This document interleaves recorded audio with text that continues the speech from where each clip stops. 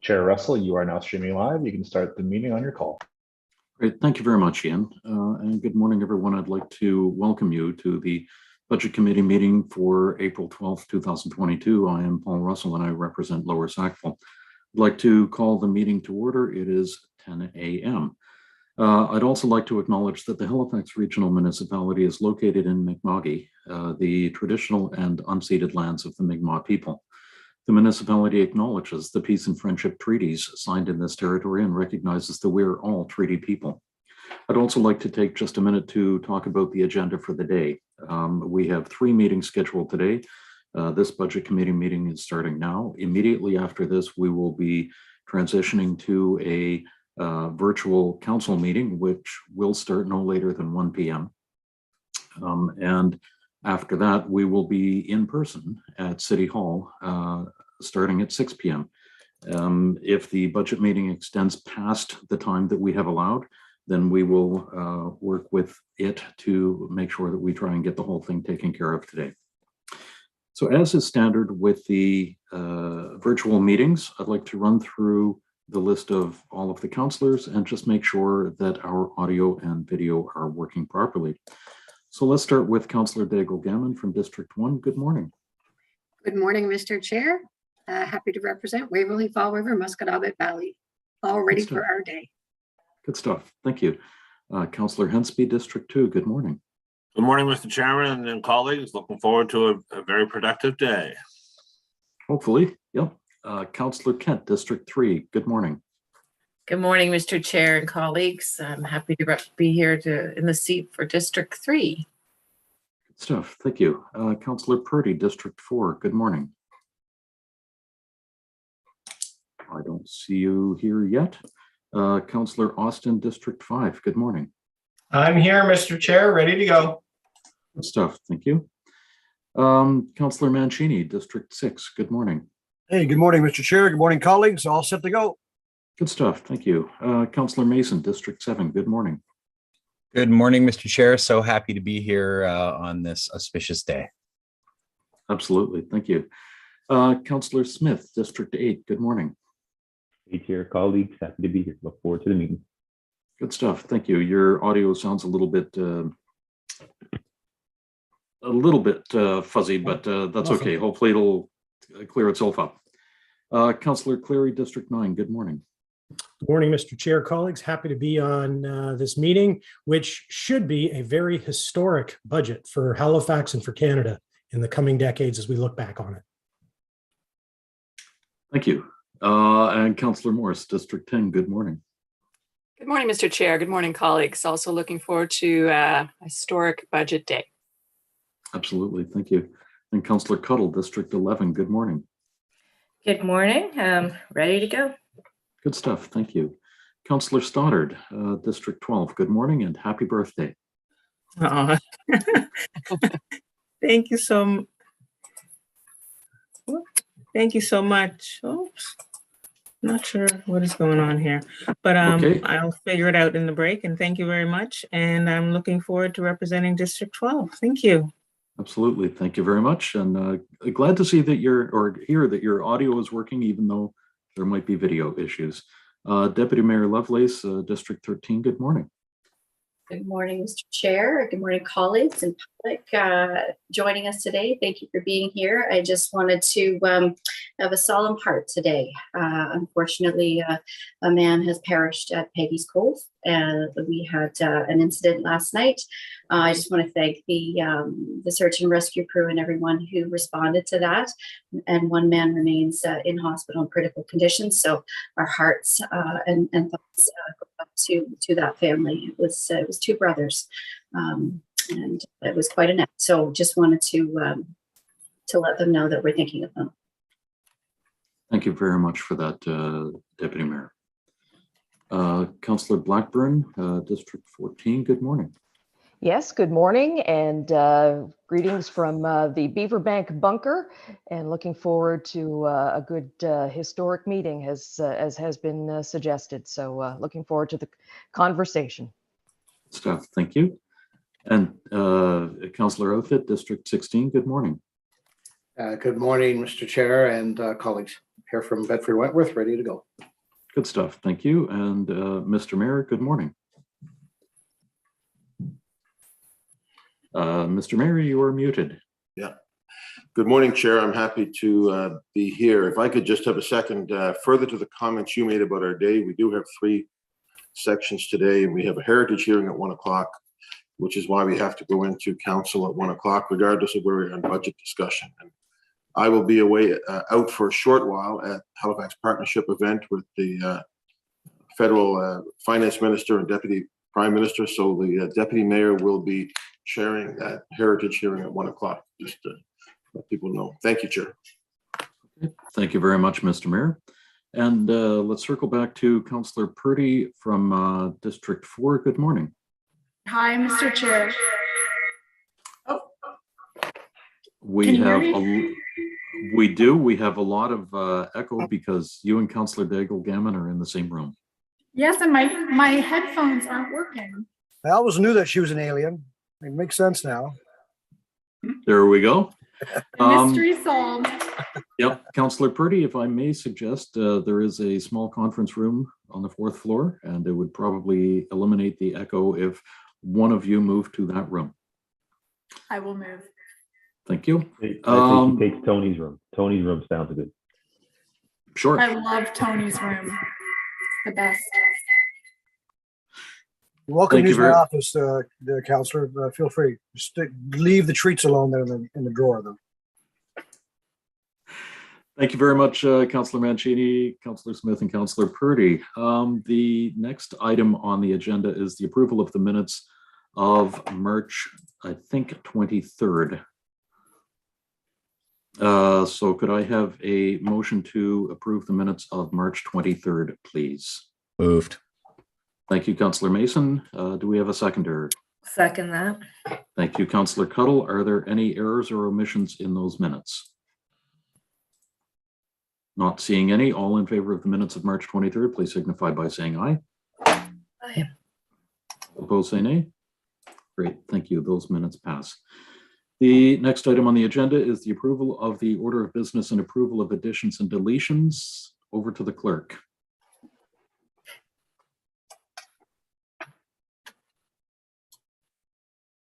Ian, do we have any changes to the agenda this morning? Sorry, Chair Russell, there are no additions or deletions from the clerk's office for the meeting this morning. Okay, thank you. Can I have a motion to put the order of business on the floor, please? So move. Thank you, Councillor Blackburn. Seconder? Second. Thank you, Councillor Daigle Gammon, for seconding that. Are there any changes from committee? Not seeing any. All in favor of the order of business as presented, please signify by saying aye. Aye. Aye. Aye. All opposed, say nay. Great, thank you. Next item is the call for declaration of conflict of interest. Not seeing any. The next item is the public participation section of the meeting. As a reminder to those watching from home, in order to have signed up as a speaker, the deadline was 4:30 p.m. on the business day prior to the meeting. We have one speaker signed up for this morning. Any member of the public who has registered for with the clerk's office on this matter will be given 5 minutes to address the topic. When I call your name, you may unmute your mic, turn on your camera, and begin speaking. The only speaker this morning is Kevin Cullen. Kevin, are you with us this morning?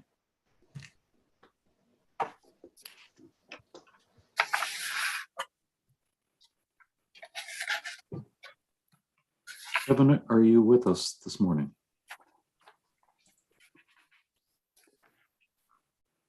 Ian,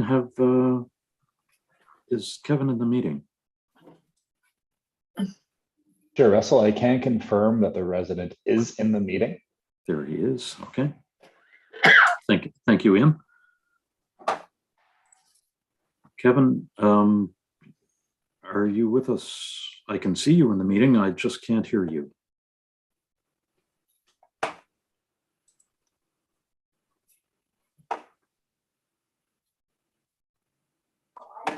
According to this, his microphone is on, but his video's off.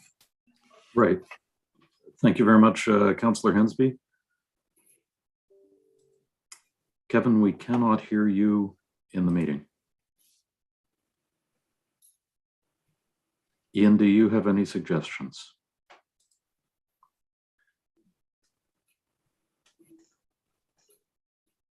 Kevin, Colin, we can see that you are in the meeting. You are showing as being unmuted. It is likely something with an internal microphone setting. Chair Russell, we have been working with this resident to try to overcome some of these technical issues. He does appear to be in the meeting. One of the pieces that we have provided with this individual is that we will accept correspondence for the notes that he was going to mention for the meeting today to circulate to all members of council. We can continue to work with him to unmute in the meeting, but that may be the best move forward to ensure that this can be passed on to all members of council. If we move forward, I'm wondering if there would be an opportunity to come back to this agenda item and allow for the public participation. I'm not sure I'm not sure what would be the case.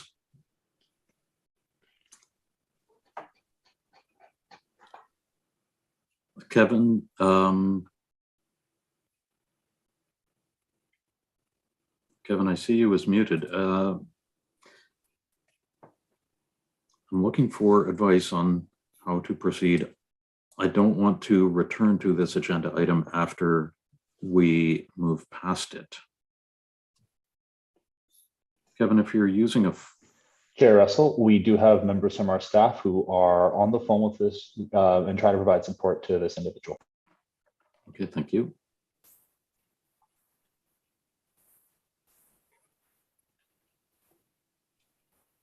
I would like to give this just another minute or two.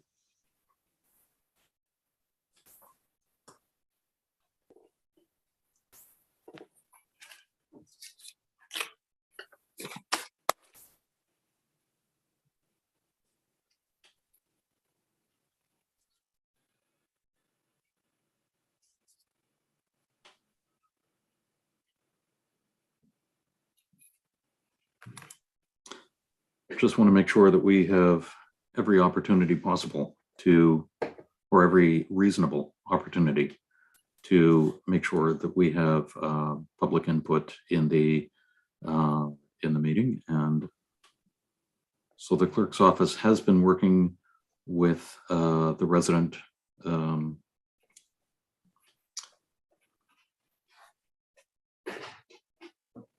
this is one of the challenges of having a meeting over the technology, over the internet instead of in person.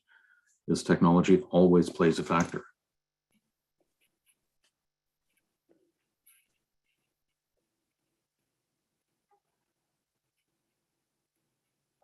Can we take this time to sing happy birthday to Councillor Stoddard? Maybe an appropriate time. I think the mayor could lead. He has a great voice sometimes. No takers? He was not in the church choir. I can attest to that. he was a counselor, but it was for one day only.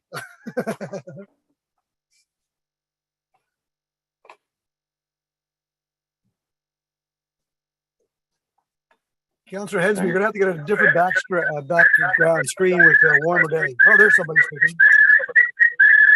Okay. We do appear to have Kevin in the meeting in another format. Yes, by audio. Can you hear me? Yes, Kevin, we can hear you. Fantastic. Thank you very much for joining us.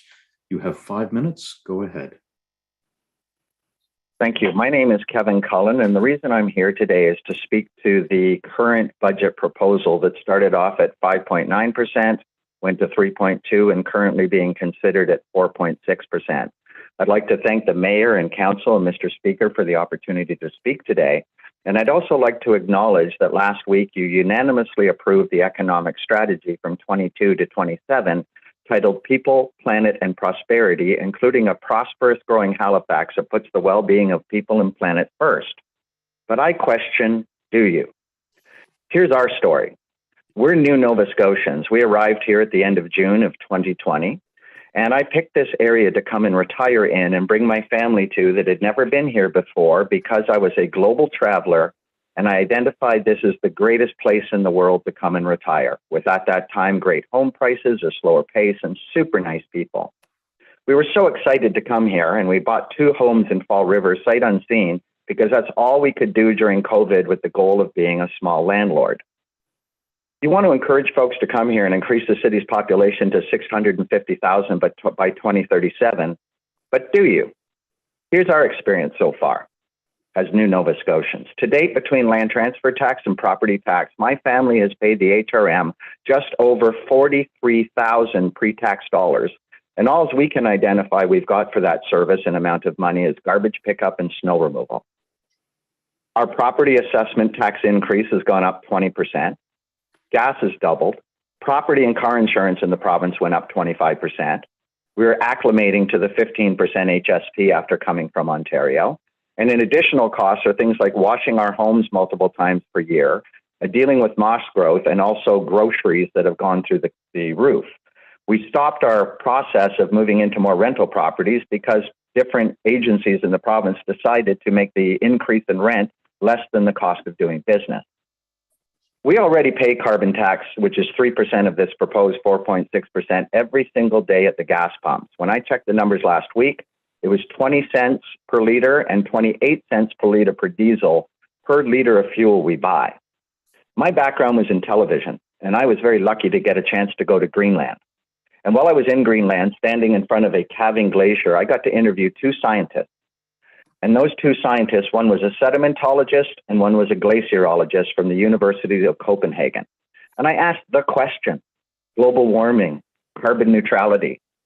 Both of them almost got upset and said this answer: the world does not respond in 100-year cycles. I was also in my television business, an early adopter of technology like you're considering with this bus purchase right now to be first in Atlantic Canada. I was the first for HD. I spent $100,000 on a camera 15 years ago that today is a boat anchor. Does anyone else remember the pager as you're looking at your phone here today? And what a timeline that was? Does anyone else remember when milk was good for you one year, bad for you the next, and good for you the year following? The point of each one of these things is science evolves and changes. I also get very frustrated by what I call the excuse factory. It wasn't me, it was the province. It wasn't me, it was the feds. It wasn't me, it was a previous administration. It wasn't me, it was the grocery stores. The business community in a Huddle article titled on November 26, 21, this is before all the crazy gas price increases, said Halifax business leaders say proposed tax increase is unaffordable.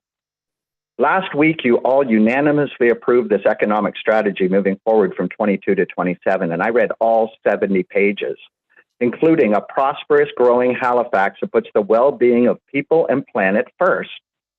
60.1% of the people in Halifax own property. 78.5% people outside of Halifax in the HRM own property.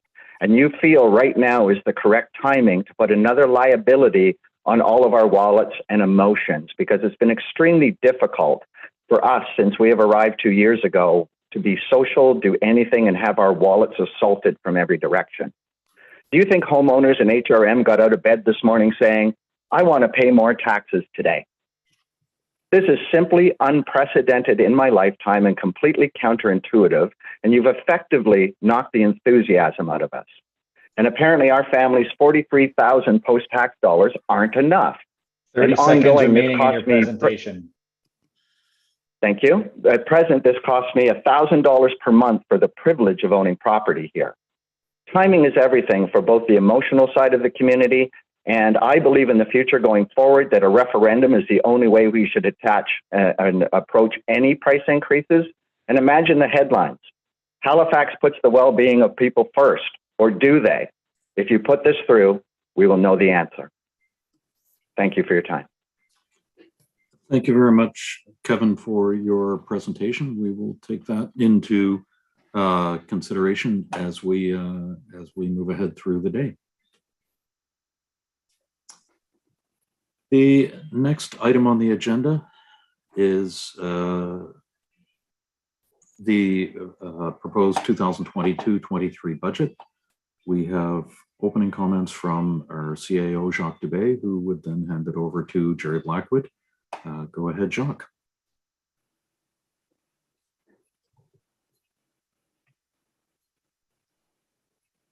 We cannot hear you. There we go. Good morning, Mr. Chair, members of the committee, Mr. Mayor. Pleased to introduce a summary of the 22-23 municipal budget. Each year, this meeting usually marks a key milestone for our municipality, regional council's adoption of business plans and budget that will steer the organization over the coming year, building on the momentum built by previous plans and budgets that have led HRM to be amongst the best and fastest growing municipalities in the country, with vibrant rural, suburban, and urban communities offering an unparalleled quality of life. It's important to take a moment and reflect on the steps taken by the mayor and council and staff to reach this point in regional council's budget process. As always, it would not be possible without months of collaboration, productive debates, and invaluable input from members of council, staff, numerous organizations, and residents. I would like to thank everyone who has provided their insights, advice, and expertise along the way. This includes the excellent work of our senior leadership and staff who bring their best and brightest minds to the table each year. And in particular, I would like to acknowledge Jerry Blackwood, our CFO, and his team for their continued dedication to the budget process. While the past 2 years have been exceptionally challenging here and around the world, we are looking ahead to 22-23 with hope and plans for sustainable and continued growth in our 200 communities within HRM. And with this in mind, it isn't more important than ever that we work together to counter the effects of climate change in our region. To address the need for swift and strategic climate action, we have recommended a residential tax rate reduction from 0.813 to 0.794, and a commercial tax rate increase from 2.953 to 3.105. Due to the increase in property assessment values, and to put these figures into perspective, should Budget Committee of the Whole maintain the average tax bill increase of 4.6% for both commercial and residential properties, the average single-family home tax bill will increase by $94 in 22-23 to $2,144, or about that increase represents about $1.80 per week, $1.80 per week. The average commercial property tax bill is proposed to increase by $1,931 to $45,337, or an increase of about $37 a week.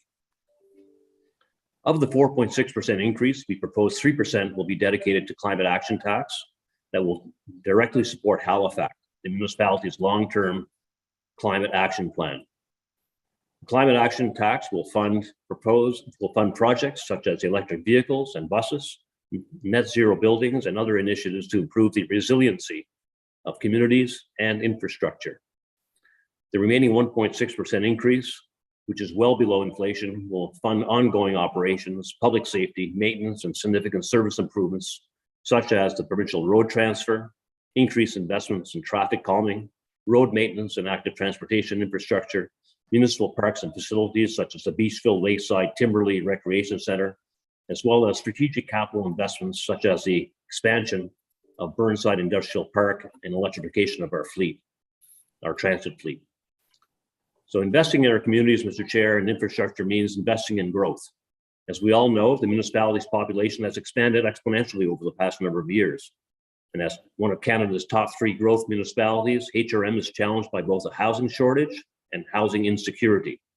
The municipality is committed to applying resources to support efforts aimed at helping to address the housing shortage, facilitate affordable housing projects, and enhance our efforts with partners and other orders of government to address homelessness. Our growth has also transformed our economic position as one of Canada's leading cities. Our surge in population has resulted in an increased demand for services, and we want to ensure we continue to meet the needs of our communities now and into the future. The 22-23 proposed budget will help to ensure we can do just that. In the past few years, as a result of recent trends in the residential market, we have seen significant growth in the deed transfer tax. While this supplement will surely benefit our municipality, we will need to ensure a longer-term sustainability through the proposed tax modifications, which will safeguard our ongoing expenditures against external factors such as inflation. Municipal tax supported debt remains at an appropriate level for our current growth and economic trajectory. And moving forward, we will have the debt flexibility required to support our infrastructure with debt servicing costs well below provincial guidelines for debt management. In summary, the 22-23 budget as proposed was built on the strength of past decisions of council, while focusing on planned operations and initiatives designed to keep our region moving forward toward a vibrant and sustainable future. I will now hand it over to Jerry Blackwood, Chief Financial Officer, to present the 22-23 fiscal budget for council's consideration. Thank you very much. Merci beaucoup. Thank you very much, Jacques. Go ahead, Jerry. The floor is yours. Thank you, Chair Russell, Jerry Blackwood, CFO, and welcome today, Mayor Savage and members of Budget Committee and Regional Council. And I guess I can also extend a happy birthday to Councillor Stoddard on this, I guess, historic budget day. So just before I get going on my slide deck, certainly as Jacques mentioned, it took a lot of work from everybody on this budget, from senior leadership, and I want to thank Jacques and Caroline and Denise for their leadership and support. Certainly my executive director colleagues and their teams. Certainly council has been providing great direction, and I want to thank you for the constructive debates, and certainly members of the public for their participation as well. But I just want to say, as the new CFO coming in this year in challenging times, just want to thank my team. It is a true pleasure to have such a dedicated team to support and do the heavy lifting to bring this budget to where it is right now. So thank you. So I have a few slides. They're pretty light, and I think it just is going to bring us through basically a little bit of the budget journey that we had thus far, and just sort of highlight what is in front of you today to approve as final budget resolution. Next slide, please, Laura. So I guess what we'll just start, we want to just frame up a little bit of the path to how we got here, and certainly highlight some of the key decision points and direction that council has approved during this budget season. So if you recall, back in November, we came forward and tabled our fiscal framework, which was a 5.9% average tax bill increase proposed, with the 3% climate action tax and a 2.9% increase, which is based on regular operations with some service growth in there. In December, we came forward with the capital budget. So on December 17th, council approved in principle a capital budget of $218 million and approved an advanced tender list at that point. January 28th, we came back to council, and this was in relation to a motion from November 23rd. So November 23rd, we were asked to come back with options to lower the tax, the average tax bill increase. And on that date, basically, council directed the CAO to move forward and build a budget at a 4.6% increase on the average tax bill, with 3.0% for climate action tax and a 1.6% for regular operations. At that meeting, council also approved an additional $56.1 million in debt. So, we basically were able to lower the overall increase through the direction of council to look to debt finance more of our capital. And council also approved a new debt policy of $1,200 per household. Also included at the January 28th meeting, there was an additional $9 million included for road recap and $2.5 million included for Parks and Rec growth programs. From that meeting, we moved forward with the business unit presentation. So that took place from March 4th or February 4th through to March. And then from that meeting, we came back with the budget adjustment list on March 25th. So that was, I think we came back, it was somewhere around 42 briefing notes, requests for additional information and funding strategies from that to that meeting. So from March 25th, the direction was to go forward and bring back the budget with a 4.6% increase. Next slide, please.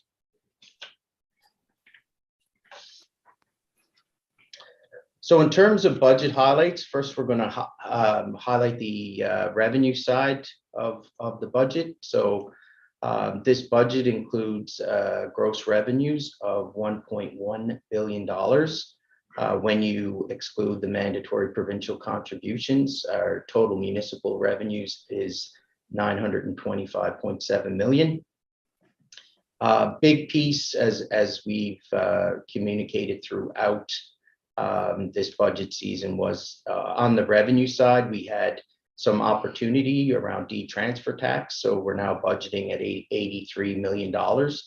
It's it's important for council to understand that prior to this year, our largest budget for D-transfer tax was $60 million. So we are certainly going all in on D-transfer tax. And we had some other opportunities as well around planning fees and permits that helped bring our budget together. But we're still in a recovery phase. Transit ridership, although improving, revenues are not where they were post-COVID, as well as Parks and Rec and some parking. So it was very challenging we had to make up a $31 million gap of federal restart money that was included in the 21-22 budget. Next slide, please. So the next slide highlights our total expenditures. So again, we have to balance the budget according to the charter. So our expenditures are $1.1 billion and municipal expenditures would be $925.7 million.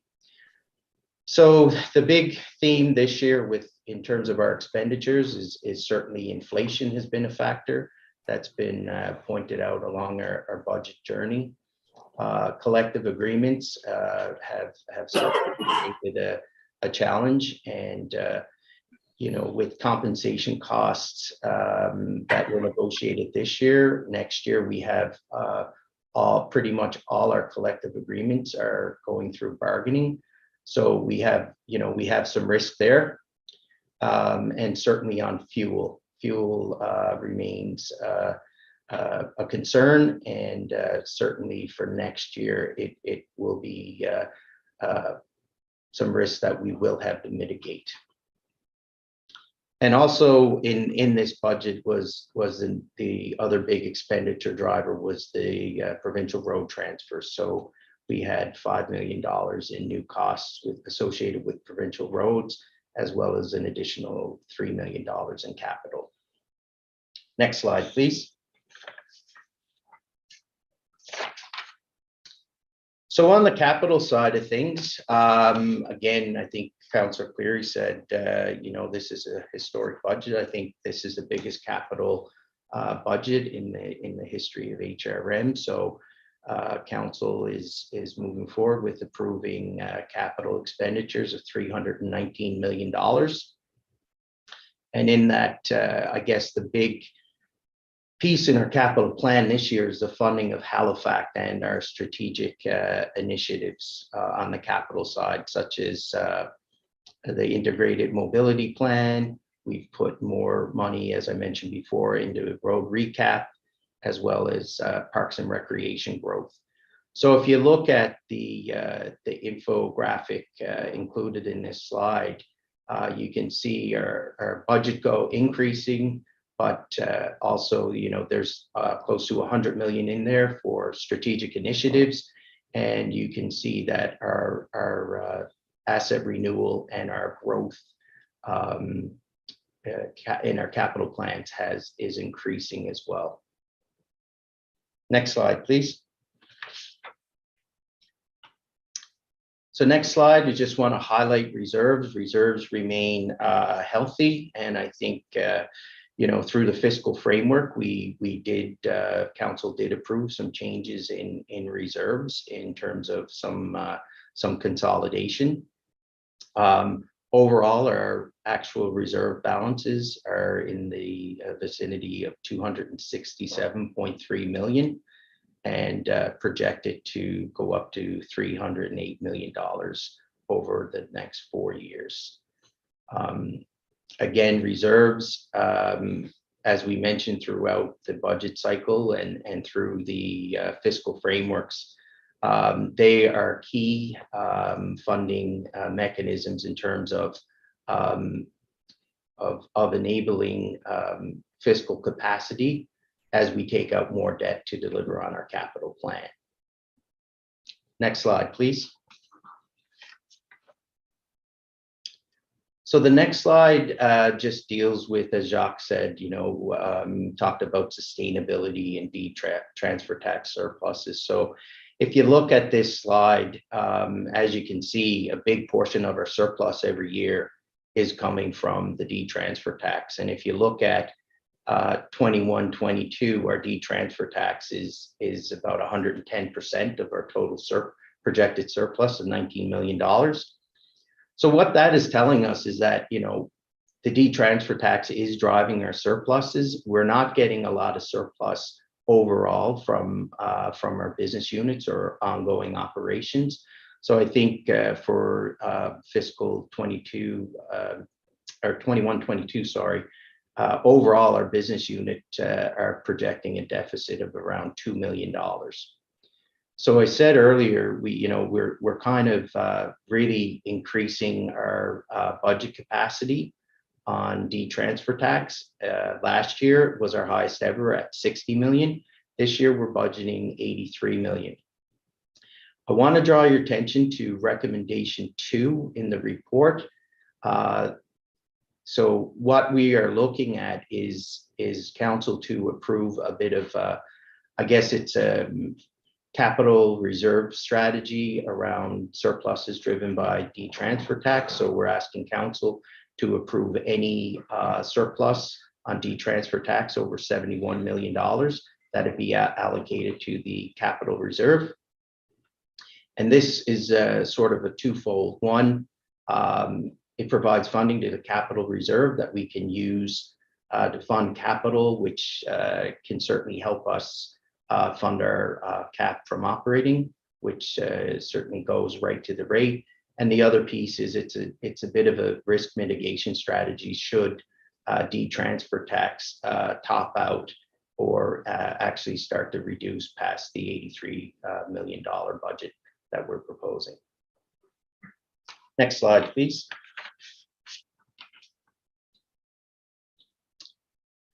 So as Jacques mentioned in his opening remarks, at 4.6% average tax bill increase, the average residential bill will increase $94, and the commercial tax bill will increase by $1,989.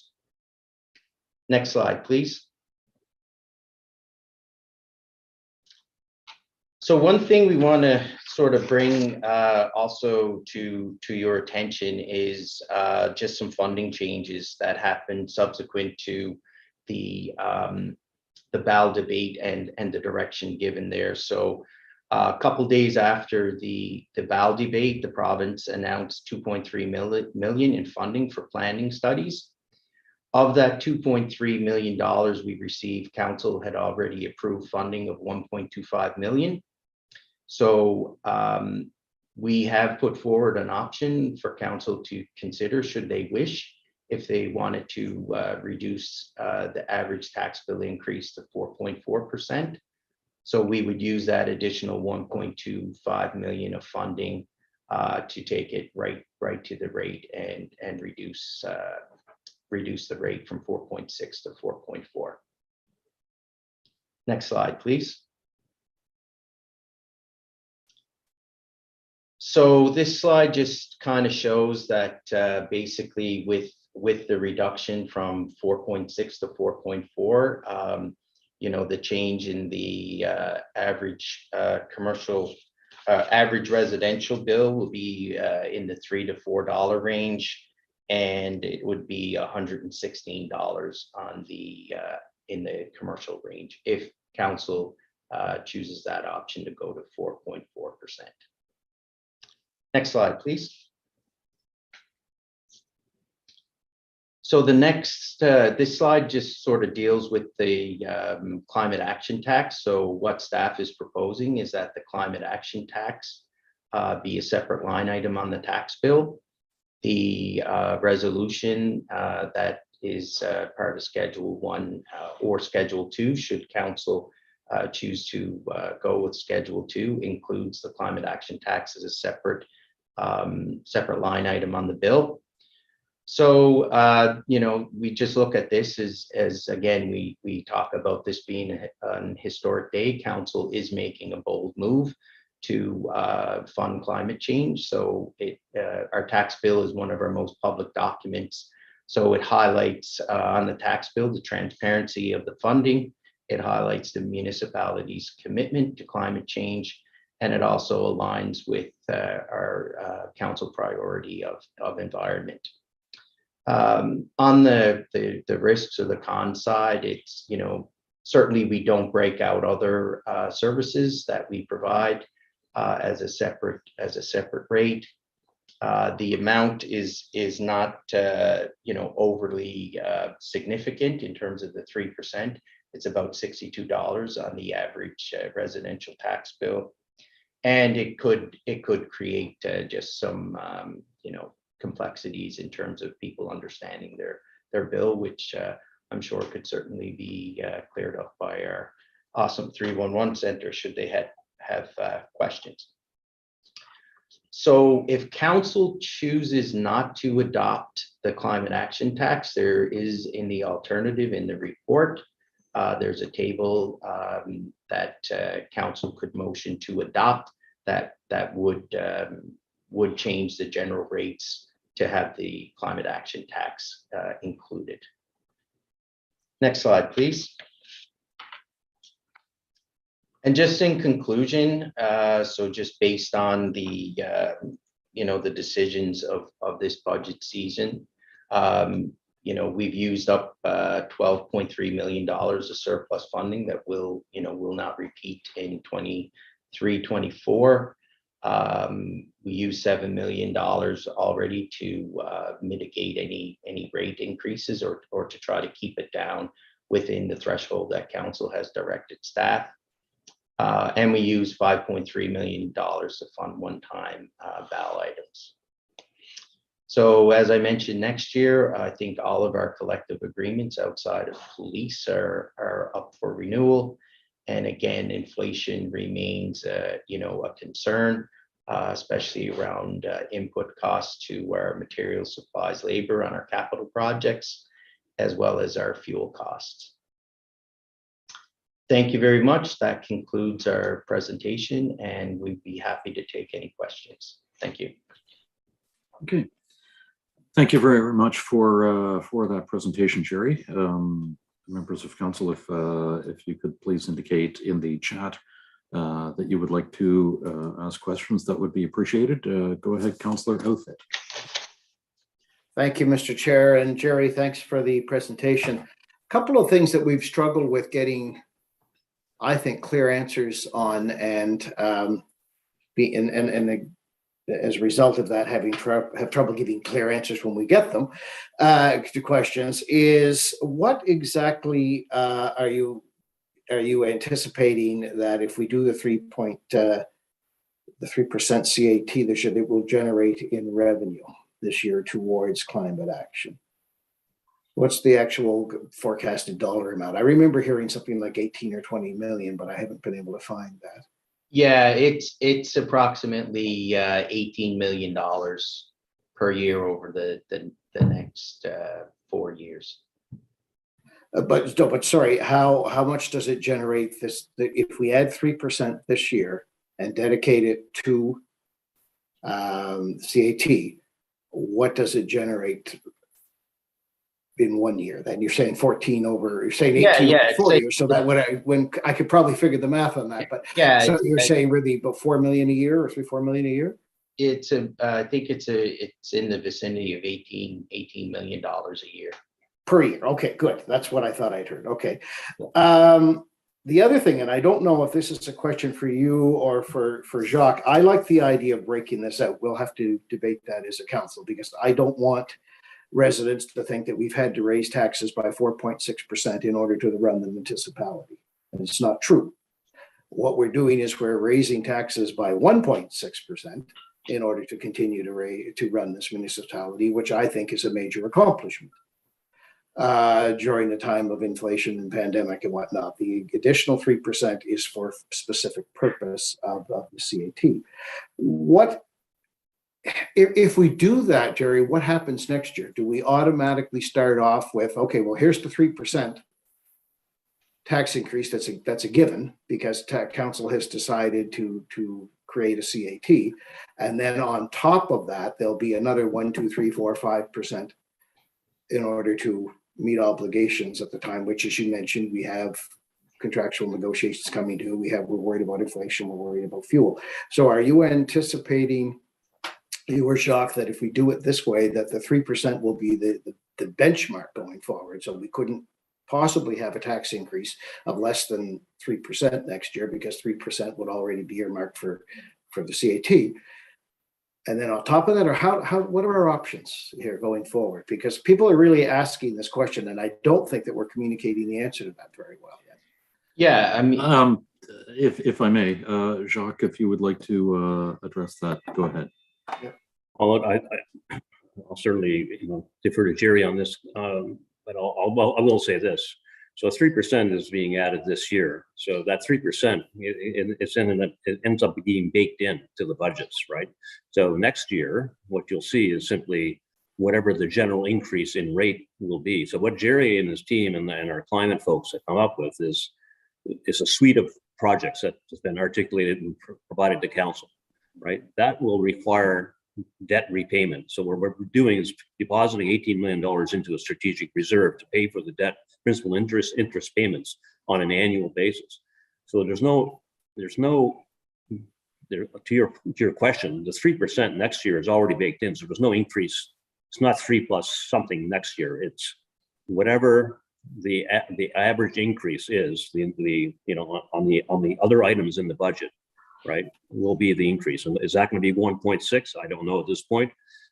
Jerry talked to a bunch of risks that are real. So it's hard to predict right now what that increase would be next year until we go through the process again to figure it all out at that time. So, I think what you need to understand is that we're introducing this baseline expenditure, which will be baked in over the next 4 years, and that'll be reviewed every year, right? Right now, based on what we know, based on the projects that we have, we think 3% or $18 million a year for the next 4 years is going to be sufficient.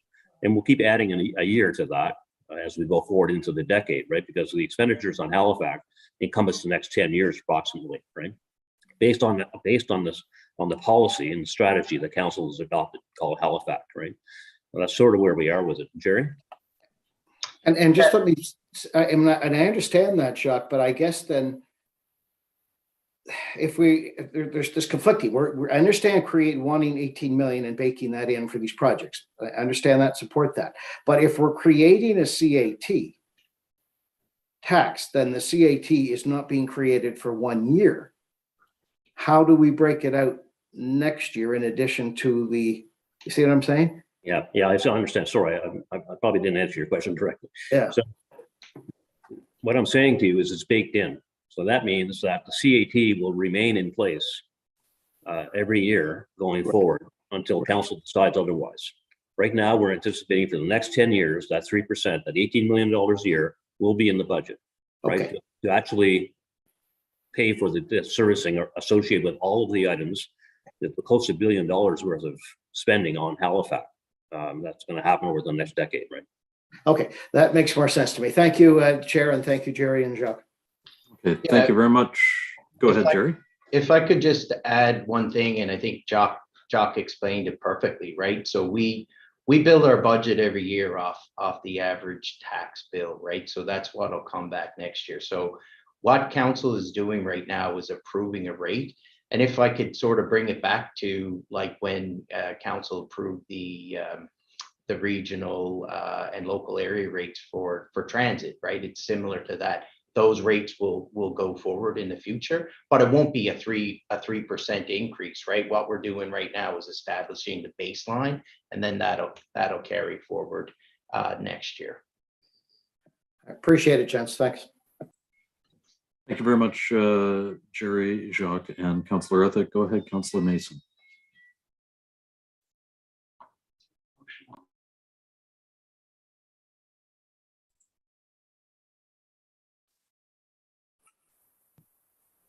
Okay, Councillor Mason is having audio challenges. Let's go with Councillor Morse. Thanks, Mr. Chair. Just wondering if we could get clarification on the intention for the 102 highway corridor study. The province came in late, and that was one of the 4 studies that they funded us $2.3 million to do. But prior to that, council had requested not to do one of those studies, and that was the 102 highway corridor study. So I'm just looking for clarification on what happens with that study that council voted down. Thank you. Go ahead, John. Yeah, so the province has provided us with an envelope of funding to do all 4 studies. So that study will proceed based on the province's direction, but it doesn't mean that development in that particular area will necessarily occur. This will inform decisions of council, future decisions of council and the province in relation to the lands that are going to be studied, right? So as you well know, and you've been an advocate for this, is that there are serious environmental considerations to be looked at before any development happens in that area, and certainly the study that the province is directing us to undertake and funding will inform any future decisions in terms of land use in that particular area. Okay, thank you. I guess I'm just concerned that a study ordered by the housing minister is going to be focused on making it possible to put more housing there, whereas I'm concerned about the ecological and watershed issues there that may affect Blue Mountain. So will those studies that we're doing come back to council for review and debate? Oh, yes, definitely through Mr. Chair to the councillor, for sure. These are studies that we're going to be doing, and we'll be submitting them to council for your review and comment and possible recommendations and decisions. And also, of course, the province will receive them as well on that basis. Okay, thank you. Okay. Thank you, Councillor Morse. Councillor Mason, would you like to try again? Check 1, 2, 3. There we go. You're good. Literally just touched the screen to adjust my camera and the speakers stopped working. The joys. Gotta love static. Did the motion get put on the floor? It did not. I'll do that first then. I move that the Budget Committee recommend that Halifax Regional Council direct the Chief. Order. Just normally, traditionally, it's been the deputy mayor that puts the motion on the floor for the budget, the final budget. That's always been practiced in the past. So I just want to make sure we don't break with tradition. I'm not A, sure not that written is... down, and B, she didn't punch in. I mean, Pam, do you want to do it? Deputy I'm not Mayor? sure that it's in the administrative order, but Floor, Councillor. Thank you, Deputy Mayor. I move that the Budget Committee recommend that Halifax Regional Council direct the Chief Administrative Officer to 1, adopt the resolution for approval of operating capital budgets and tax rates for fiscal 2020-23 as set out in attachment 1 of the staff report dated March 30th, 2022, and 2, direct the Chief Administrative Officer to allocate any deed transfer tax revenue in excess of $71 million to capital reserve Q526. I so move. Thank you. Do we have a seconder? Second. Thank you, Councillor Blackburn. Go ahead, Councillor Mason. Heart-stopping moment where no one seconds and you're like, did we just waste 5 months work? What's happening? Thank you, Councillor Blackburn. Thank you, Deputy Mayor Lovelace. I have a couple of questions for Jerry and his team. Before I get to them, I'll just say very briefly in 10 seconds, my background says it all. I'm very happy to see this moving forward. We've worked very hard under very difficult circumstances to get to this point, and I'm quite pleased with where we've landed. One of the questions was, when we're talking about the average increase, way back, this is question number 1 of 3, way back when we did the fiscal direction, which I believe still is outstanding, we said we would do the Halifax, bake that in, do the 1.7 or at one point it was 2.7 for this year, or 2.9 or 2.6, it bounced around. But then going forward, the direction to staff was strive to keep it to inflation or cost of living wage change, right? Like I remember that being in the report way back, if you can think back to October and November. So I'd like staff to kind of comment, is that still kind of the direction and the goal? Second was on this tax, on the option to do 4.4 instead of 4.6. I have pretty deep concerns about that, because what's missing from the staff report and the analysis there is that the funding that source for those studies was reserves, not revenue, right? So if we take the part of the provincial grant and use that to offset operating costs for 1 year, what we've effectively done, if you do the math and cut out the middle, right, is we're taking reserves to fund operating ongoing costs, which is something we try not to do and should not do. And I have a whole spiel about that. I want to hear the staff response, and we can talk about the risks that we're under. So that was on page 8 of the report. My third question for staff is, so the question for staff is, how did we arrive there? And isn't that like basically what we're talking about is doing a one-time grant and using that to offset operating costs that will be ongoing. So while we aren't starting with a 3% increase next year, we would be starting with a 0.2% increase next year, because we've agreed to the new expenses and we're funding them with a one-time grant. And then the final one was on page 6 of the presentation on deed transfer tax and budget surpluses. Econometric models suggest continued short-run growth, but contingent on macroeconomic stability, was the very wordy, lots of 25-cent words in that sentence. What is keeping me up at night, and I've said this to a couple other councillors in the last 2 days, is tomorrow, the Bank of Canada is almost certainly going to announce a 0.5% rate increase. And they're signaling that we're going to shoot past 1.75% pre-COVID, probably into the mid 2s in the next 18 months to 2 years. And if we don't think that that's going to have an impact on both construction, but more importantly, selling property, and a downward pressure on deed transfer, which is what we're relying on right now to get to 4.6 as it is, right? So I think we actually have, what's different is the war in the Ukraine started on February 24th, and we have not reformatted the budget around that, nor should we.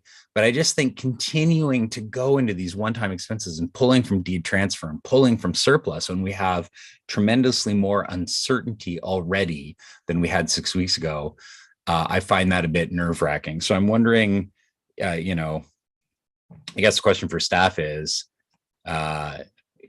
where are we at with our latest projections on where deed transfer tax goes this year, but especially the following years? So those are my 3 questions. I'll come back more later. Thank you, Mr. Chair. Thank you. Go ahead, Joe. Oh, I see Jerry popped up there, so I'm going to let Jerry in. Okay, thank you. Yeah, thank you, Councillor Mason, for those questions. So yeah, just with the first one. So at the first fiscal framework, we were at 5.9%. The motion that was given and direction to staff was to, come back with options to get it to 3.7. And I do remember, like, taking into account inflationary things. That's where we sort of came with the 4.6 option. If you recall, on January 28th, we did have a 3.7% option. It required taking on more debt, but we didn't totally fund our capital plan.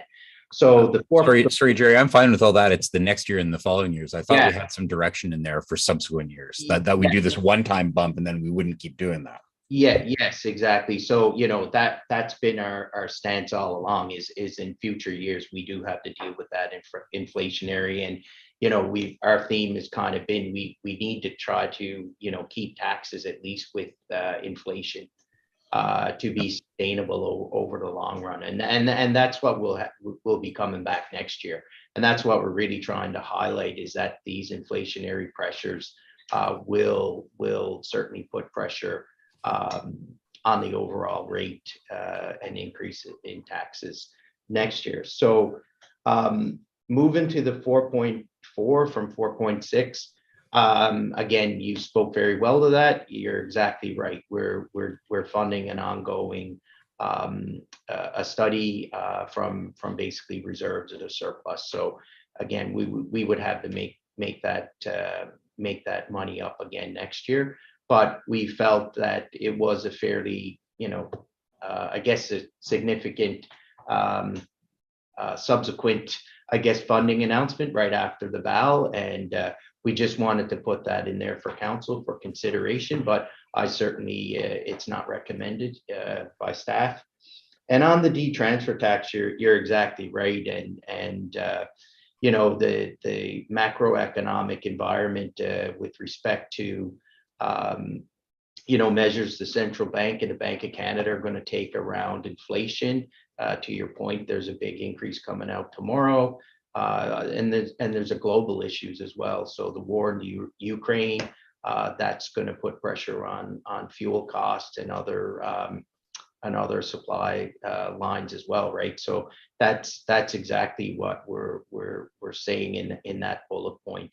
And where we're going with basically the reserve strategy around any surpluses from D-transfer tax, really truly think we're really hitting that apex.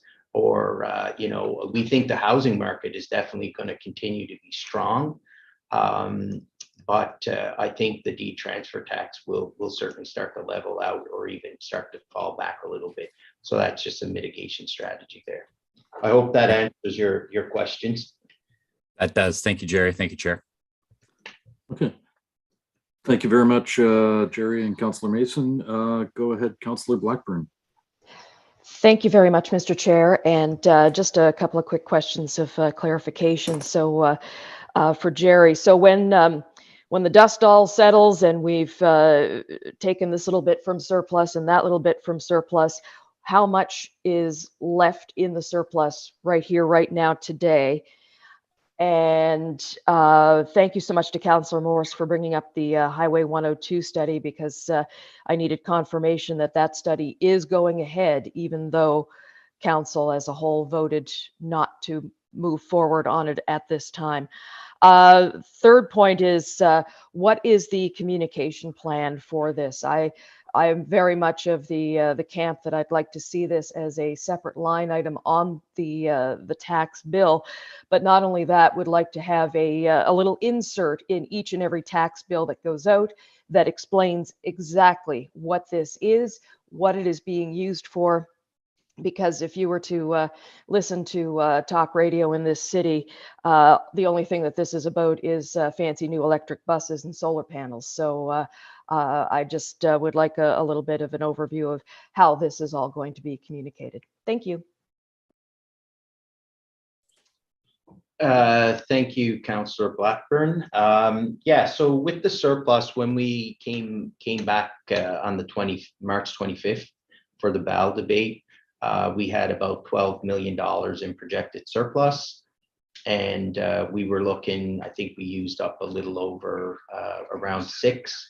So we were kind of saying our sweet spot was kind of if we had $7 million left over. I think we got about 5.5. So, we're not done our year end yet. So, as we go through that process, it could change, by $1 or $2 million.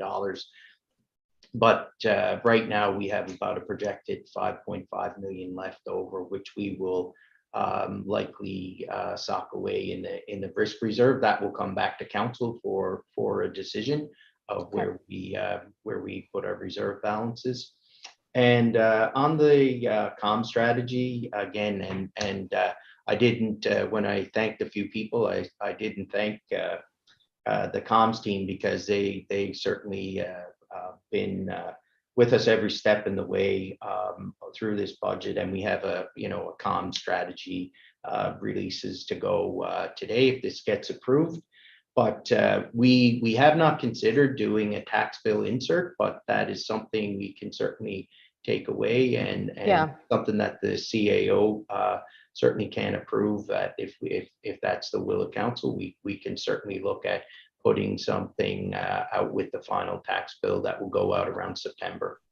I think that would be a good idea. I mean, if it was up to me, I would mail Shannon Miedema with each and every tax bill. But in light of not being able to do that, I think an insert that clearly explains what this is, why it is, and where it's going is vitally important. Thank you. Thank you. Thanks for that. I appreciate it.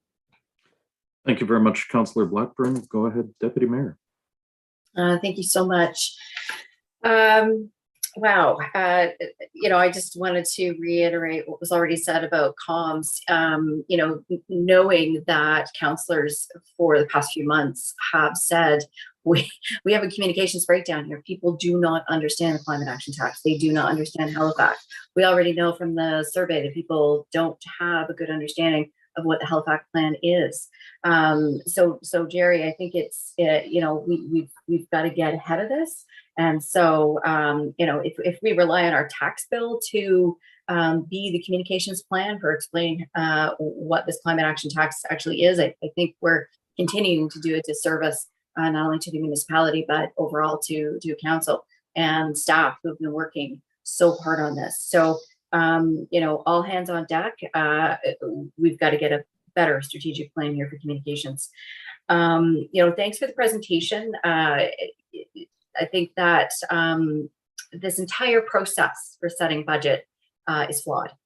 We are working towards helping people understand that we're setting the tax rate eventually based on the average tax bill.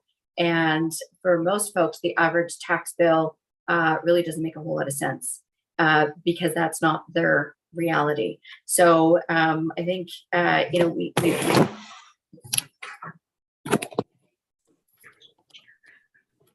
that was interesting. Well, welcome back, Deputy Mayor. Okay, sorry about that. I have a cat who's eating my laptop.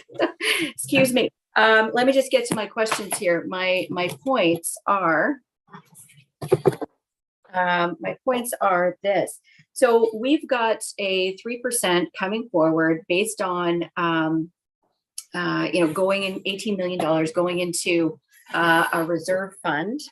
And that means that we may very well have surpluses on projects. So the allocation will be there on these projects, but based on the industry, based on the capacity of construction industry, based on the ability of even the Department of Environment to approve a lot of these capital projects, I'm just wondering, how do we explain that?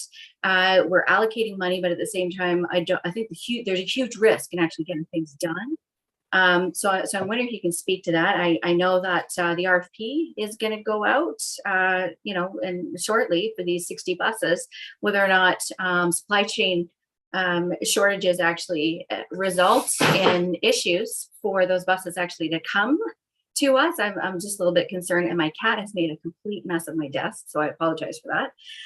Another question is, I guess what I would like to do, folks, is I want to take a couple things off the ballot that I'm a little bit concerned about, and I do want to thank you for the explanation on how we're actually using the funds from the province, because I think that is confusing as well. If that's not cannot be used to drop the 4.6 to the 4.4, as we've just discussed.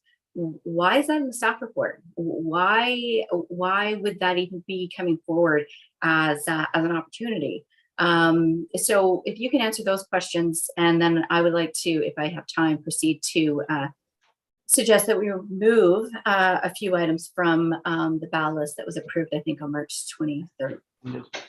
You would have about a minute left to speak, so I would recommend coming back if you want to remove items from the budget adjustment list. Go ahead, Jerry. Yeah, thank you, Mr. Chair, through you to the councillor. So I'm just going to start with the last question. So on the 2.3 million, again, that's not a recommended option, but we thought it was prudent to put it in the report because it was a funding announcement that came forward. It was like 2 days after the ballot debate and the recent direction that council had been given to staff, right? So, had that funding announcement came 2 days before the ballot, that funding, I'm sure, would have been used to fund to fund up the ballot in that capacity. So all we're saying is basically that funding announcement creates an additional $1.25 million that can either stay and it will just be part of any surplus next year, or it could, Kelly has also, said, we're fairly bullish on the permit fees and planning fees this year in terms of revenue. So, that could offset some of that risk in her budget as well, right? But it would just wash out in any surplus or deficit for next year. So it's just there as an option if council wanted to get to 4.4. With regard to the questions on the buses for the RFP, I don't know if Dave Reggie will want to take that one, but just with regard to the funding program for the climate action tax, right? So you're somewhat right in terms of we are building up funding within the reserve, right? So we know over the course of the next 4 years, we got $100 million of climate action tax work to do, right? We want to build up that reserve. We want to build up that capacity, because when we start to issue debt, we're going to need money to start paying that back. So we will have what will seem like an increase in the reserves. And if you look at, I think the reserve slide in the deck, you can see that the reserve balances are growing over the next 4 years. So as we get out to year, probably 2-3 years out, you'll start to see the debt start to climb, and then those reserve balances will come back. So I hope that answers your question. And then just around the comms piece, there's a whole comms strategy and releases that are going to happen today. Certainly, our capital plan is top of the key messages, as well as Halifax funding, and certainly appropriate links to Halifax documents and strategies. So, our comms team are certainly all over this. I don't know if Dave or Patricia Hughes, if she's on the call, if she wanted to talk about the RFP for the electric buses and any perceived risk around that. Go ahead, Dave. Good morning, Mr. Chair. Through you to Council, Dave Riggy, Executive Director, Halifax Transit. Apologies, I actually did miss the question, but just understand it's in terms of any potential risks around the RFP. What I can advise is the RFPs have closed. All of the analysis of bids has been completed, and we're basically at this point just awaiting budget approval so we can bring the award back to council for their consideration.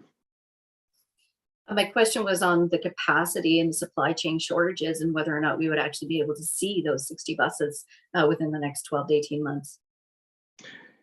We do expect that we will. Certainly the bus industry is not immune to the supply chain issues happening all over the world. Basically, the way the process works is once we have a confirmed award by council, then we'll get our place in the assembly line, and we'll know better what our delivery date is. One thing I might just quickly add is that the 60 buses are split over 2 years. So it is 30 buses and then 30 buses the following year. So it is split up a little bit. Okay, thank you so much. Okay, thank you, Dave. Go ahead, John. Mr. Chair, through you, the committee, I appreciate there's a lot of options, obviously, and the budget is council's. I would suggest that perhaps we go around at least once before people start moving amendments or other changes.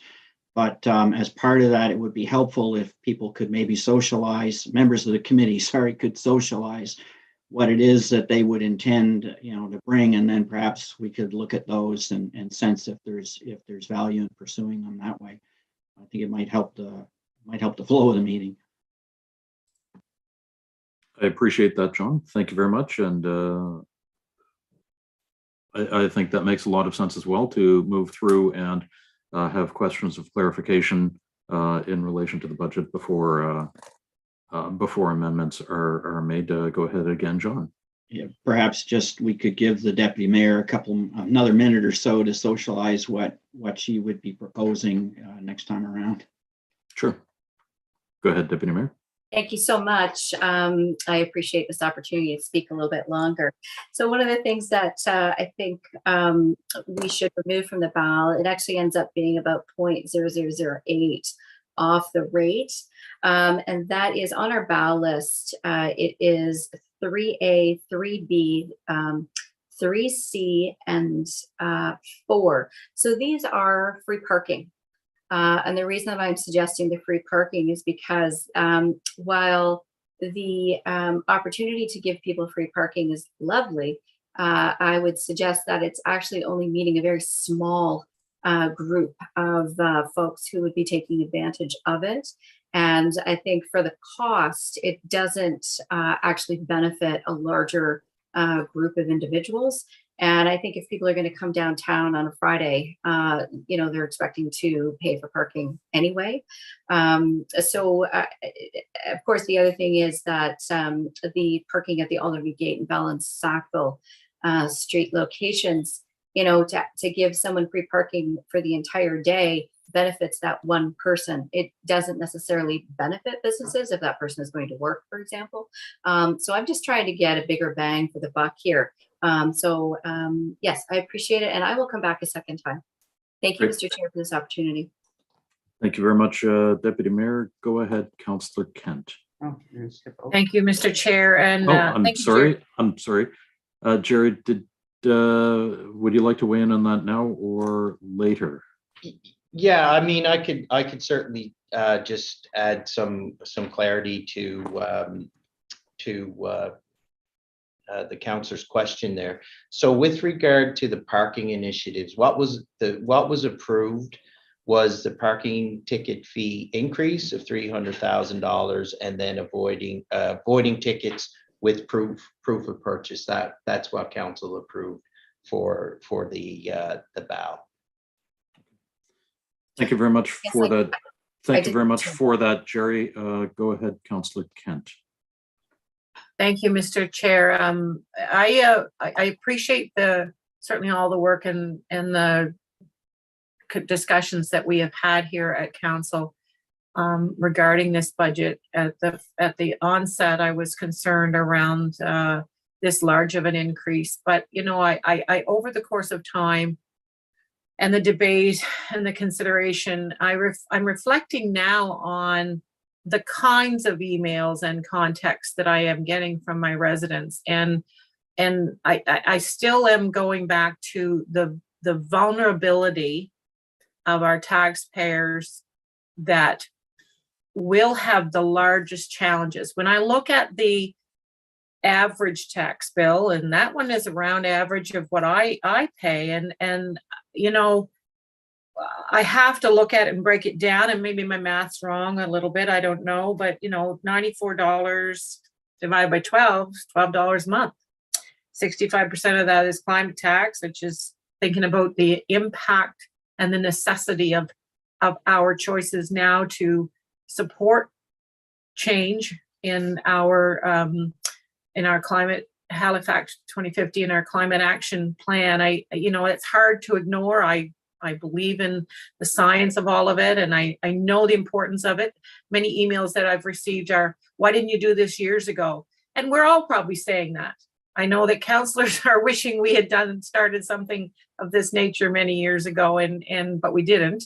So it's not going to be a big enough concern for me to walk away from that. However, again, I continue to go back to those folks who live day to day, sometimes 3-4 jobs just to get by. And I think about an impact on them around tax increases and such. And who am I to diminish $94 impact to that family?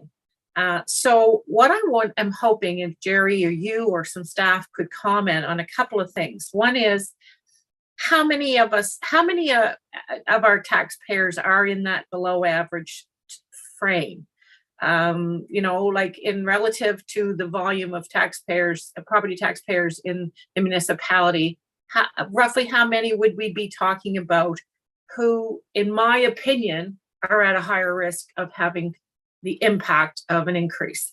And what are we doing as a municipality? What are we doing and what can we do to help mitigate the impact of this increase on property owners who need the support that they may come forward with needing that support? And I think about, in particular, I think about renters, our folks that are living already feeling insecure about potential increases, and or property owners who own rental properties who may use this as an opportunity to put pressure by raising rent, to put pressure on tenants that they could push forward and push out as using this as, well, my rent has gone up, my property taxes have gone up, so I need to raise your rents. And maybe for that reason, but possibly not. I know this is kind of trying to foresee the future, but we know there are property owners who are increasing tax. We know, I hear about them, who are putting pressure on tenants by virtue of saying, I'm going to raise your rents, because the goal for them is to capitalize on this opportunity of increasing the rent, getting better. Some people are locked in $600, $800 a month. And these are seniors. These are people who are minimum wage, working 2 or 3 jobs, are a bill or two away of being that unhoused person that we want to and need to find emergency housing for. So second part of this question is, what can we do as a municipality? What are we doing, and can we do through the charter that can help to mitigate or minimize the impact of that potential for landlords to take advantage of this potential increase to affect their renters negatively? I know it's a big question and it's a bit of projection of your crystal ball, but I'd really appreciate your insights. Thank you, Councillor. And I certainly sense your concern and your intention of that question. And taxes certainly can be an emotional thing. So to the first question you had about the number of properties that are below or above the average assessment value. So the tax system isn't a perfect system. We certainly we do look at the value of a home as a proxy for household wealth. Again, it's not perfect, but it's one of the proxies that we have in terms of how our authority to raise revenue, which is by taxing properties. So if a household is lower than the average assessment, their increase is going to be lower than $94. If they're above the average the average municipal assessment, which I think is somewhere around 264,000, they're going to be a little bit higher. So in terms of, the average tax bill, it's, I guess the best way, I don't have a graph to show you, but it's kind of like the bell curve, right? So it's like the majority of properties are within the bell curve, and then we have some outliers on the tail end that certainly pay more. So you're looking at your higher end, higher value homes, and homes that are assessed less will pay less. One of the things that we've certainly heard throughout the budget session, and I think Councillor Purdy spoke quite well to this in the first fiscal framework, was around, similar to your question, was, around people who are lower income and things like that. So what we did make a commitment to do, and what we did was we did look at our low income tax program, and we brought forward amendments to that program to tie it more to the living wage, which lines up with our, our social value policy, that we're doing on the procurement side of things. So that has been implemented. I think that added an extra somewhere around $1 to $1.3 million in our grants program for low income. And I think it increased, our low income program in terms of household income was, I think, around 35,000. By going to the living wage, it increased it to 42 or 43,000. So it added some capacity there. So that program will no doubt help some people and families who are struggling to get some relief there. Thank you. Okay. With regard to the question on housing or the charter, probably have to get Mr. Traves to weigh in on that one. Okay. Thank you. And perhaps John can come when he has a minute. I don't know if he's available now, but I would like to add my support to Councillor Blackburn's position around communications. And I think that what you just conveyed to me here, I know I'm running out of time, Mr. Chair, probably. You are 3.5 minutes over time. Okay, I'll come back. Thanks. Yeah, Put me on the list. you. Thanks. Yeah, thank you. John, do you have anything to add to that? I'm sorry, Mr. Chair, I actually missed the question, so maybe we could get it a second time around. Okay, it was a comment from Jerry. Jerry, would you mind coming back?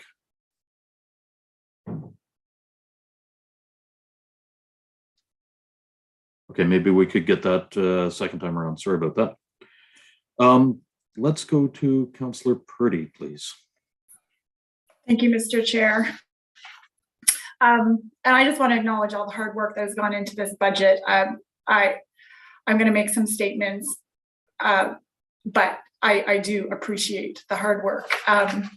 So the tax bill is based on a house assessed at $270,000. And quite honestly, do we even have houses assessed at $270,000 this year? In my district, assessments have gone up 10% to 60%. Unbelievable.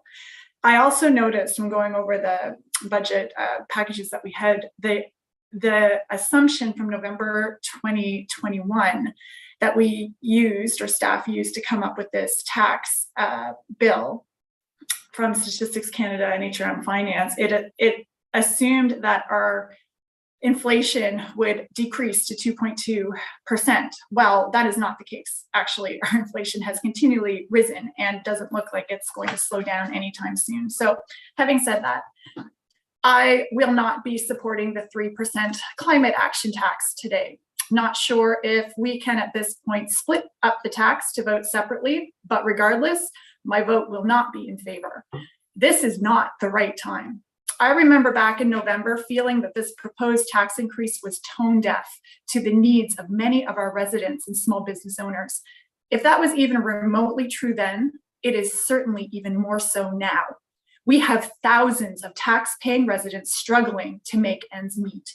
Some of them can't even afford the minimum amount of oil for their tank to heat their home. So a $96 tax bill might be piddly squat to most of us, but to some people, that is actually a huge extra burden. The optimistic outlooks and projections I read from our reports seem to ignore a significant portion of our residents who are really experiencing the financial pressures due to inflation and the continuing rising costs of living, especially in a world as unpredictable as ours right now. If it is true that every dollar spent today will save 6 in the future, that offers no comfort or consolation to the senior on fixed income facing the choice between food, gas, or power today. If it is true that we are implementing this tax to fund Halifax to show leadership initiative, not only in Nova Scotia, but also in Canada and the rest of the world, then we must ask ourselves, at what cost and at whose cost? We have upped the threshold of tax relief to be able to help more people, as Jerry said, thank you, which is good. But who is paying for this? Our taxpayers. If it is true that HRM will be building up a reserve to fund the initiatives of Halifax with 3% tax over the next 10 years, then we are asking a lot from our taxpayers in terms of trust, especially as there are no guarantees. Small businesses have been walloped by the COVID shutdowns. They are struggling to find enough staff to keep their businesses going, and we are prepared to slap them with a nice big tax increase to top it all off. It doesn't matter what wording is used to wrap this 3% tax in a neat little package. I am quite honestly surprised that I seem to be the only one who's really concerned about the timing of this. It seems as if we are moving full steam ahead as if we were business as usual. I have spent this whole budget season agonizing, and yeah, it makes me sick to my stomach. I've lost sleep. Trying to be realistic and reasonable, I have listened to the arguments for this tax. I admire the intelligence of the voices who have contributed to this discussion. However, when I step outside of this bubble, like to the grocery store or to the gas station, I do not see business as usual. We are not business as usual. And so I can't and will not be supporting this tax at this time. I feel it is very wrong. Thank you. Thank you very much, Councillor Purdy, for that. It is not an option to vote for part of the tax increase to split out the 3%. So we would have to vote for it as an entire package or not. Councillor Austin, go ahead. Thank you, Mr. Chair, and thank you to Councillor Purdy for her clear words on her position. I'm going to have to strike a very contrary position, which of course would come as no surprise to my colleague. I think we had this discussion on News 95 one day together. And, you know, on this one, you know, to borrow Councillor Purdy's word, it's business as usual as a civilization that has gotten us ourselves into this awfulness in the first place. The fact that we've had 40, 50 years where science has been telling us, you know, human activity, you are changing the climate, you're affecting this world, you are changing the fundamental systems that have allowed us to flourish and survive and be prosperous on this planet. You are doing this, and if you don't change your ways, you're in for a world of hurt. We opted to press the snooze button over and over and over on this issue. And now the science is screaming loud and clear. I mean, you don't see the language that's coming from the scientific community on most issues. These are people who are very calm, very measured to deal in probabilities. And it's increasingly alarming what we are being told. And we're not going to, you know, I've answered this one a couple of times now. We're not going to solve climate change in little old Halifax. That's true. However, every single city, state, province, municipality in this on this entire planet can actually conclude the exact same thing. Why should I do anything when it relies on everybody else to do their part? Well, that's the thing. Like all we can do on this issue, because we don't have any sort of global government, all we can all do on this issue is we do our share and hope that everyone else is going to do likewise. And that is not an appealing place to be. And I get the rage on it because you know, these are systematic, system-wide issues, it's It's not the individual choice about like, well, did I take a plastic bag or a cloth bag that makes or break climate change? It's the big system issues, and it's the big system issues that need to be fixed. And we're only going to fix those through collective action, which means taxes and a cost. And, you know, if we don't do it, we're, you know, the alternative is just too awful to contemplate of not addressing this. So we simply must. We're at a no-win situation now, and it is up to us to make that bold choice and then go back and explain to people why it must be done. So that's my take. I'm fully in support of this budget, everything in it. I did have one question, so I'm going to circle around to, you know, the weeds here, which is those 102 corridor lands. Council voted not to undertake that study, and we opted not to fund it before we had the provincial announcement. And we could have funded that one from surplus. We chose not to, of the four. And that vote not to was not a vote, like if I can interpret council, because we had additional surplus left. That vote not to was not based on, well, we don't have the money for this. It was based on, we have concerns about this and don't want to undertake this at this time with the lawsuit and Parks Canada and making it potentially national park, all of these things. We opted that that wasn't the time. What I'm hearing from the response to Councillor Morris's question is that is now going to go ahead. It's not coming back to us, because to me, council gave some pretty clear direction on that.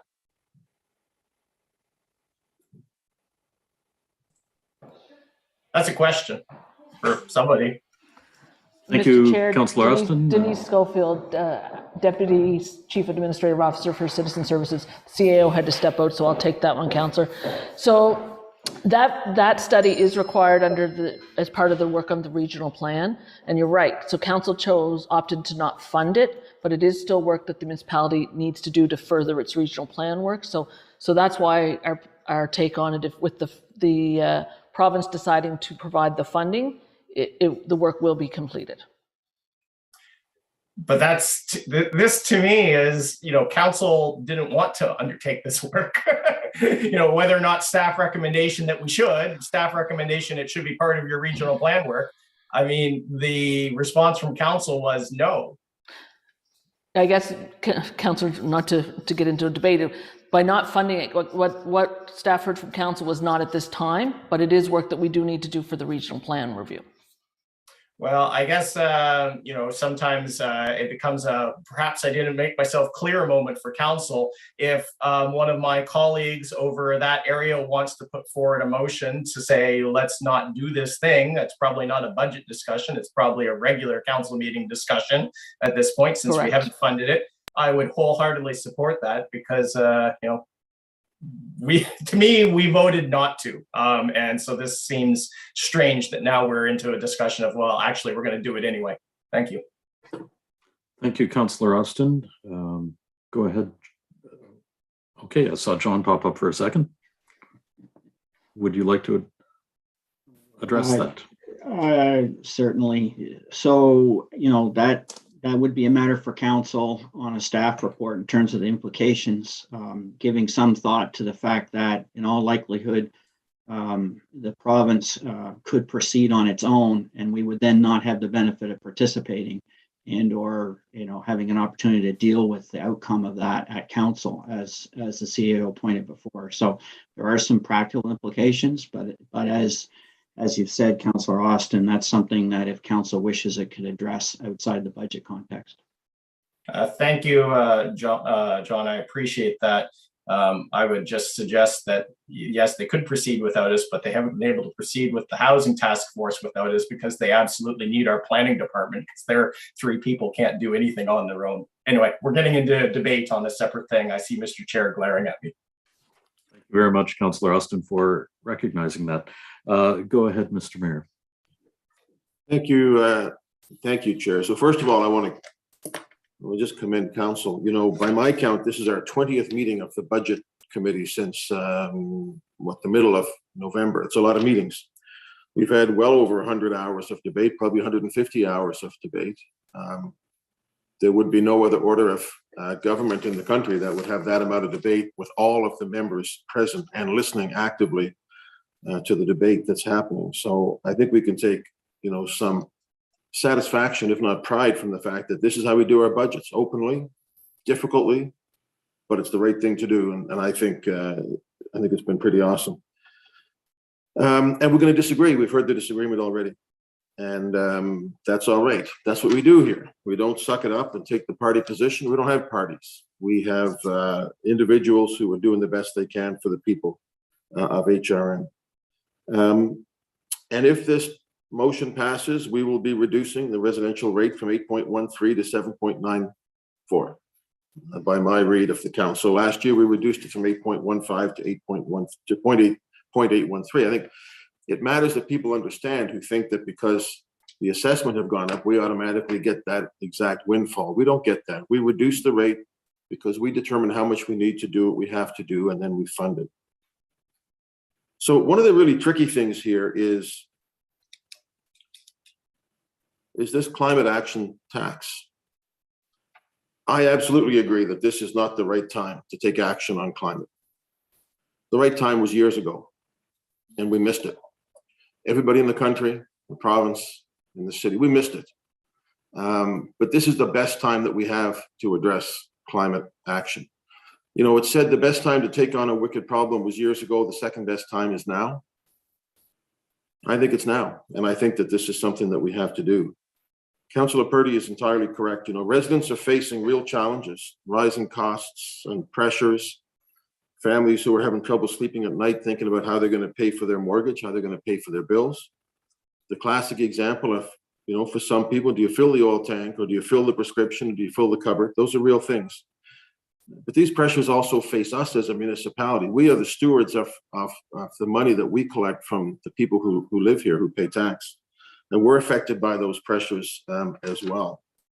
So it's difficult. When we had the fiscal framework in November, and the proposed rate increase was 5.9%. At that point in time, we were budgeting $3 million extra costs for gas and diesel. I don't know what it is now, but it's a lot more than that. RCMP costs of $3 million, workers' comp extra costs of 3.7, a couple of million in insurance costs, contracts, the road transfer, which is, I don't know, $6 to $8 million. These are things that, frankly, are largely out of our control. We can't say we'd rather not pay those things. These things are on our plate. So 4.6 is better. I want to go back to this question though of the 4.4. Jerry, these studies, they're one-time studies, right? Are they not? That we agreed to fund off the ballot? Yes, Mr. Mayor, that's correct. They were one-time. They're not ongoing studies. They're one-time studies. And when we approved this, we did not expect to receive money from the provincial government. There was rumors floating around, but it was not a fact. So to me, well, these are not ongoing costs, and we had already agreed to take the money out of the reserve. Was it the reserve? Surplus. Funded from the operating surplus. So to me, we should have a motion to reduce. It's not a large amount of money, but to me it's a one-time thing, money we weren't expecting, that we received. I wish that we could have come to an agreement with the provincial and federal governments on transit operating cost money, which is sitting out there waiting to be matched by the province. That would have allowed us to put a significant amount of money on the tax rate and reserve some for next year to be prudent. But that arrangement is not yet complete. I hope it is. So look, tough times, but also, while we're doing things we don't want to do, like raising tax, the last 4 years, the tax increase has been 0.9, 1.4, 2.3, 1.6. We've been well below other cities in the country. But I think we should also, be proud of the fact that we are one of the first municipalities. We have the best climate action plan, in my view, of any city in Canada. And it has to be funded. And are there uncertainties about that? Yes. Are there uncertainties about, how will we pay for these? Will the costs go up? Well, there always is. That's how it is. It doesn't mean you don't fund it. It makes it all the more important that you actually put money away so that you can take these actions. So it's a tough time. Let's, continue to recognize each other as making individual decisions. Collectively, though, we have an opportunity to do a very important thing. So I do think we need to look at the alternative motion to reduce the tax, in my view, to 4.4. And I want to thank Jerry and Jacques and all the folks who worked so hard on this budget. Thank you, Mr. Chair. Okay. Thank you very much for that, Mr. Mayor. Go ahead, Councillor Hensby.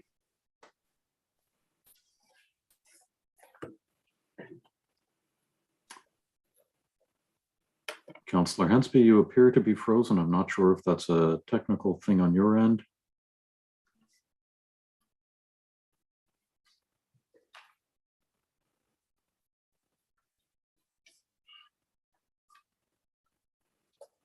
Councillor Hensby, you don't seem to be with us right at this point. We will come back to you. I expect you're going to be booted from the meeting, and we will come back to you when you return. So, Councillor Cuttle, go ahead.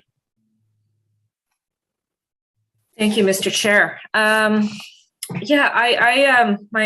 one of my questions was similar to what the mayor was just speaking about in regards to the one-time costs and the application of the 2.3 from the province, not just for the future service communities baseline infrastructure studies, but also for applying some of that to the bylaw simplification.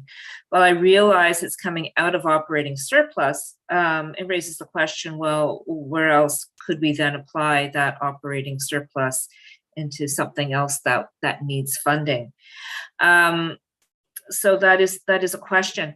To follow up on Councillor Kent's question around the average home price, this was something I raised back in, I believe, in January, and we were supposed to get a briefing note from Mr. Fisher about not just the average tax.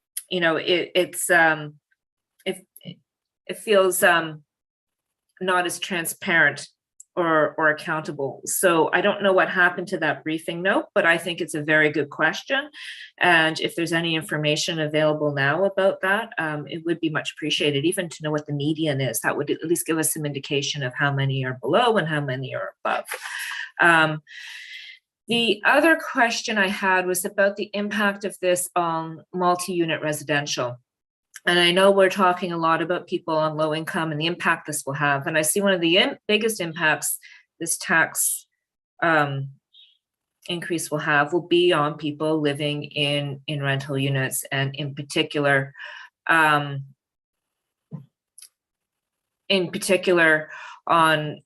people living in some of our more affordable, currently affordable older housing stock of multi-residential. So I don't know if someone can speak to that a little bit about how we tax multi-residential and what will the average impact be on our multi-residential housing stock. And I will leave it there for now. Thank you. Okay, thank you very much, Councillor Cuttle. Go ahead, Jerry. Yeah, thank you, Mr. Chair, and I'll try my best to answer the question. So I do see your point, Councillor, with respect to data points and understanding the impacts of bills on different ends of the assessment spectrum. So in terms of our tax policy here, like you talked about service boundaries, so we do have different rates for urban and suburban, right? And the other piece that always comes into play, with regards to the whole tax bill piece is the cap too, right? So you can have, I think Councillor Purdy mentioned about house sales in her area. I mean that's again market rates. So the average assessment takes into account, it's the taxable assessment, right? So it's the cap. So there is a lot of pieces here. It's something we will continue to look at in terms of our tax policy going forward and what we can bring to council in terms of informing the decision. So good points made there. I guess what we really, how we try to build a tax bill, and I know I'm coming back to the average assessment, right?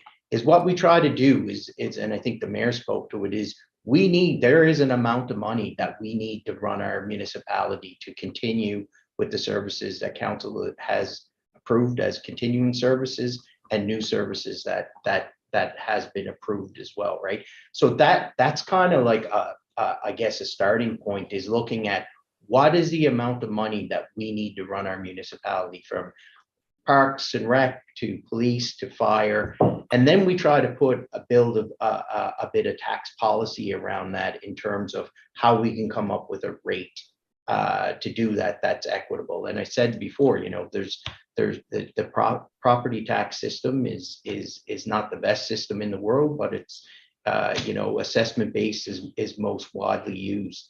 But I take your point on trying to provide council with the best data in terms of around their decisions. So that's all I really can say on that. On apartments, multi-residential, they are assessed as residential, so they would get the residential rate. And as you know, apartments are not under the CAP program. So that is an exposure that renters do have, is that they're subject to market conditions, right? So their assessment would be based on the income method. So it's a capitalized value of the incomes that the apartment buildings derive from their rents. That's how those assessments are determined. But they are not under the residential CAP program. Yeah, I think I know my time is up, but I think it's really important to have that information, because sending us out saying it's only going to impact a tax bill, an average tax bill at $94, is not accurate. And I think we need to better understand what the real impact is. I'll come back a second time. Thank you. Great. Thank you very much, Councillor Cuddle. I do have you on the list for the second time. In response to your question about the median single family home assessment, Andre has entered in the chat that it is $236,800. So thank you very much for asking about that. Let's go to Councillor Daigle-Gannon. Sorry, I'm going to jump back to Councillor Hensby now that he has rejoined the meeting. Go ahead, Councillor Hensby. Thank you very much, Mr. Chairman. Yeah, for some reason, the laptop is freezing in and out. And but the internet's not going off, but you guys are freezing up. But anyway, where do I begin with this particular budget process? We're going through the more than 2 inches of paper that some of us got the things printed off to review. It's easier to look at the document fully and appreciate the finer print that's in it that you normally don't see on a computer screen. There's a lot of things in this budget I'm happy to finally see for the district in regards to a lot of community facilities. I have 13 community facilities in my district, 13 fire halls, and I have 2 abandoned schools, one about to be torn down and the one we not yet determined what we're going to do with. Hopefully it could be a rural housing solution for some. We're taking over the roads in East Preston, Lake Echo, Mineville, and Western Lawrencetown areas. That's going to be an impact significantly on the budgets. I see some park plan improvements for the Peace Park and Muscat Albert Harbor, some Ball Hill improvements as well, and Muscat Albert Harbor and East Chesapeake was glad to see. I can point out to various other pages in the budget for the rink, the Lions Center, the McPhee House, the Balcom Center. Great to see these initiatives there. Plus for the fire halls, I see 3 of the fire halls are being addressed, and hopefully a future fire hall for Sheet Harbor will be also on the books. But we're still waiting for the outcome of the Mi'kmaq consultations in regards to the Eastern Shore Lifestyle Center. It's been delayed for almost 2 years now since initial funding analysis by the federal and provincial governments for the new community facility to replace the Lions Center in Sheet Harbor. I wish we could find a way to accelerate this process in regards to the First Nations consultations, because it has put a damper on the process of the project, as well as the community starting to ask questions in regards to where is this project? Why is it not moving along? And when will we get any word? Hopefully soon. Hopefully soon. But anyway, in regards to the budget, I prefer the 4.4 adjustment that over where you take advantage of the provincial money for those studies. If we don't need to do the Highway 2 or 102 highway study, or the province saying if we don't need to do it, we don't want to do it, let's put it towards another project instead. I think we need to hasten the Trunk 7 corridor study.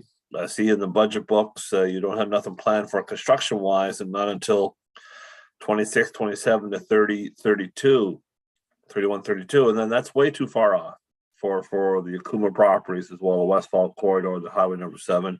It needs to be hastened because the greatest potential in that highway corridor will be untapped once we get a sewer line extension of 1.5 kilometers down Main Street from McLaughlin Road to Cherrybrook Road. It needs to be done faster. So let's get the studies done quicker. I know they're in the budget to be discussed, but we talk about the integrated project in regard to integrated mobility plan. I like to see more of that be integrated into the regional transportation tax zone. We got the map there. You look at that. That map was proposed back in the early days of the regional plan. Talk about the rural commuter shed to provide funding for our rural express services and transit services. Well, it's been a long time coming. I still only have one terminal in Porter's Lake. You'll see on the council's agenda about the Mineville terminal. We still need to have Muscatine Harbor to be brought into the fold. We talk about the plans of 2006 when the regional plan first came in, the rural express service 2007. A lot of you guys weren't around here at that time. You haven't seen the initial report. We need to bring that back, and that'll be a discussion I'll be saying later today in council. But as a whole, still, a lot of people talked about this environmental climate change tax.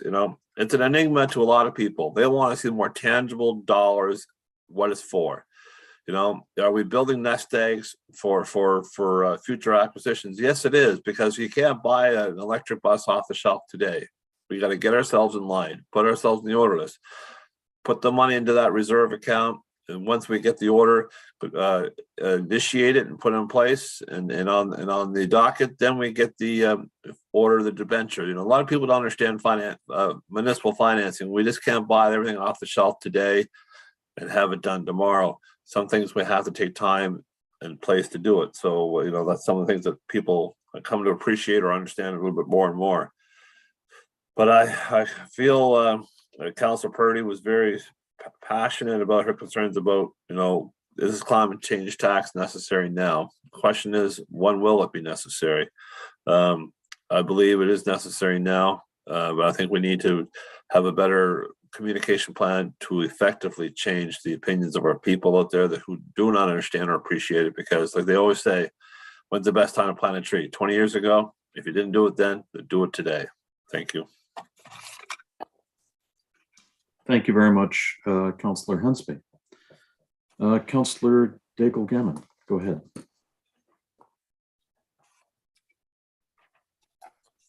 Thank you, Mr. Chair. What a morning. Wow. Thank you very much to everyone. My goodness, this conversation is enlightening as always. It's also been very enlightening to listen to members of the public through all of our business unit debates and all of the public participation, the emails and the calls. I would say that, I'm 50-50. 50% of the emails and calls that I've gotten have said, do not vote for this rate increase. If you do, we will not see you in 2024. And 50% have said, please fully fund Halifax. And so there's a lot of people that do agree with Halifax and with the climate action tax at 3%. I do. I will say that I have supported the Halifax. Oh, that's the noon gun. Sorry. It scared me for a minute. Sorry. I'm really hopeful that we are less than 4.6 when it comes to the end of this. I do know that there are things that we have no control over in terms of the increases that are in front of us. Some of the things we do have some control over. Some things are nice to have as a result to a need to have. I agree with our deputy mayor on some of the issues that were on the ballot list. Just to socialize it, I think the library COVID recovery might be able to come off of the ballot. It's a nice to have, but even back then I thought it was a little bit of a mission creep. I absolutely agree that our communications plan and strategy and the education whatever is going to happen at the end of this debate needs to be clear. It needs to be concise. I actually would like to see it have some levels and strategies. Their initial invoices that came for the tax rate, for a lot of the people that I have spoken with, not one of them saw $94 as an increase. Many of them saw a larger increase in their tax bill. And so even, Jerry, to have a conversation around those persons that saw their tax increase, perhaps they were persons that didn't have a cap on their assessment, and then that's the result of the increase. Perhaps they've done a lot of work on their home. But even if you could give some information, please, about those persons that do see a significant change beyond what was this $94, how did that come about, and what would be some of the reasons why? And I think I'll come back because I know it's 12:01 and I might come back a second time, but thank you very much. And let's get to less than 4.6, please. Thank you. Thank you. Jerry, I wasn't sure if there was something there that you would be able to respond to immediately. So go ahead. Yeah, I guess, you know, looking at the counselor's question, it's you know, it's around, you know, overall taxes and, the tax is a formula, right? So it's the municipal tax rate, which is council's mandate to set, right, against the assessed value of the property, which is outside of council's mandate. Those values are determined by Property Valuation Services Corporation. So, you know, those values, I'm not an assessor. Those values are determined, you know, it's, you know, by market factors, it's by sales, right? So if a home sells, you know, the new it usually triggers a reassessment. If, you know, we're seeing on our permitting side of things, you know, our permit numbers are going up and our fees are increasing on the permit side. That is a direct, you know, correlation to the housing market in terms of people are investing in their properties. So, you know, when you get a permit to put in a new kitchen or an extension on your home, that triggers a reassessment as well. So that would be some of the things that would determine, you know, some disparity or I guess, you know, different deltas in terms of what people pay on taxes, if I understand your question is correct, right? Is what impacts assessment and causes an increase in taxes. Thank you. Thank you, Jerry. Thank you very much, Jerry. And thank you, Councillor Daigle-Gammon. Go ahead, Councillor Stoddart. Thank you, Mr. Chair. I had some technical problems in the beginning, so I apologize if these are repeat questions. And I also thank everyone for the birthday wishes. I appreciate that. I as well would like to see the 4.4. I'm not sure how possible that is and still getting the services to the residents. I'm not sure if this has been asked. How does it affect the rate if it goes to 4.4? I'm sorry, not the rate, the overall tax assessment. And I understand from what I've heard from the community that more residents are in favor, saying that we have to start somewhere, and more are concerned, and some, pardon me, and some are concerned with the cost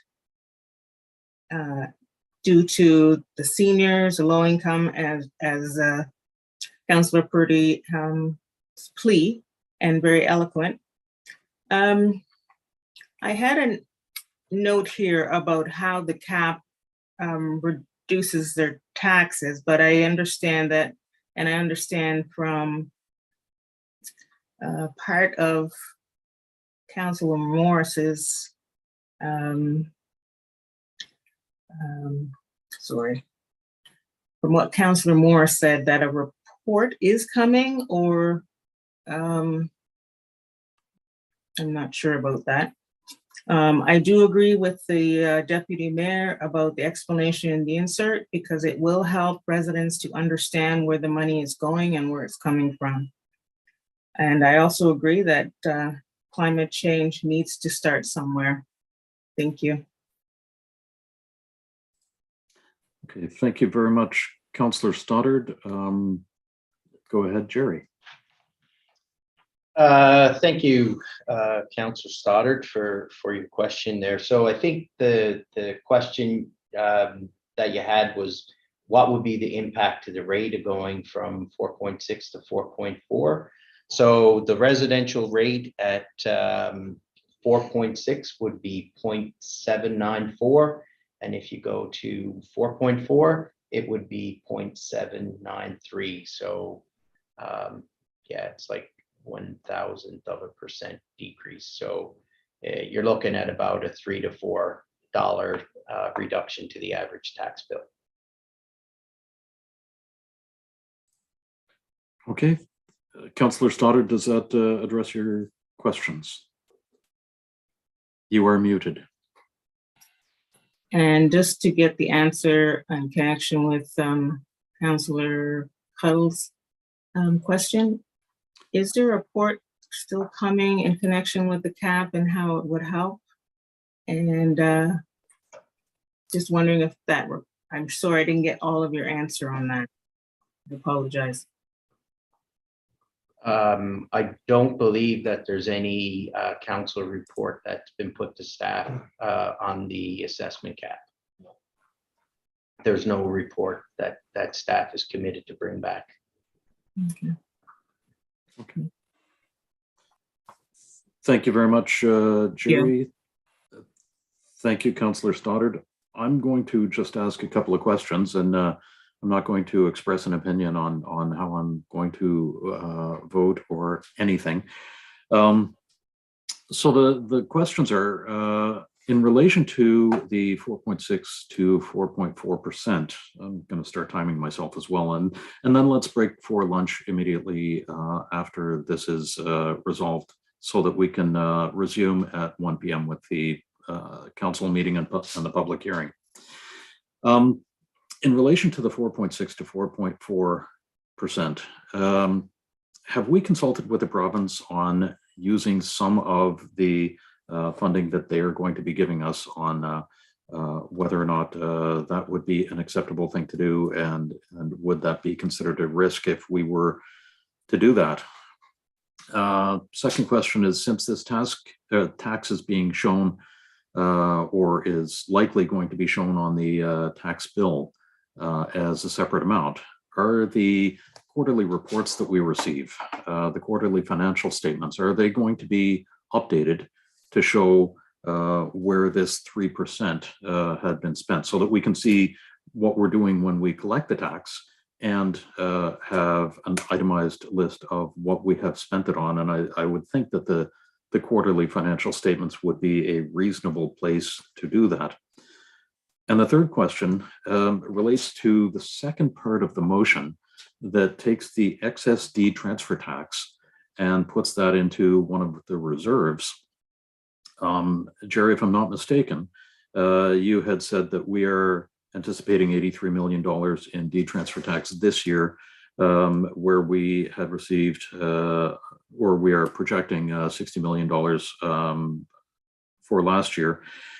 And so that leaves us with a difference of $12 million, which could certainly fund some of the things within the budget adjustment list. It could certainly have an impact on the 4.6%. I'm just wondering if you can give us an estimate on how much of an impact it would have on that 4.6%. Thank you.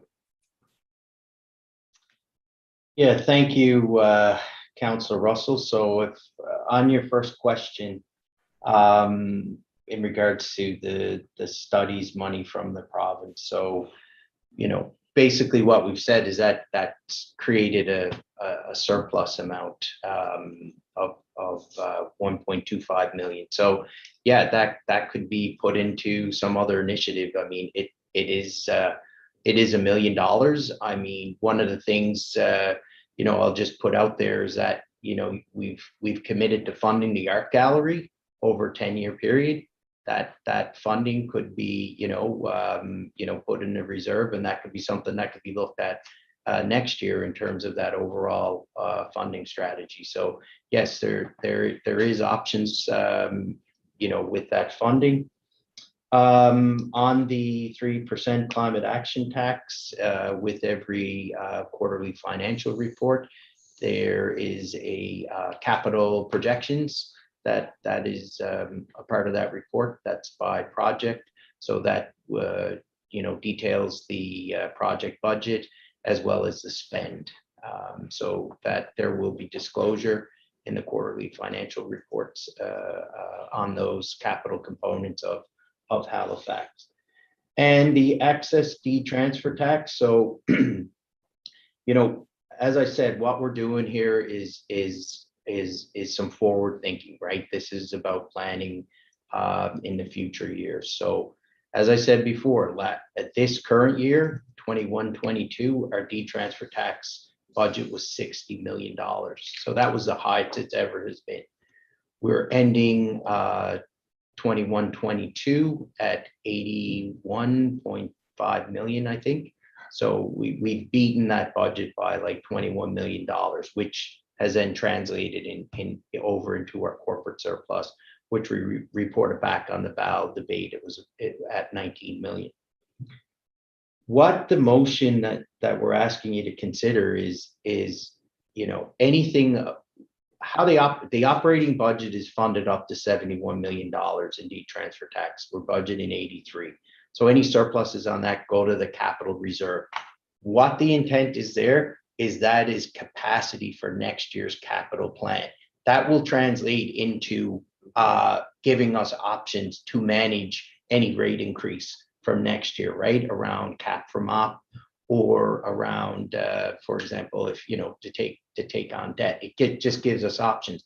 It also mitigates the risk around deed transfer tax. So, what we're seeing in terms of our econometric forecast is that we are sort of at the top of our apex of deed transfer.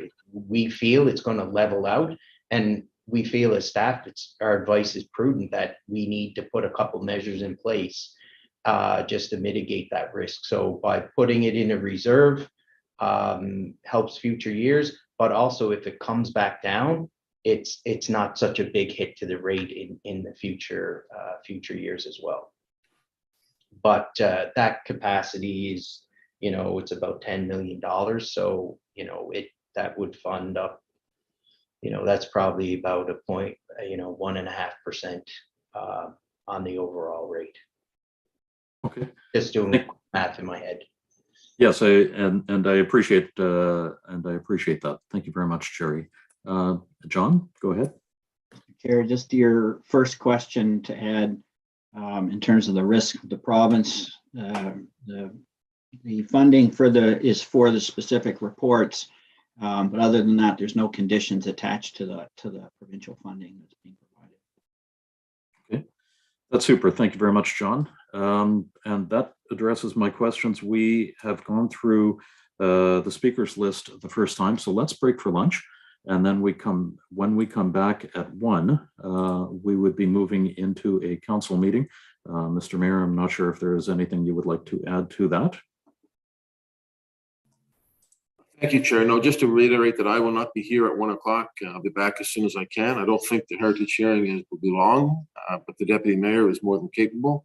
We'll manage that. And then we go back into budget after that. We'll try to deal with the budget before we go to regional council, which is relatively short, but we'll play it by ear. Okay, thank you very much. So let's break for lunch and let's resume at 1 p.m. Chair, one thing. Yes, Mr. Mayor. I think everybody's been served notice. We want to make sure that we have a quorum for the public hearing tonight. So can you just confirm your attendance for the public hearing with whoever sent the note around? I'm not sure if it was Laura or Ian. Thank you. That was Laura who sent the note around. It came into our email. So for any councillors who are still on, if you could confirm your attendance. Thank you very much, Mr. Mayor, for mentioning that. We will see you at 1 p.m.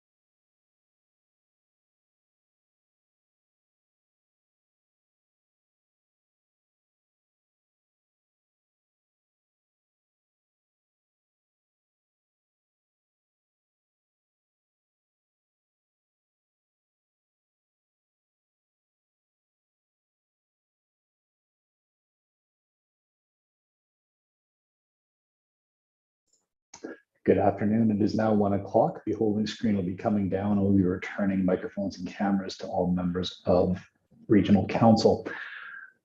Deputy Mayor Lovelace, the meeting can be called to order on your call.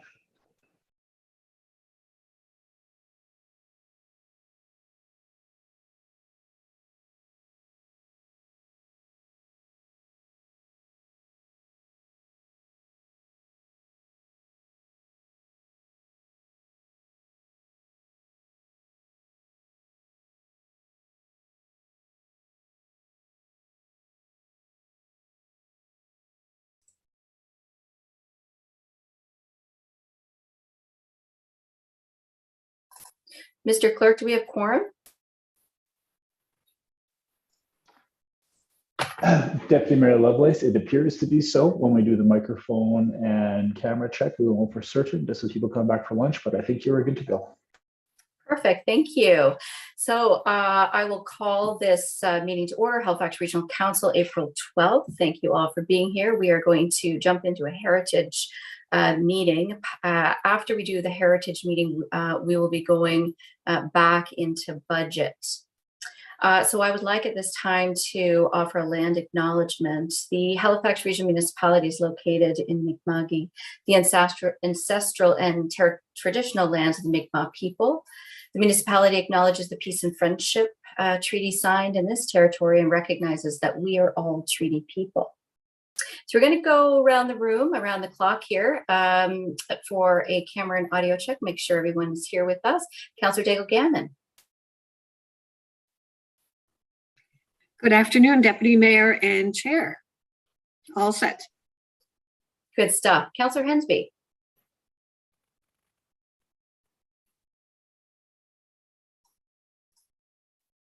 I see he's here in the meeting. We'll come back to him. Councillor Kent.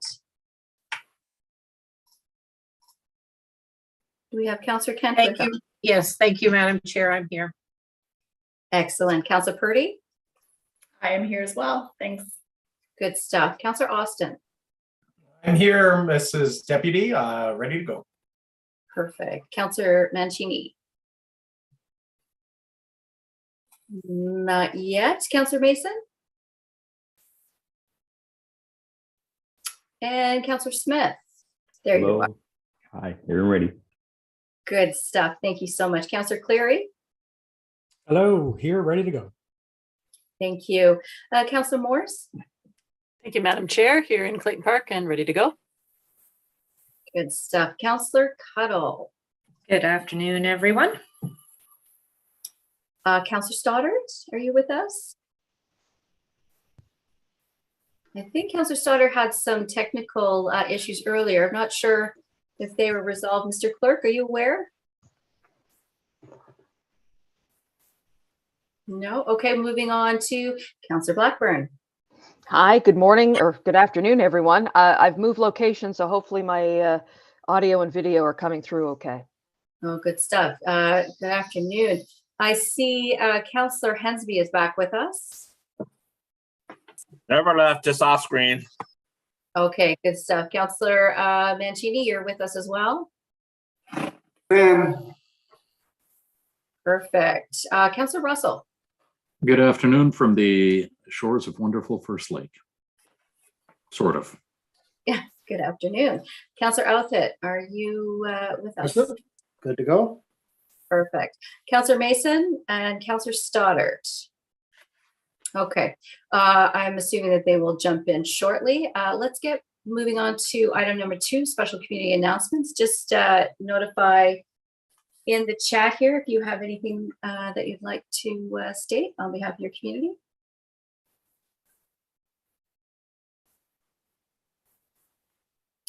Councillor Russell.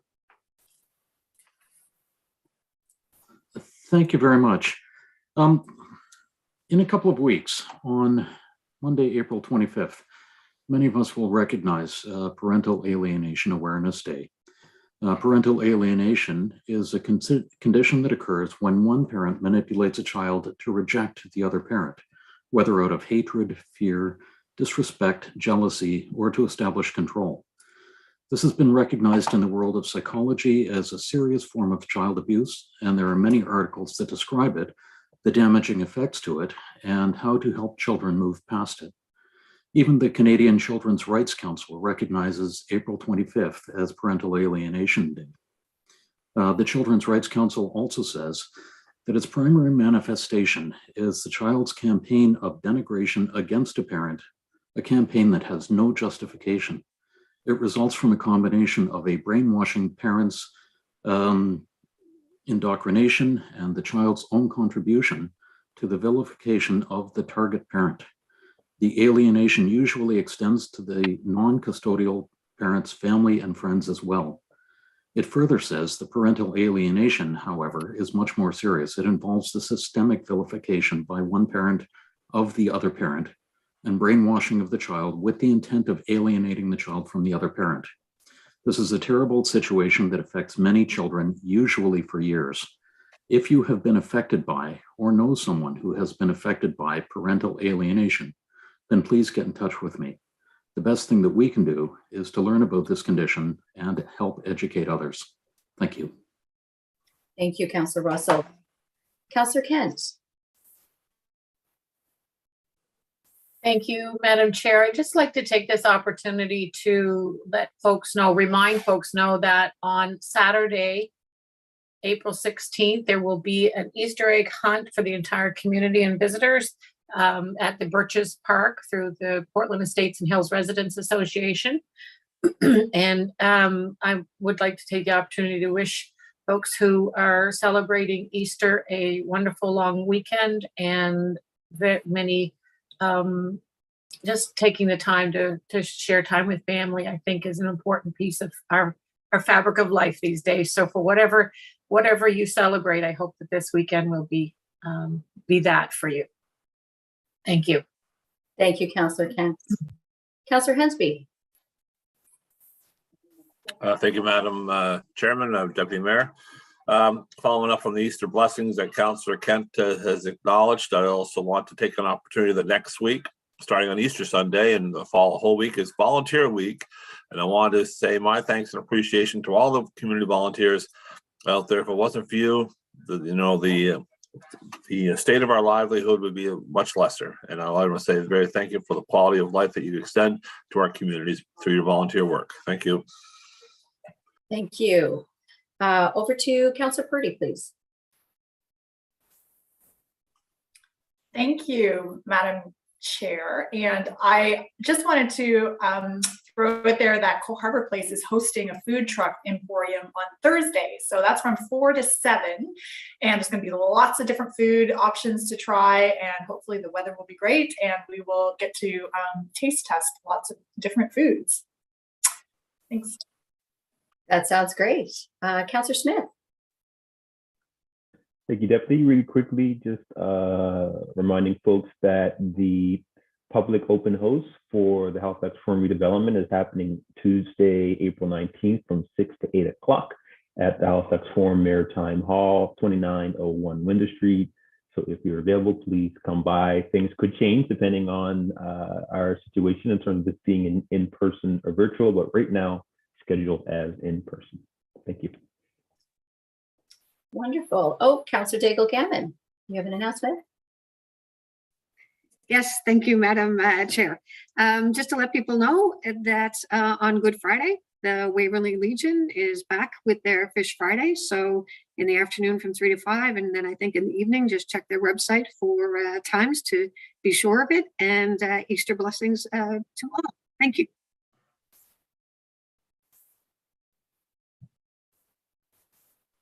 Thank you so much. I also just want to give a shout out to the district boundary review. We do have a survey circulating right now, so if folks have the time, just to please take a couple of minutes, halifax.ca/boundary review, and let us know how many councillors you think council should have in the next election in 2024, and what you think is important to you as far as representation goes in your local government.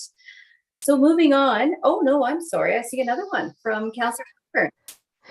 Sorry about that. Yes, I just heard Councillor Daigle Gammon, and Madam, I hear your fish fry and I raise you one. The Wallace Lucas Community Center is having their annual fish fry on Good Friday. Start time is 11 a.m., but I'm telling you, you got to get there early because they sell out. And it's while supplies last. And great deal on fish and chips for the family. And it's a great fundraiser for the Wallace Lucas Community Center. So again, Good Friday, starting at 11 a.m., but line up early. Thank you. Awesome. Thank you so much. So Easter egg hunt, fish fries. It's going to be a great week. We are going to move on to item number 3, approval of minutes. There are none. So jumping to number 4, approval of the order of business and approval of additions and deletions. Mr. Clerk, do you have anything for us? There are no additions or deletions from the clerk's office at this time. Thank you so much. Moving on to number 5, the consent agenda. Sorry, I have one for the consent agenda. Go ahead. Sorry, Deputy Mayor, I think I have a bit of a food coma going on over here. I've been asked by staff to request the council take 15.1.2 off of consent as an amendment needs to be made. Thank you. If I may, a point of order, I don't think we voted on item 4. Excuse me, Councillor Russell? Oh, he's correct. The approval of the order of business, I don't think we voted on that. Oh, thank you so much. Approval of order of business. We do need to vote. So I would make the motion for that to be approved as presented. Second. Thank you, Councillor Kent. All in favor? Aye. Madam Chair, sorry. With regard to that, I do request that information report number 3 be added to the next agenda, please. Next council agenda. That's on the mobile shower pilot. Thank you, Councillor Mancini. So you're just in under the mark there. Item number 3 coming off for the next minute for the next meeting. Okay, so we do that again. Are there any other changes? No, we're good. Okay, all those in favor say aye. Aye. Aye. Aye. All opposed? Great, that motion carries. That was a lot of fun. Okay, so moving on then to the consent agenda. So Councillor Mason, you stated 15.1.2, first reading, proposed bylaw U109, amendment to bylaw U100, respecting user charges. You're requesting that come off. Yes, Madam Deputy Mayor. Thank you. Any others? Councillor I'll Austin. move. Thank you, Ms. Chair. I would like to move 15.1.5, the regional museum strategy, off consent, please. 15.1.5 is coming off consent. So at this point, we have 15.1.4 on consent. I'll move consent agenda as amended. Just one sec. Councilor Mancini, did you have another question? No, you're good. Okay, thank you. Councillor Mason, you are moving the consent agenda. Is there a seconder? I'll second that. Councillor Kent. All those in favor? Oh, sorry, we have to do the roundabout. Over to you, Mr. Clerk. Beginning with District 6, Councillor Mancini. I approve. 7, Councillor Mason. For the motion. 8, Councillor Smith.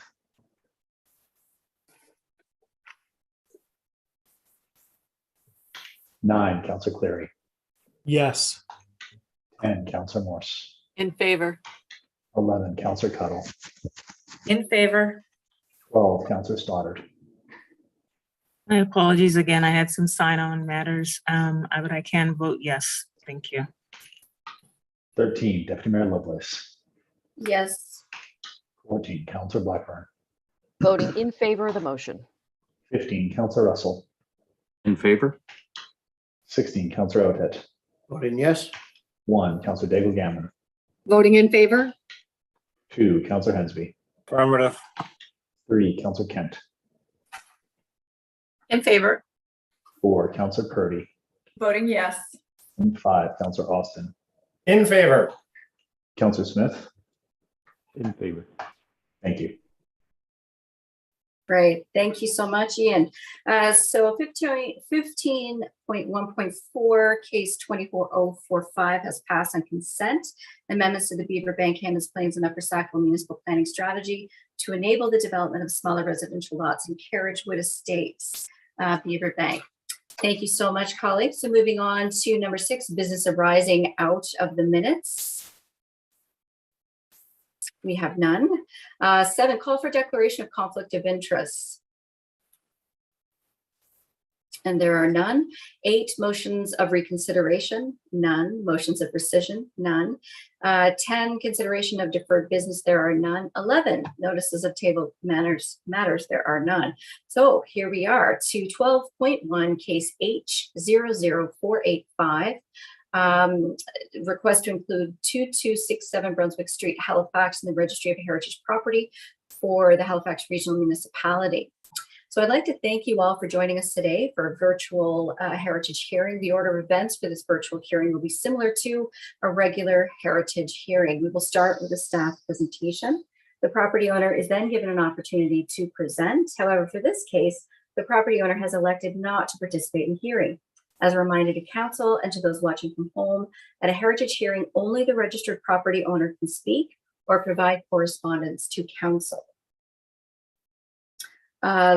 Councillor Smith is having some connection problems at this time, so he may be joining us shortly again. Mr. Clerk, if there are some issues, if you can assist with that. Over to staff, Aaron Murnahan has a presentation. There you are, Aaron. Good to see you. Good afternoon, Deputy Mayor, and good afternoon, members of Regional Council. My name is Aaron Murnahan, Principal Heritage Planner with Planning and Development. This afternoon, I have for you a presentation on 2267 Brunswick Street, which is the St. Patrick's Glebe House, formerly known as. And I should mention that this is the last file undertaken by the Venerable Jesse Morton, who was on my team, did many great heritage projects for us, and has now moved on to Parks and Recreation. And I'll get the clerk to advance the slide, please.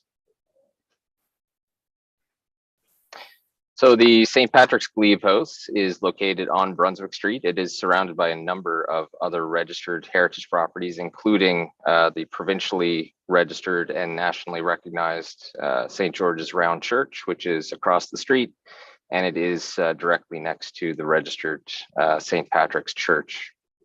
Next slide, please.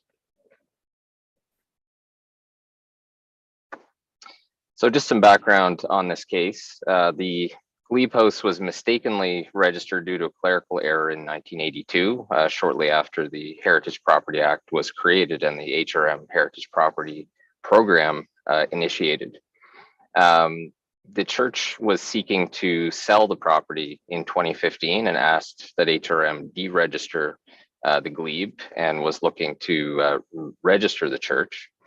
So at that time, the Glebe House was successfully deregistered and it was sold to a private developer, and St. Patrick's Church itself was added to the registry. Next slide, please. And the current owner of the property did a significant rehabilitation to the exterior and interior of the building in 2016, once it was sold by the church. It's now a multi-unit residential building. And there was a development agreement that was approved in 2019 for a multi-unit addition to the rear of the Glebe House. And that was appealed to the UARB and subsequently was before the courts. So during that time, despite resolution of council to have staff initiate a registration, we did put that registration application on hold for 2 years to await the outcome of that judicial process. Next slide, please. And just a reminder, this is the 6 heritage categories that we evaluate heritage buildings against. And if a property is found by the HAC to achieve 50 points or more, it is automatically referred to Regional Council for a heritage hearing. Next slide, please. So in terms of the age of the site, St. Patrick's Church was built in the early 1880s, and subsequently they needed a place for the local parish priest to live. In 1889, the Glebe House was constructed. You can see on the map here on the left, the red arrow is pointing at the newly constructed Glebe House on Brunswick Street. And HAC scored 13 out of 25 points for age. Next slide, please. In terms of historical importance, the church and the Glebe House were associated with Halifax's early Irish Catholic population influx. During the 1800s, there were a very high number of Irish Catholics that were inducted into the British Royal Navy, and they were stationed in Halifax, and many of them retired to Halifax, married locally, and created quite a thriving community in the North End, especially along Brunswick Street. There were a number of other Irish institutions created at that time, and the Glebe House and the church were very much at the center of that community. Next slide, please. The church itself, the first iteration was constructed in 1843. And as I mentioned, the Glebe House was not constructed until 1889, much later. But it did have a space for a convent, classrooms for local children, social services. It conducted interfaith marriages, and it also had an orphanage, and was the home of several future archbishops of Halifax, and it was the site of major relief efforts following the Halifax explosion. So HAC provided a score of 15 out of 20 points for this category. Next slide, please. In terms of the architect, it was built and designed by Henry Peters, who was quite a notable local architect during the 19th century. He was a founding member of Peters, Blakelock and Peters architecture firm, which constructed notable buildings such as the Wellington Barracks, part of which still exists on the Stadacona base today, as well as St. Matthew's Church on Barrington Street, and the Intercolonial Railway Station, which you can see here at the left, which was destroyed during the Halifax explosion. HAC provided a score of 6 out of 10 points in this category. Next slide, please.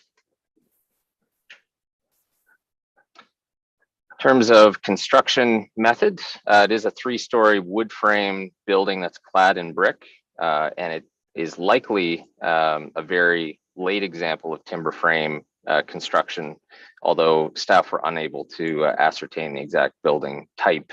But it does have several very impressive exterior features, and for that reason, HAC provided a score of 6 out of 10. Next slide, please. For architectural style, it is designed in the late Victorian eclectic style, which was prevalent in this part of the world after the 1880s up until the second decade of the 20th century. And the main features of that style are the Gothic Revival windows and the mansard roof, which you can see on the photograph on the left. There's a number of character defining elements here as well. HAC provided full points, 10 out of 10 in this category. Next slide, please. And architectural integrity, you can see on the left here a photograph from 2013 showing the building before it was restored. And on the right, you can see the building as it existed last year in 2021. The most notable change was the removal of the front entryway portico, which you can see on the left, and it's been replaced with a glass structure, I've been told, due to water ingress issues. But other than that, the building remains in very high integrity and very good shape. HAC provided a score of 9 out of 15 points. Next slide, please. And the final category, relationship to surrounding area. HAC provided a top score in this category as well.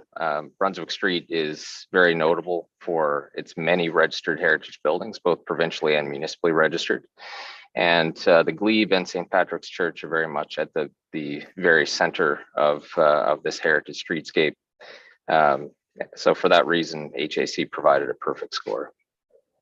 Next slide, please. And here I have a recommendation for Regional Council.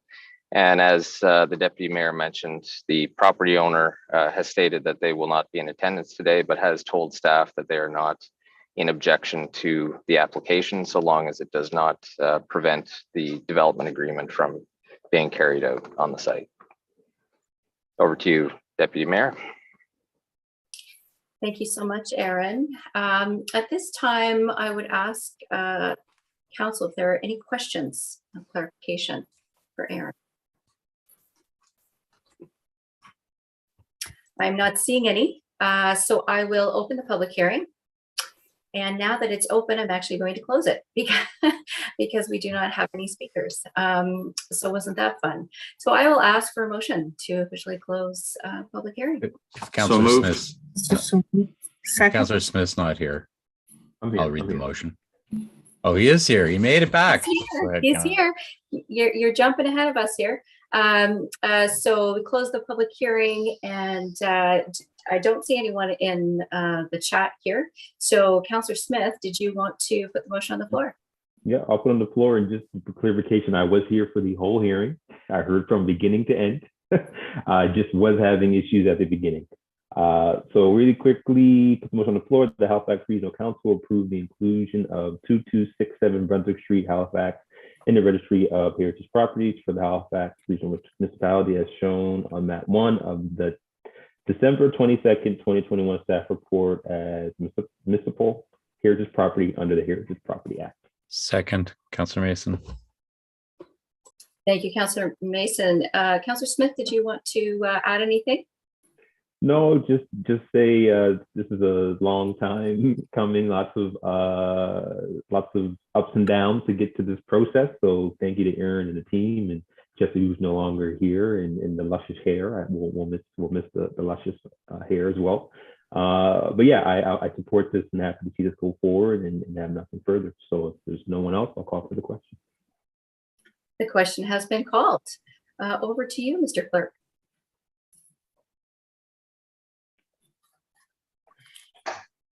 Beginning with District 7, Councillor Mason. For the motion. 8, Councillor Smith. 4. 9, Councillor Clary. Yes. 10, Councillor Morse. In favor. 11, Councillor Cuttle. In favor. 12, Councillor Stoddard. In favor of the motion.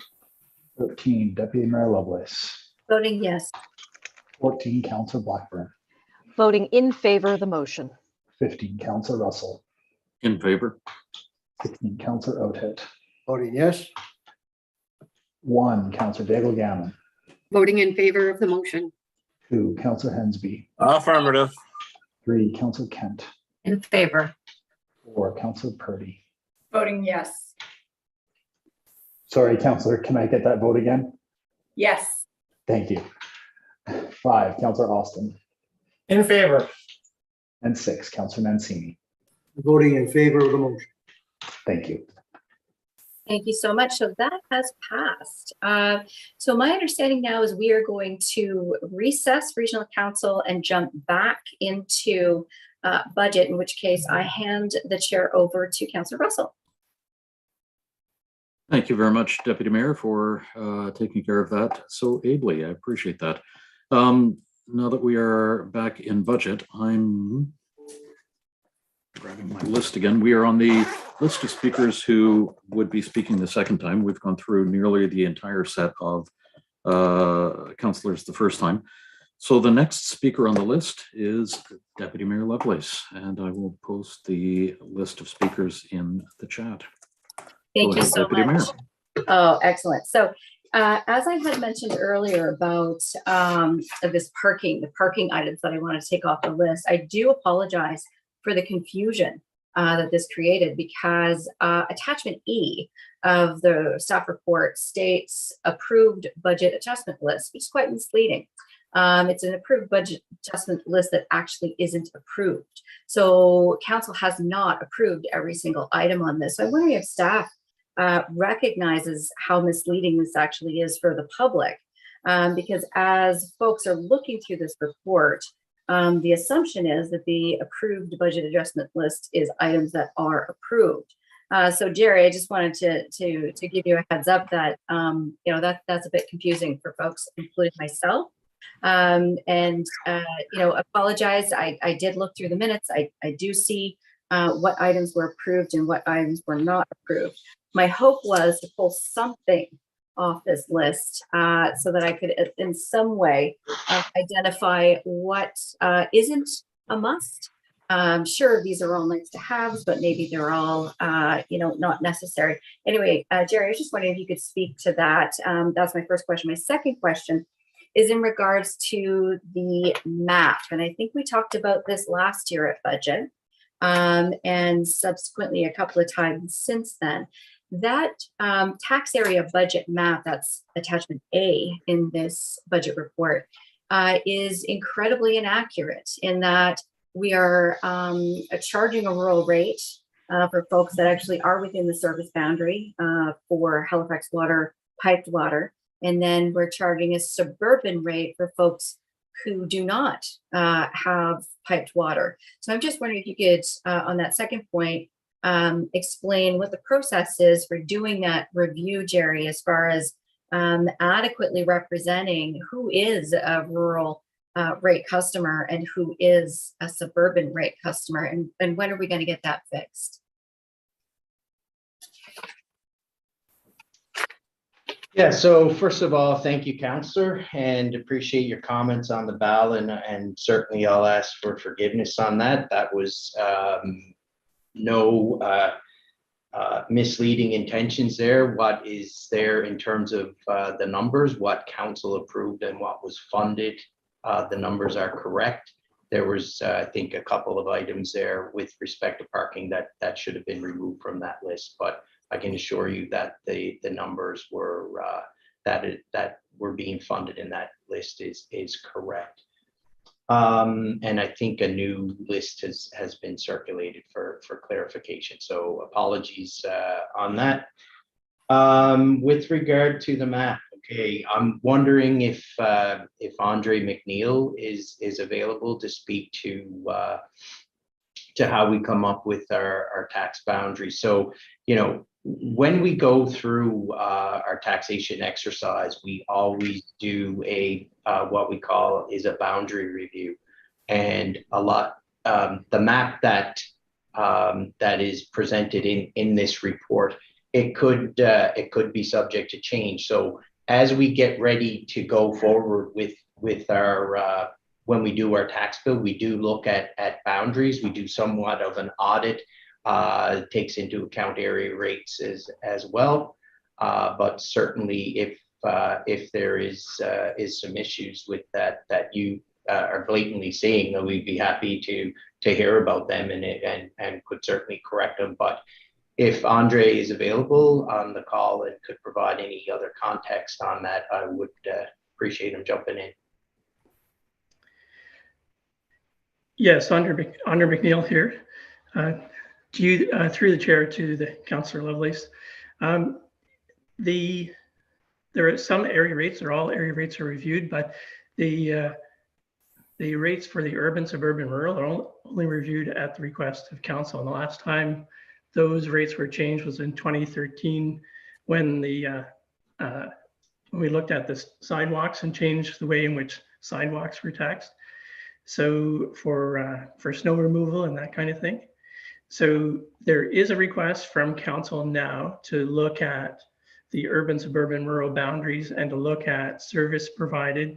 I believe there was a request from Councillor Russell on that. So that is something that we'll be looking at.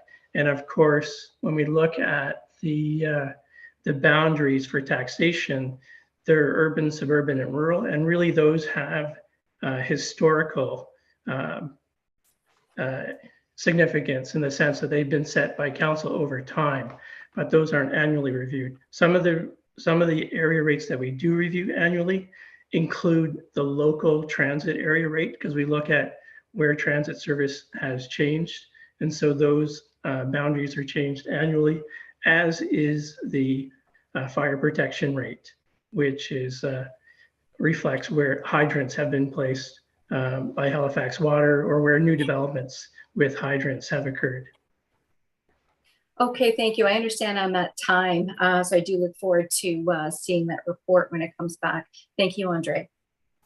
Thank you very much, Deputy Mayor. Go ahead, Councillor Kent.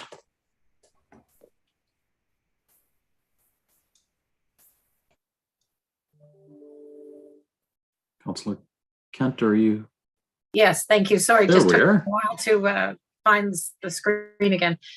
Thank you. I'm just going to follow up on some of my comments from before and around the communications piece that will be necessary, whatever way this budget goes today. And I'll be frank, it's still very, very challenging for me to grasp the idea of this kind of increase. So I'm just leaving it there. But should whatever we end up going forward with in relation to the climate tax, I really think that part of that communication piece should also include capturing some of that language around the change in the low income tax program that we have in particular, specifically so that folks, have it at their fingertips. I'm going to go back to, again, the piece that is around the impact of property tax increases commercially, in particular for housing and rental properties where many folks are relying on that. We know that it's challenging now, more challenging than ever to even consider trying to find another location to live. Many of our residents are living just a few bills away from not being able to support the rent at the best of times. And then when we increase the tax, we have a potential for property owners to use that as a potential excuse for certainly raising the rent, of which is legitimate in every day from residents who are feeling bullied, are feeling manipulated, feeling pressured to have it rent.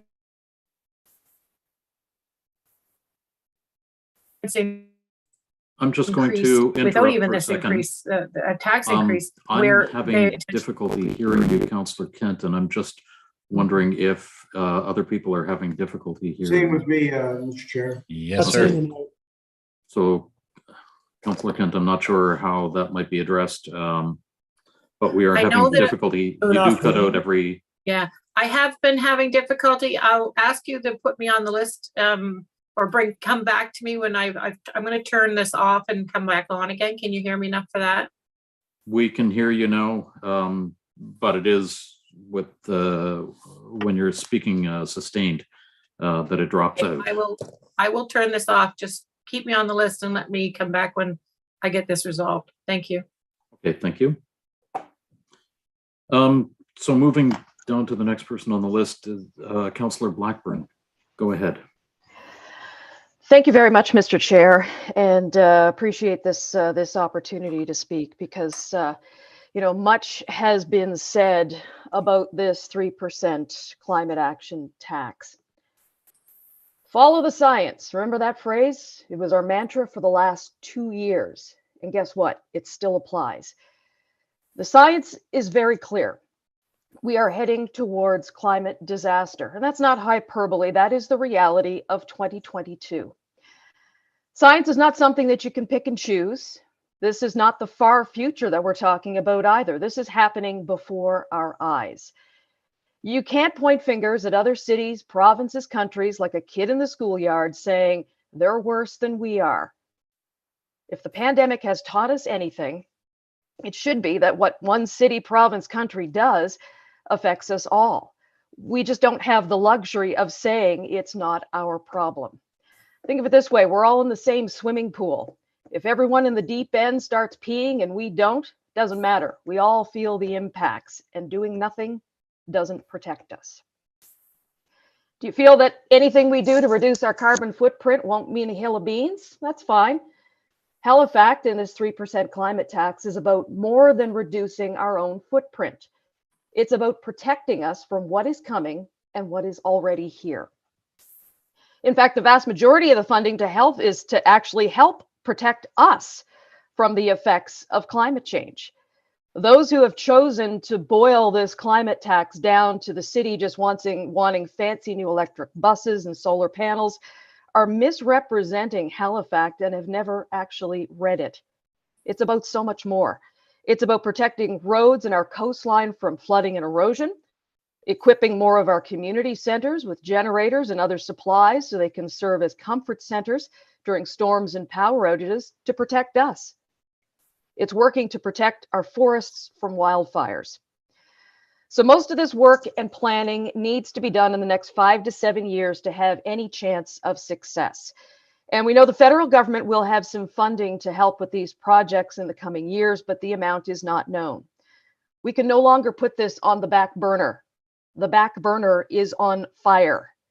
Either we pay 3% now or pay more later, much, much more.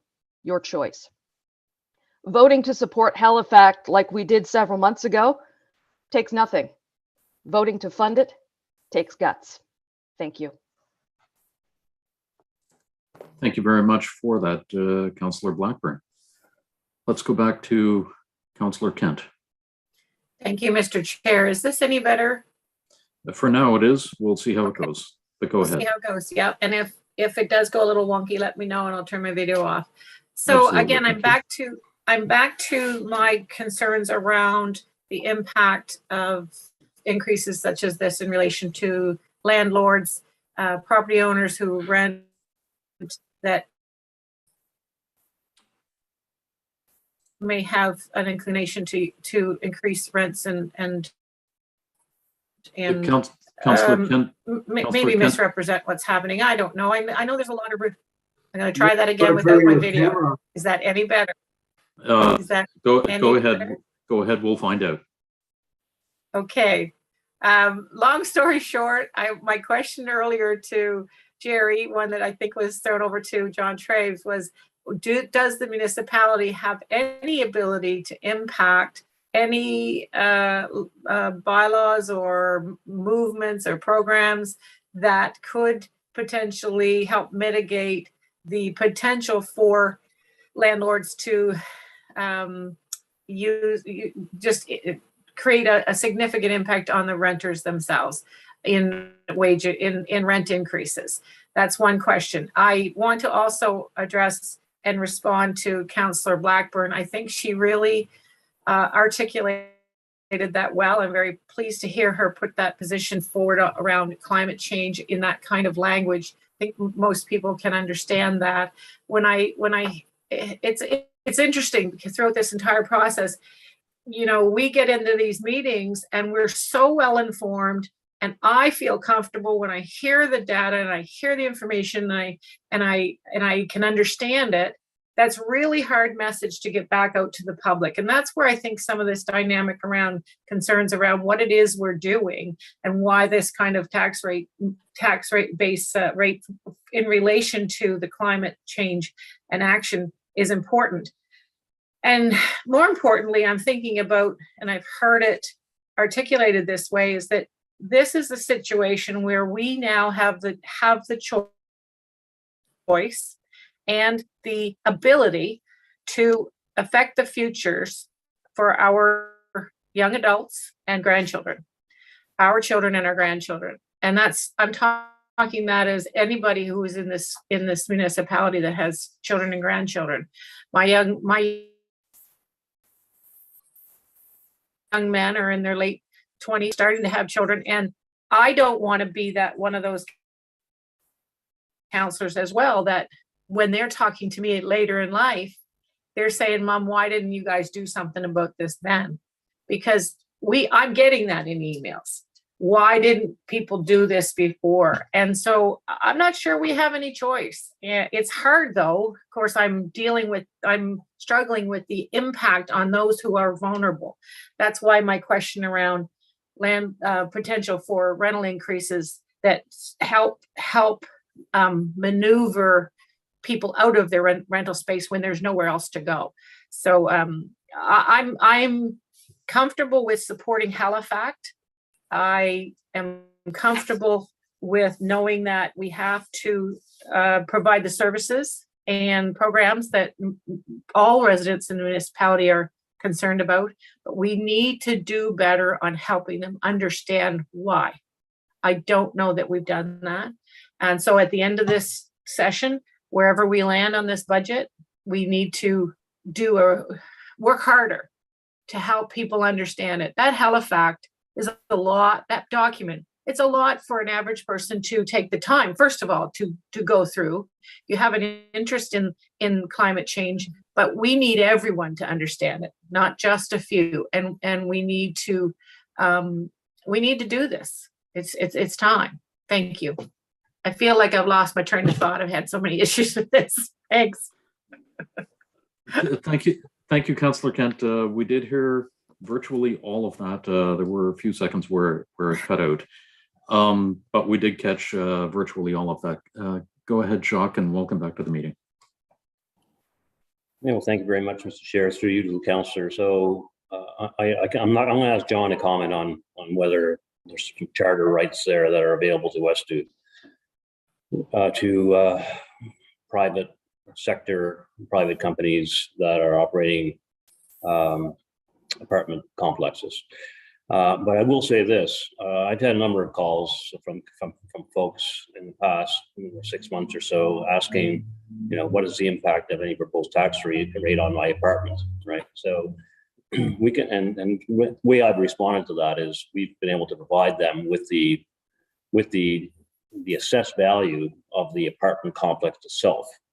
So people can do their own math in terms of what the percentage increase. So if somebody's coming in, say, looking for a 25% increase in the rent, and the assessed value for taxation purposes is only going up 3%, then obviously the tenant then has an argument back. So that's, I'll just give you that added advice. That information is available to anyone. We can provide assessment information on any property that we're asked to do. So on that, I'll ask John perhaps to comment on the charter issue. Through you to the committee. So no, Miss Valley has no power under the charter or otherwise to intrude into the landlord-tenant relationship, including rent.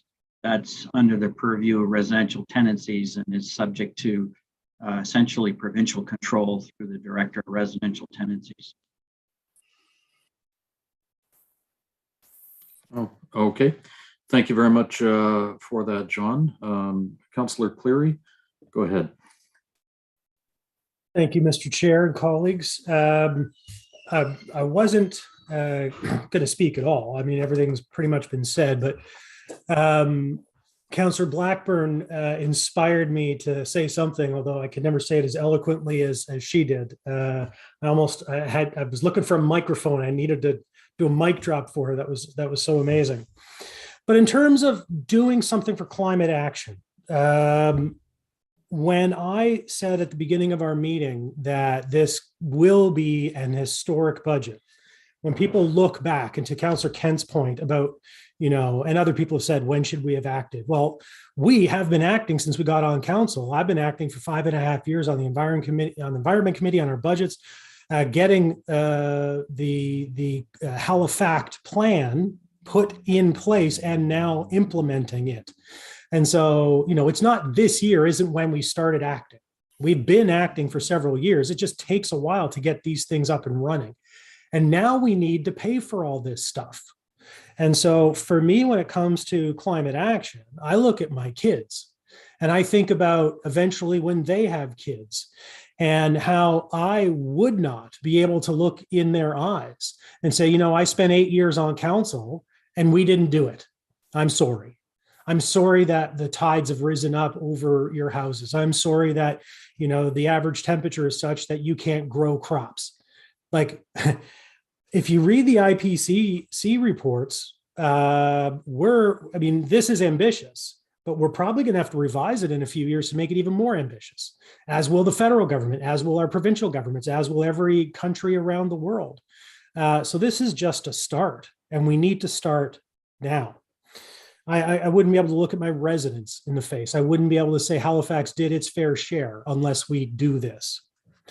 Just a couple of quick words about the whole 4.6% versus 4.4% discussion. Now, I'm not sure if people have actually done the calculations, but the difference to the average home is a handful of dollars, like $4. The difference between 4.6 and 4.4.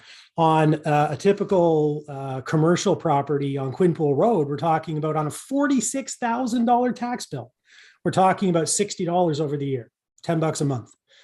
Difference between 4.4 and 4.6.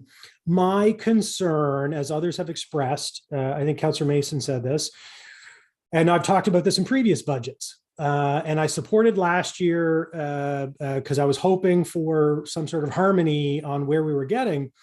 But it is fiscally irresponsible to use surplus money, one-time money, for operating expenses. And my big fear, and Councillor Mason alluded to this as well, is the economic uncertainty that we're facing, and things like, the federal medical officer of health indicated that, we're definitely in the sixth wave as a country. Here in Halifax, we've seen the numbers increasing. So not only are things like deed transfer tax uncertain, transit revenue is uncertain. If we're going through a major wave that makes people want to stay home or close businesses. And so, using surplus for operating and putting ourselves in a position where we'll probably structurally have a deficit by the end of the year and have to dip into reserves to pay for the deficit isn't fiscally responsible. So as we get closer to this, I will certainly be supporting the 4.6. We got it down from 5.9. Like, that's a big win. And the win from 4.6 to 4.4 is minimal. And in fact, is so minimal in dollars and cents as to be no different for the average homeowner. But it also puts us in a place where we may, have millions of dollars that we're in deficit and have to find that money in reserve anyway. So anyway, thank you, Mr. Chair. Thank you, colleagues. Let's vote for climate action. Let's vote for financial responsibility. Thank you very much, Councillor Cleary. Go ahead, Councillor Austin. Thank you, Mr. Chair. Very much agree with my colleague, Councillor Cleary, on all points there, on climate change and also on fiscal responsibility not being more than just, well, what can I squeeze this tax rate down to? Fiscal responsibility is about making sure that you're managing things in a prudent way, which sometimes actually means putting money aside. And so just on the point, to expand on that, I wanted to ask the staff, the starting surplus monies that are already baked in that we're going to have to make up for next year. I think that's $7 million, isn't it? Yes, that's correct. Okay, so we're 7 million that we have to make up next year off the start. The roads, if memory serves, I think we only did half of what was recommended in terms of that report from Brad's group. I think it's 10 million that's still needed there. Yeah, what this budget has is 9 million, and that'll get the program started, but it will, I think it requires over the next 4 years about $36 million in funding. So we're probably, just starting for next year, unless we want to kick that down the road too, we're up to 17. We have sidewalks coming, which we all know from the work that was done this year is a place we need to do better on. And we are going to hire staff that for political reasons, we decided to fund from surplus rather than operating to keep that 4.6. And then there's the capital cost for the sidewalks coming, which is what, another couple $1 million if that plays out as projected. I think the briefing note said 7.5. So we're up to 25 million.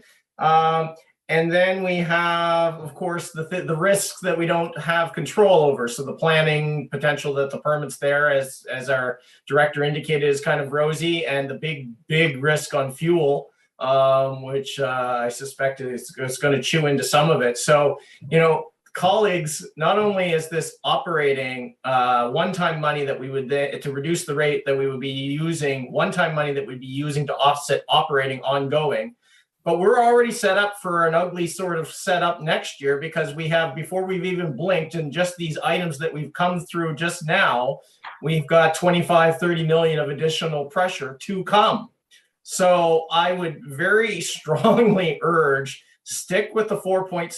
It's the 4.4 doesn't make a huge difference in the grand scheme of things, but it will help us a whole lot next year. I don't think we're doing our residents any favors by rather than introducing things in a more gradual way, that we're setting up for, sticker shock each and every year. So I think the prudent thing, the fiscally responsible thing to do, is to actually plan this out better. A couple of my new colleagues referenced, it's sometimes it smarts a bit, to be honest, but a couple of my new colleagues have referenced, well, how come previous council left us with this Halifax thing that we now have to pay for?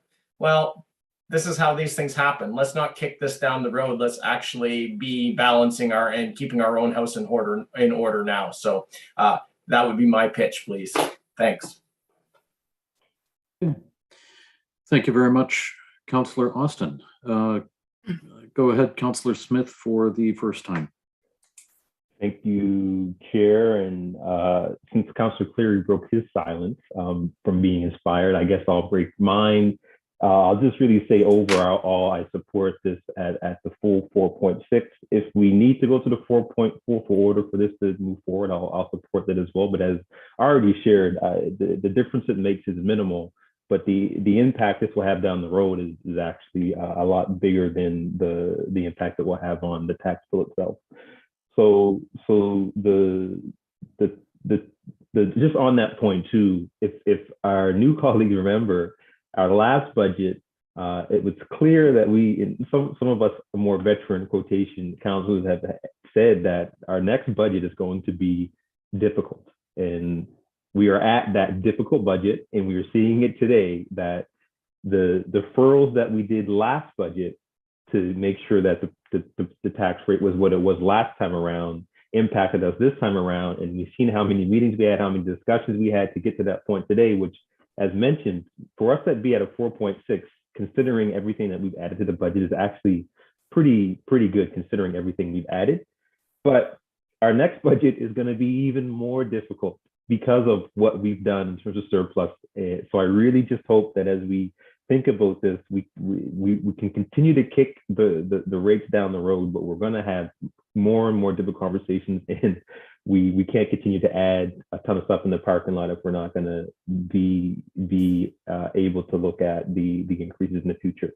So the one question that I do have is related to some of the provincial tax changes that are being potentially put in place if it gets approved in the new bills.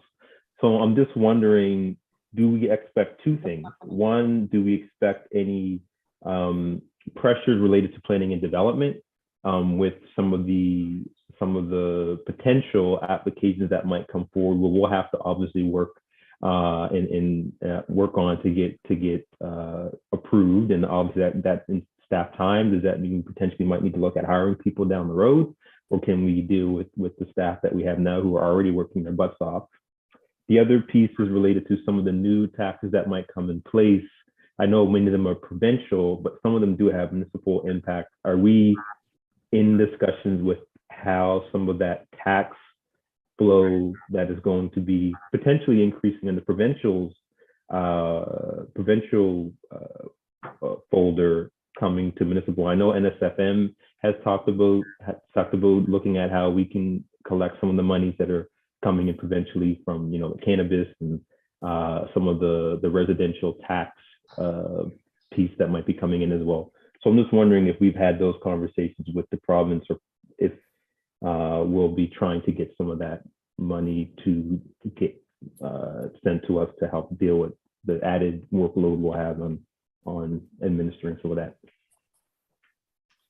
Yeah, thank you, Councillor. And I'll take the second question there first, and maybe Kelly can come in and speak to any pressures for planning and development. But yeah, the questions you ask on the new taxes on non-residents that the province just brought down in their budget, I had the same concerns as you do, in terms of what does that mean for HRM, in terms of, do we have a role in collecting those taxes? Do we have is it going to be downloaded or charged on our bill? What I know is that it's not, they do have a process through the land registry to administer those taxes. So the deed transfer tax will be deducted at source. Same as the registry manages that program for us.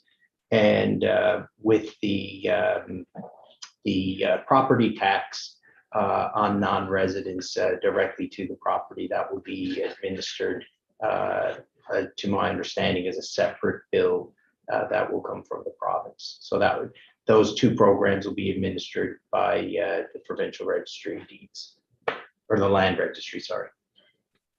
If Kelly could speak to the first part of that question, appreciate it.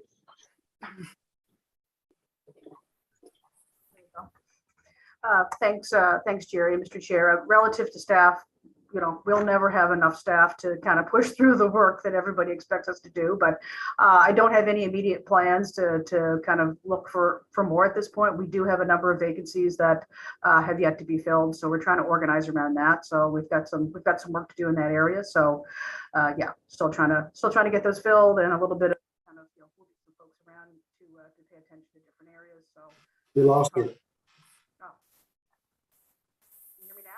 We could still hear you, but it sounds like something is covering your mic or your volume is way, way down. It just all of a sudden dropped. Yeah, not sure what happened, but we got most of it. But yeah, it did drop down for some reason. Really quickly, Chair, just with my last 5 seconds I have, I just want to say thank you to the staff and colleagues for the great discussion, and 100% support this budget. And I'll only say, it'd be great for our final tax bills if there's something that's included, and Councillor Blackford mentioned it, something that just maybe shows the impact that you've had as a resident from your contribution on the tax bill, that maybe gets included in the end of the year tax envelope, just so folks can see where their money is going. I think might be a good place to be. So that's it for me. Don't have to come back. Thank you, Chair. Thank you, Councillor Smith. I'm not sure that it would be cost effective to send Shannon Miedema out with every tax bill and personally deliver it and explain it. But it is certainly something we could have as a discussion. Let's go to Councillor Mancini. Mr. Chair, thank you very much.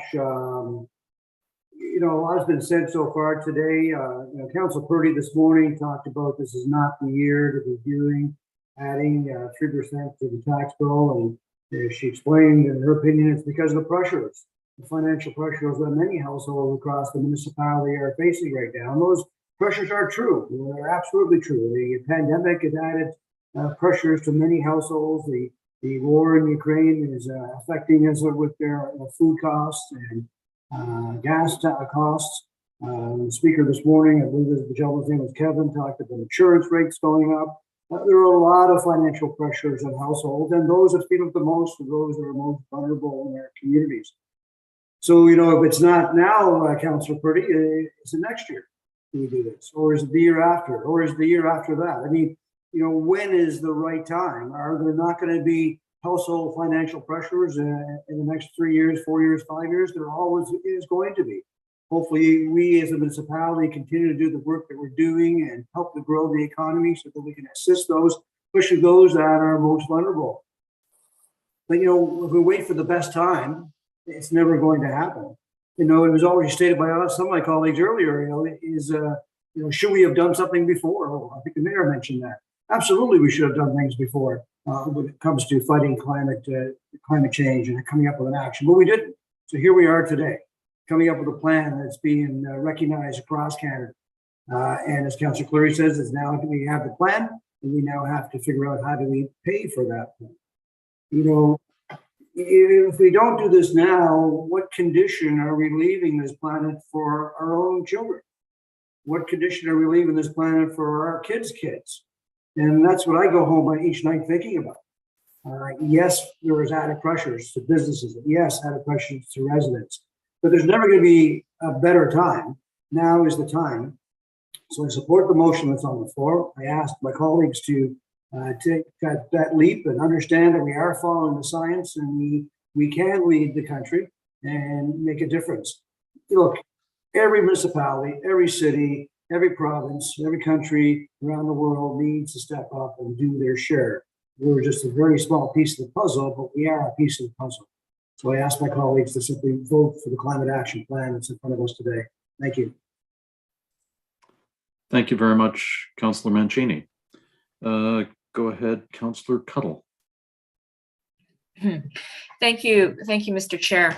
I just want to, well, first of all, say, respond to some of the opening remarks about, you know, vibrant communities and that it's not ubiquitous across HRM where we're seeing a lot of investment in our communities.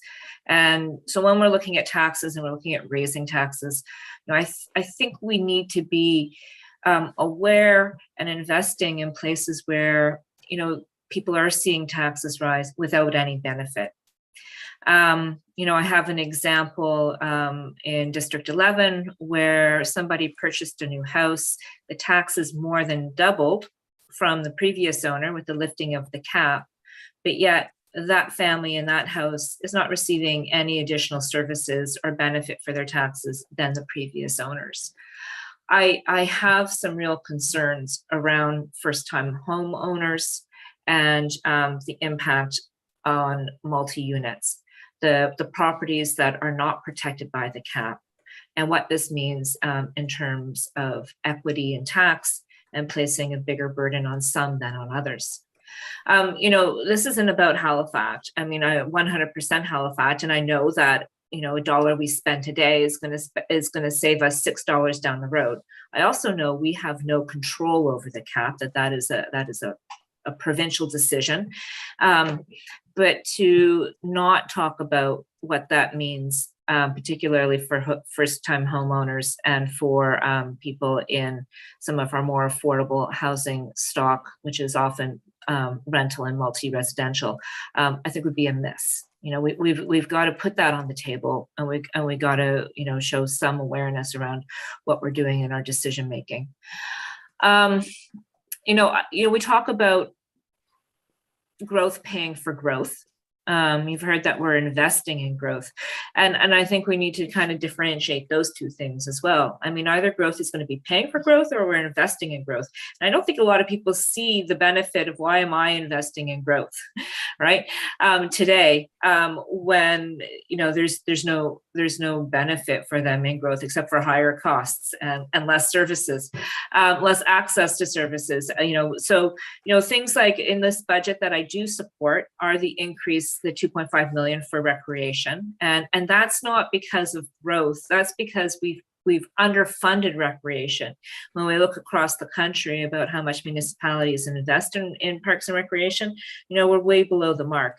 And that's one of the best things we can do in terms of delivering, I think, meaningful services to our residents. And it's also one of kind of our prime directives or prime mandates in what we can do as a municipality.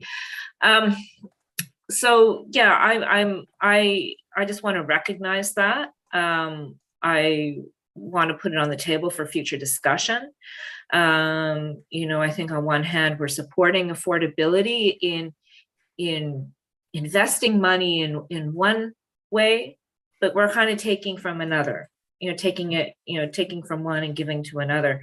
And I think we need a broader understanding around, you know, our you know, housing affordability and what role we play in that through our taxation policy and our tax decisions. So I know we're all feeling some uncertainty for all kinds of different reasons, and different people are feeling, you know, pressure around climate change, around the cost of living, around you know, global politics and the war in Ukraine. So I mean, there's a lot of uncertainty right now, you know, as we're coming out of COVID and a pandemic and the possibility of another pandemic wave. I would like to try to get this down as far as possible. When I look at the median, when we compare the average taxes compared to the median, and we see that the median is below the average, it means that 50% or more of our taxes and being, you know, calculated in that average are below $230,000, right? That's what's leading. And that's just not the reality, particularly for all the people who've bought new homes, who've paid a deed transfer tax and now have to pay tax on top of that. It's a big burden. And it's got to be put on the table, and it's got to be acknowledged. So, you know, my preference would be to try to keep this as low as possible. And you know, it's not about kicking it down the road. It is about being fiscally responsible and finding ways at the same time to make it reasonable, make it a reasonable burden for people to carry. Because you know, if we're sinking some of our residents in the process, then I agree that I don't think that is a win. And while it's negligible on the average, that average isn't representative of kind of the greater whole out there of people who will be paying quite a bit more than $94 a year. So just saying my piece there, and thank you. Okay. Thank you very much, Councillor Cuddle. Go ahead, Councillor Morse. Thank you, Mr. Chair. This is a big day for me. I actually started to think about running for councillor because of the previous council voting to declare the climate emergency. And that made such a huge impression on me, actually, that I started to think, well, maybe I could be a councillor. Maybe I should run. This is a council that is being realistic about the future and really cares about the future. And then all of a sudden I found myself as a councillor, and here we are at this vote. So it's just a bit emotional for me. Also because, you know, I have a young daughter, teenage daughter, and she's involved in climate activities. And it's a big concern for her and for her friends and for her whole generation. So here, when we have such an excellent plan that we've put so much work into, that our staff has put so much work into, I think it should be fully funded. I support the 4.6. I think we should do everything within our power to make sure this plan gets going and gets off to the best possible footing, so that we can protect our city for our residents in the future. We know we're going to have major storms in the future. We have to protect our infrastructure. We know that we need to help our residents retrofit their homes, and this would help, our plan would help do that. That would save them money, it would save energy. We know we have to help Canada meet our international commitments. We have an opportunity to do that as well. So for all those reasons, but mostly because I think it will give young people hope that we are doing the best we can for them and for our city's future. So that's why I want to vote for the 4.6, to do everything we possibly can this year, right now. There's no better time. Thank you. Thank you very much, Councillor Morse. Go ahead, Councillor Purdy. Thank you, Mr. Chair. And I've been having some funky internet issues, so I might have to turn my video off again. But I just want a clarification on the BAL list. So is this the appropriate meeting? Is there time to put some of the BAL back on the table to challenge for the final budget? This is in fact the very last time to do that. Okay, I have a couple things I would like to reassess for this final tax rate. Okay. Okay. Point of order, Mr. Chair, if I may. Councillor Austin, go ahead. Wouldn't it be a motion of rescission, just so we all know what we're dealing with? Correct. Go ahead, John. No, the action that was directed by council was to develop the budget and the budget resolution based on the BAL list that was discussed at the BAL meeting. At this point, if there was the desire to make further amendments, you would need to defeat the motion that's on the floor and then come forward with a new motion in terms of we'd have to calculate a new tax rate and a new resolution and everything to try and sort out where it's at. But it's always open to council until final vote to make changes to it. Just at this point, we're at a resolution that would need to be defeated and then come forward with changes. Councillor Purdy, does that make sense and help? Your screen has gone blank, so. Wondering, Mr. Chair, if I may suggest, one, let Councillor Purdy tell us which items she wants to remove from the list. And then she can decide afterwards if she wants to put an actual motion or discussion to vote against what's on the floor. So right now, we don't know which one she wants to remove. I'm comfortable with that. I'm not sure that. We lose her? No, I'm back. I'm back, back. but Okay, good. I was lost. So I missed everything that John Trave said, but I just heard what Tony said. So you want me to tell you So which ones? John, if you wouldn't mind repeating what you had said, sorry about that. We are having a couple of technical issues. Sure, Mr. Chair, through you to Councillor Purdy. So the question was whether or not this was a motion of rescission. It's not. The budget has been prepared in accordance with the Budget Committee's direction. Unfortunately, though, we are at a point where we have the resolution, and as prepared as per Council's direction, Council would need to understand what it is you're proposing and then vote to defeat the budget, with the understanding we would have to rewrite the budget resolutions and bring that forward with the recalculated rate and the impacts on whatever it is that Council would like to see deleted from the BAL or otherwise, or other changes. Okay. Okay, so Mr. Chair, do you want me to? Yes, go ahead, please. And indicate Butterfly? which items on the budget adjustment list you would like to see removed. Okay.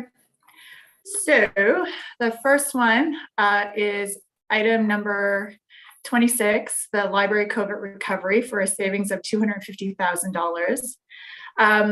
The next one, I was actually wondering if I can get some clarification about item number 27 with the new accelerated provincial task force of 9 of our developments that are being pushed through quickly in HRM. Do we still need $1 million worth of staff for P&D?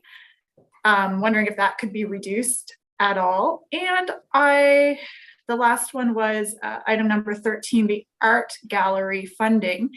I'd like to propose that we go back to the $3 million that staff originally recommended instead of the 7. Okay, thank you very much for that, Councillor Purdy. The numbers again were item 26, the library COVID recovery, item number 27, the additional staff resources for the permit application, and item 13, the Art Gallery of Nova Scotia funding request, just seeing if that could be reduced. Jerry, I'm wondering if you could work some magic and determine what the impact of that would be, which would help advise the future course of seeing if the budget would have to be reconsidered with that.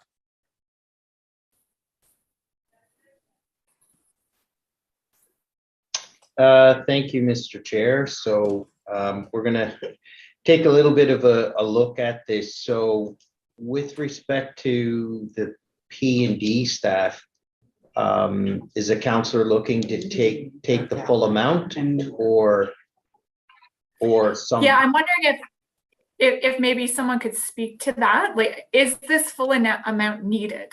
Can we reduce this amount? This is a $1 million ongoing, at least, obligation. So just wondering if someone could speak to that. I can speak to that, Mr. Chair, if you can hear me. Yes, we can. Go ahead, Kelly. Okay, thank you. In terms of the staff ask, that had to do with support for permits, right? So as you recall, back during my budget presentation, we talked about the long wait time that we have relative to permits. This would be staff that would be dedicated to moving permits through the system at an accelerated pace, actually something that's more reasonable.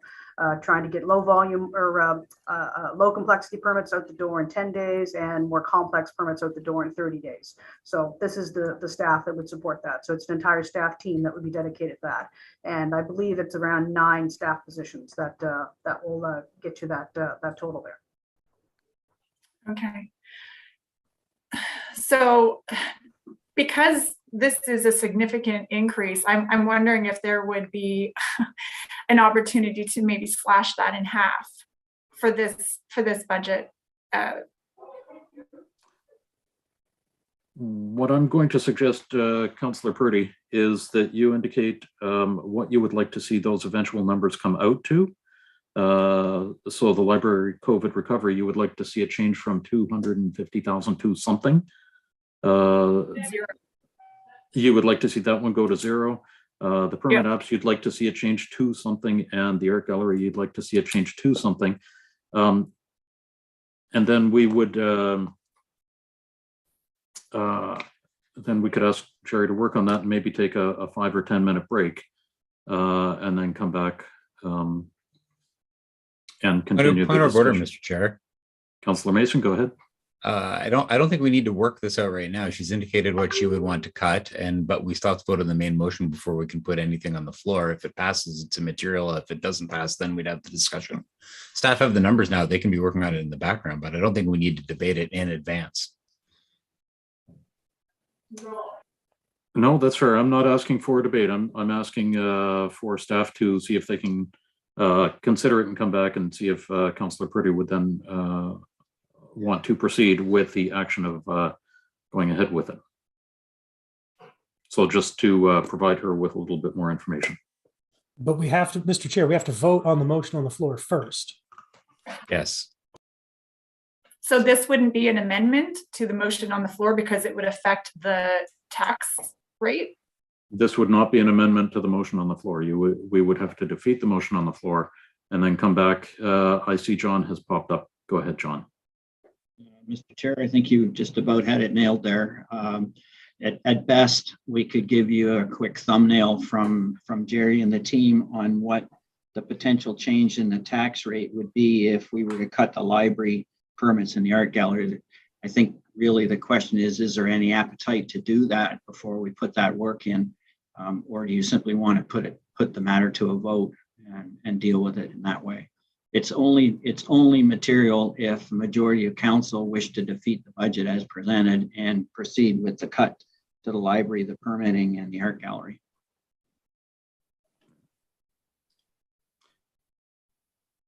At this point, we have gone over time for your time, Councillor Purdy.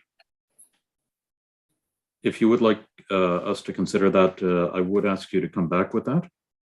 And let's proceed with Councillor Oudhit. Thank you, Mr. Chair. And this has been a tough process on a lot of us, and certainly a tough process for me. As I've said earlier today, this is the most significant increase that has ever been proposed during my time on council.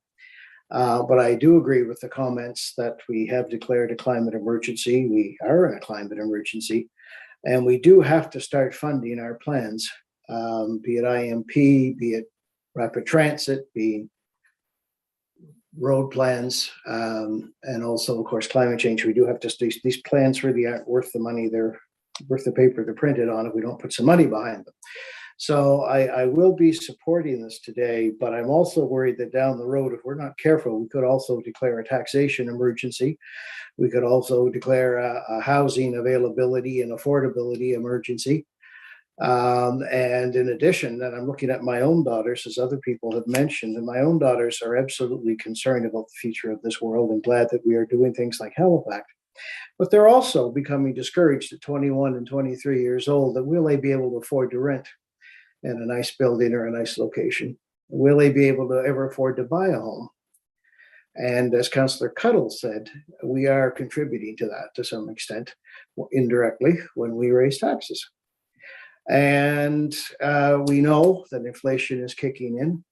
We know that we're going to have this perhaps 30 odd million challenge next year. So next year is not going to be pretty. I hope that what we will do next year is strap in for a little bit more, instead of saying, well, how do we go about funding record capital projects? How do we go about funding significant hiring? Going back to a little bit more of the focus on, we have all these things we want to do. We have all the things that we need to do, but a little bit more focus on how can we do a little bit more with what we have. Because next year, I mean, I certainly myself, and I can only speak for myself, will not be regularly supporting budget increases in the tune of 4 and 5 and 6 and 7% that we easily could do when the inflation rate goes through the roof. And when we see the cost of things that we want to do. And there's nothing that we're approving today that I don't support. I look at that BAL list, I look at that capital projects list, and they're all wonderful things, operating people. And I do believe that in some cases, hiring people, there is a return on investment when it comes to planners, for example, and development folks. And I'm not going to be at a stage of doom and gloom yet, because I do think that the deed transfer tax could stay high. I do think that continuing to grow the tax base by building thousands of homes, thousands of units, and them starting to pay taxes instead of being on vacant lots will help us as well. But I do think next year, I hope that the attitude that we will start next year off with is not, here's the 6% we need, or the 7 or the 8 or 9% we need, but how do we try and make sure that we don't exceed this record tax increase while trying to do the best we can, but maybe not all at once for those that we represent. We have to look at this in our own homes as well. We want to upgrade our homes for climate change. You know, maybe that's getting heat pumps, maybe it's insulating, maybe it's changing what we do with water runoff. And at the same time, we have to do things like maintain our homes, and we still have to, and we have to replace aging appliances and this sort of thing. But we cannot do it all at once. And we're going to have to remember that for the people we represent as well. I will support this year, but I hope we're not sending a trend now. You know, gone may be the days of 0 to 2% tax increases, but let's just hope we're not setting the standard now where we'll look fondly back to the days when the tax increase was only 4.6%. Because I think a lot of people, our young people included, will have a great challenge with that. Thank you very much, Mr. Chair, and thank you to everyone who has contributed to this process. And I will stay cautiously optimistic, but going into next year with my eyes wide open and my pencil perhaps a little sharper. Thank you. Thank you very much, Councillor Outfit. Go ahead, Jerry. Jerry. Thank you, Mr. Chair. So yeah, we've done the quick math on that ask from Councillor Purdy, and it's about $1 million in savings. So it'll take about 2 points off the 4.6. So you'd land somewhere in the 4.4 range as an increase to the average tax bill. Okay. Thank you very much. Thank you very much, Jerry, for that. We have, go ahead, Mr. Mayor. You are next on the list. Oh, I didn't realize that. Thank you. So I have a question for John, I guess, or Ian, or anybody. I still think we should reduce the tax rate from 4.6 to 4.4. As I said before, it's not a lot of money. But it's not just, but we've argued at this council over $50,000. And this is 1.25 million that would go directly to the tax rate. And it's not just the money, it's the point that the money came in after we had budgeted. And it was coming out of the this year's surplus fund. We had already allocated it. And so look, I support the budget. Let me be clear about that.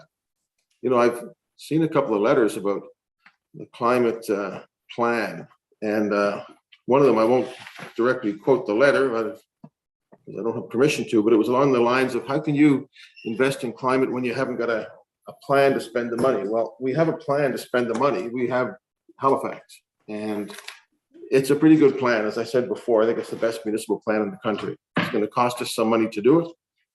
And, should we have done it before? We should have, but we're way ahead of most municipalities on this. And I think we have the best plan. So I don't, that's not a problem for me. But I do think, just on principle, that money came to us since we last met, and I think it should go. It is for something that was already in the budget. I think it should go to reduce the tax rate by the small percentage that it does. I don't want to vote against the budget to make that happen, is my problem, John. But I guess if it's an alternative, is that what I have to do? through you to the mayor and the budget committee. Yes, given the new funding announcement from the province, we understood this might be a discussion. We have drafted an alternative schedule if it's council's wish, and the process would be to defeat the motion in front of you, and then we would move an alternative based on the $1.25 million as a consequence of the funding announcements from the province. On a clarification, can we just make an amendment in the first part of the motion to Schedule 2 instead of Schedule 1? Schedule 2 is a 4.4 scenario. I mean, we have considered this, given where we're at, and that the budget's been finalized and prepared, the way it's been put together on the 4.6 pursuant to council's direction. Fundamentally, that's contrary to the direction, and the process would normally be to defeat the recommendation that's built out of the budget process and to run the alternative in the alternative. So that we have another schedule that we could, bring forward in the alternative if the motion based on council's work today changes. Recognizing this is information that was received after the fact, but it's still a budget that's been prepared based on council's direction. Okay, I accept that. I'm not going to move it right now because I'm out of town. I want to make one other point, which is, I think there are risks. There's also some opportunities. I think we're going to get some money for operating revenue that's going to come in too late to impact the budget that we will then put into a reserve for future years. If it does come through, it's though designated for operating shortfalls in transit, which we've already incurred. So if we had it by now, we could have used that to offset the tax rate quite legitimately, but we're not going to have it by now. So I do think it's a small amount of money, but on principle, I would like to see us reduce the rate from 4.6 to 4.4, and I'll leave it to others to determine if they feel the same way. If not, I'll vote for the budget as is, and I thank everybody who did the hard work of putting it together. Thank you. Thank you very much, Mr. Mayor.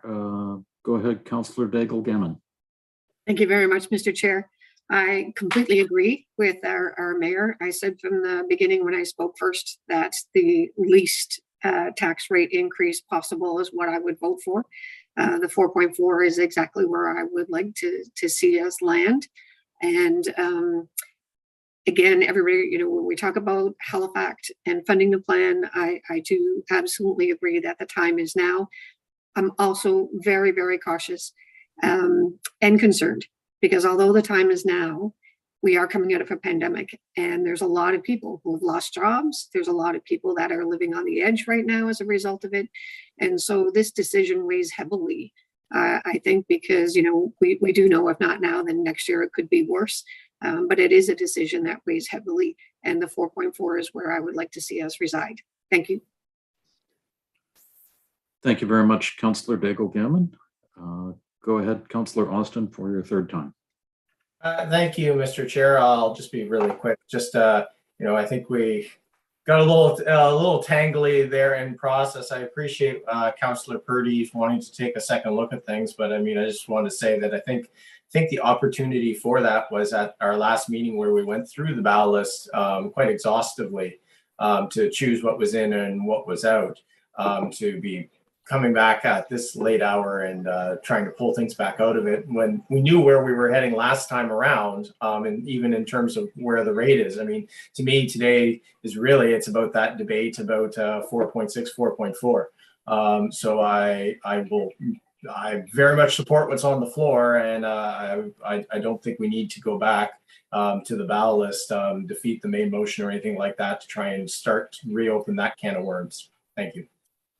Okay. Thank you very much, Councillor Austin. Go ahead, Councillor Purdy. Thank you, Mr. Chair. And I respectfully disagree, because this budget process is incredibly confusing. And having done, this is our second budget process done in isolation for the most part.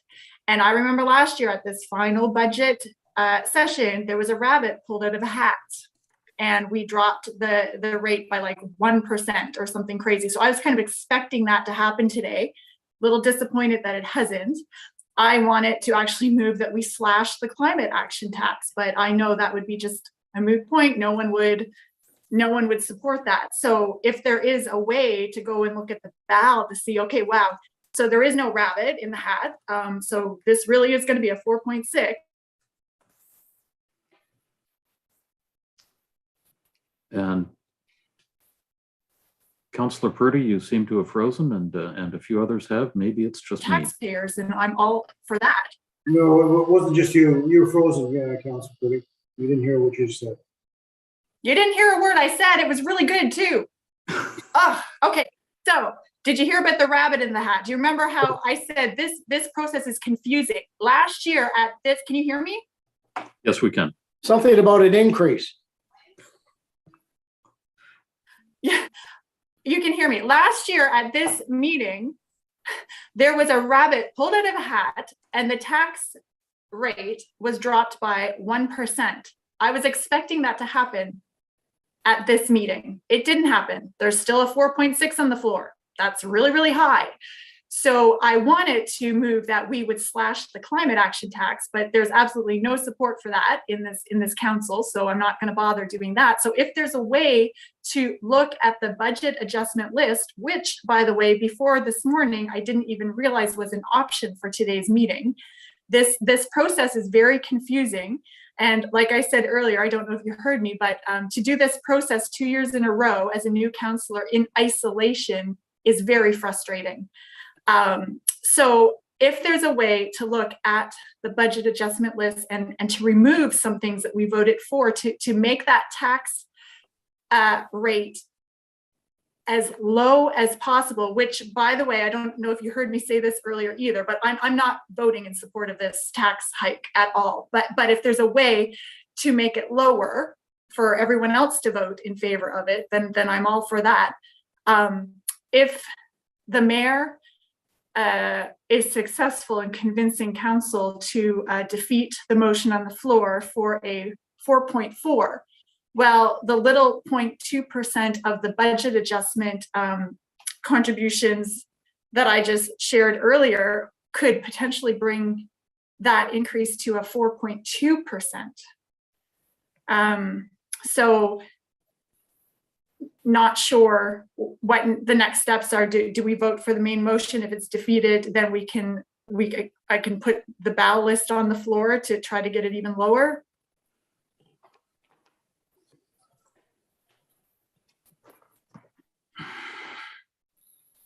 Go ahead, Jerry. Yeah, thank you. Thank you, Mr. Chair. So, just respect to the councillors' comments.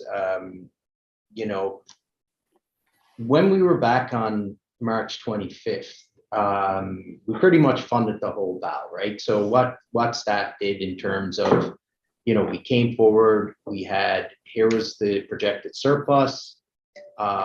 We talked about there was the money that was available to make any moves to either fund the BAL, to not fund the BAL, or to create any rate savings. So, I feel that we've done that. We were very transparent in terms of saying, it would be nice. We're thinking we got, $5 to $8 million of exposure on fuel this year. If we could have some of that remaining surplus left, that we could put in our risk reserve or contingency reserve.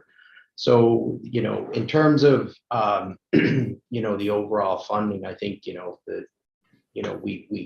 we did bring forward a plan to try to get this to fund the BAL. But I think what Councillor Purdy is speaking to last year was that once the BAL was funded, then there was a conversation about getting the rate below from 1.9 down to 1, right, or 0.9.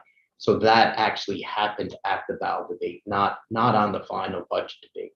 So just wanted to provide some context there. Thank you. Thank you very much.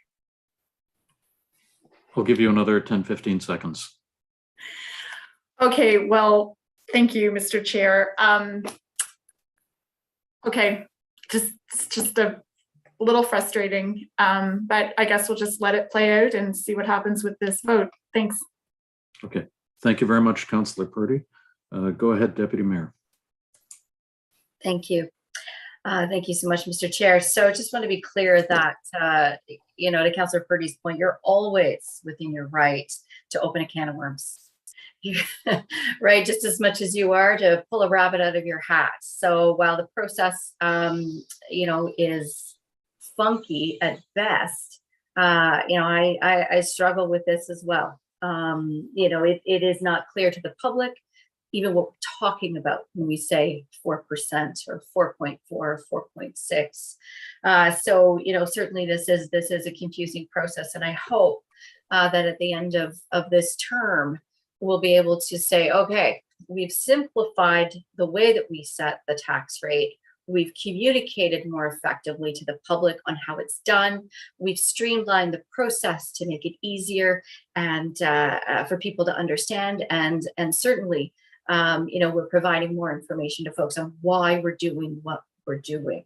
Halifax was unanimously accepted by the previous council. We have then come in October 2020 to say, okay, now we need to fund it. I campaigned on environmental issues. That's why I'm here. I support Halifax. It hurts, me when I hear people say how horrible it is that we are, thinking that we can change climate in China by this act. No, that's not what we're doing. We are addressing the issues that we have currently today in this plan, and we're implementing it. And I'm proud of this council for doing that. I'm proud of our city and all of the people who have emailed and called me to say, thank you for doing this. And I will add the number of young people who have stepped up to say, you're doing a good job. This is what we need to do. So I understand it's not easy to transition from a fossil fuel economy to a renewable and low carbon economy. That's not easy to do, but certainly we're seeing that move nationally. I think that as Atlantic Canada's largest municipality and most significant economic engine, it's important for us to do this. And yes, I think that leadership is hard. It's difficult to make those tough decisions. Honestly, Mr. Mayor, 4.6 or 4.4, I'm not really seeing much of a difference. Certainly I'll support 4.4, but I'm prepared to support 4.6. It is important for us to get on with business. The other thing that I've been asked consistently is for recreation initiatives. I've been asked for infrastructure. I've been asked to ensure that we have more policing, more fire. All of those things cost. So we can't kid ourselves and suggest that we're going to reduce the amount of taxes that this largest municipality in Nova Scotia is bringing in. No, because we have to continue to grow. And as we grow outside of the urban area, it continues to cost more. And so building that suburban plan is extremely important. Understanding that rural regional plan is extremely important as well. Creating those main streets, those complete vibrant communities, that all costs. And so, I think if people do take the time to reach out to their counselors and learn more about the Halifax plan, read the plan, and I think overall it's important for our finance unit and also our Halifax team to be able to create some of those stories about what that money is being spent on, how it's actually benefiting the community, and how it's actually in the end saving money, because invest now, save later. That's the truth. That's how it operates. That this is how it works. So, I think that most people are not going to be willing to run towards change and to run towards transitioning an economy. And so I think it's important for us to lead and bring them along with us. And certainly you're going to see changes provincially and with all of the other municipalities, most definitely those who are on the coast who are seeing our roads destroyed by the storm surge and the rising sea level. So this is really important work. I just want to thank you all for what you're doing. And giddy up. Let's get going. Okay. Thank you very much for that, Deputy Mayor. Go ahead, Councillor Outfit. Just very quickly, two questions. One is the only way, just confirming that the only way we could support 4.4 versus 4.6 is by voting against this motion. That's my first question. The second is that what the mayor and Kathy and Trish are asking us to do? Because they have all mentioned that they support the 4.4. Are they asking that this be defeated and that we come back with the 4.4? Or what? So what are we doing? Is that the only way? And is that what we're being asked to do? Thanks, Chair. Thank you, Councillor Outfit. Can we go ahead, Jacques? Thank you. Thank you, Mr. Chair. Through you to Councillor Outfit. Yes, you would need to defeat the motion on the floor if you wish to support 4.4. I can't speak to the other question. Okay, thank you very much for that, Jacques. Go ahead, Mr. Mayor. Thank you, Chair. Last year, I moved late in the process that we, as Councillor Purdy alluded, seconded by Councillor Outfit, I moved that we make sure that we put the money in from, I think the actual motion was reserves and grants so that the increase did not exceed 1%. That was from the money was going in from the surplus of last year. But that was at the last budget meeting. We're now at council. I'd like to see the 4.4, but I don't want this budget to pass 10-7 because some people are looking for 4.4. I'm going to vote for the budget as it is. I think it's a really important historic document. I think it's important that as many people as possible who believe in climate action, who believe that this planet has to be taken seriously, that we have to look forward for our kids and our grandkids, that we have to do those things which are difficult. That's government, right? So I would prefer 4.4, but I'm not prepared to vote against this budget. And I encourage people who think that we're on the right track to vote right now for this budget. And, let's make a statement about what we believe in as a municipality, recognizing that there's a lot of people facing real challenges in our municipality. But one of the biggest challenges we all face is a change in climate. It is the existential threat of our time. So I will vote for this budget at 4.6%. Thank you, Chair. Okay. Thank you very much, Mr. Mayor. We have no further speakers on the list. So are we ready for the question? Question has been called. Go ahead. Beginning with District 8, Councillor Smith. For the motion. 9, Councillor Cleary. For the motion. 10, Councillor Morse. Voting in favor of the motion. 11, Councillor Cuttle. For the motion. 12, Councillor Stoddard. Voting in favor of the motion. 13, Deputy Mayor Lovelace. Voting yes. 14, Councillor Blackburn. Voting in favor of the motion. 15, Councillor Russell. In favor. 16, Councillor Outhead. A reluctant yes. Mayor Savage. In favor. 1, Councillor Daigle Gammon. Also a reluctant yes. 2, Councillor Hensby. Negatory. 3, Councillor Kent. In favor. 4, Councillor Purdy. Voting against the motion. 5, Councillor Austin. In favor. 6, Councillor Mancini. Voting in favor of the motion. And 7, Councillor Mason. Enthusiastically for the motion. Thank you. Thank you very much, everybody. That motion passes. We have nothing left in this meeting except for adjournment. So if I could have a motion to adjourn, please. So moved, Mr. Chair. Motion to adjourn. Thank you very much, Deputy Mayor. So at this point, I would recommend that we take a break for 10-15 minutes, and that's up to everybody, I guess. And then we would resume in the council meeting. Mr. Chair, if I could, can I suggest we come back at 3 o'clock and we will go back into council. 3 o'clock. Wonderful. Thank you. That will be this same Zoom meeting link. We will come and turn your cameras back on at 3 o'clock. Thank you. Thank you very much, everybody. We will see you at 3 o'clock.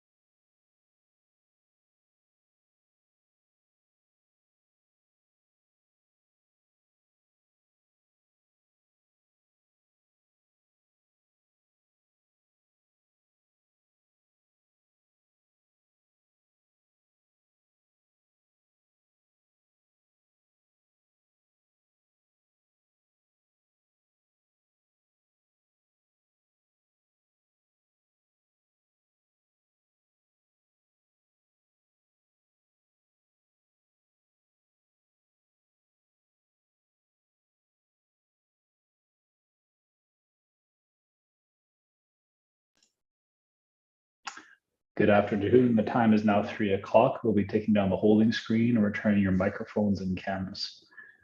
Mayor Savage, you can call the meeting back to order on your call.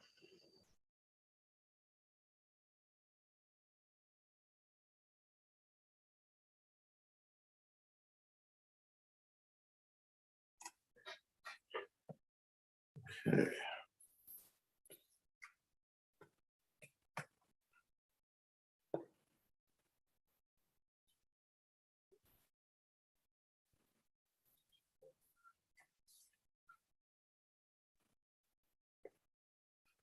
Okay, let's just give me 30 seconds. I got we haven't called the meeting back yet, right? Ian, I got 30 seconds. Mayor Savage, we are ready to go on your call, but we can wait until you are ready. Okay, just 1 sec. Absolutely.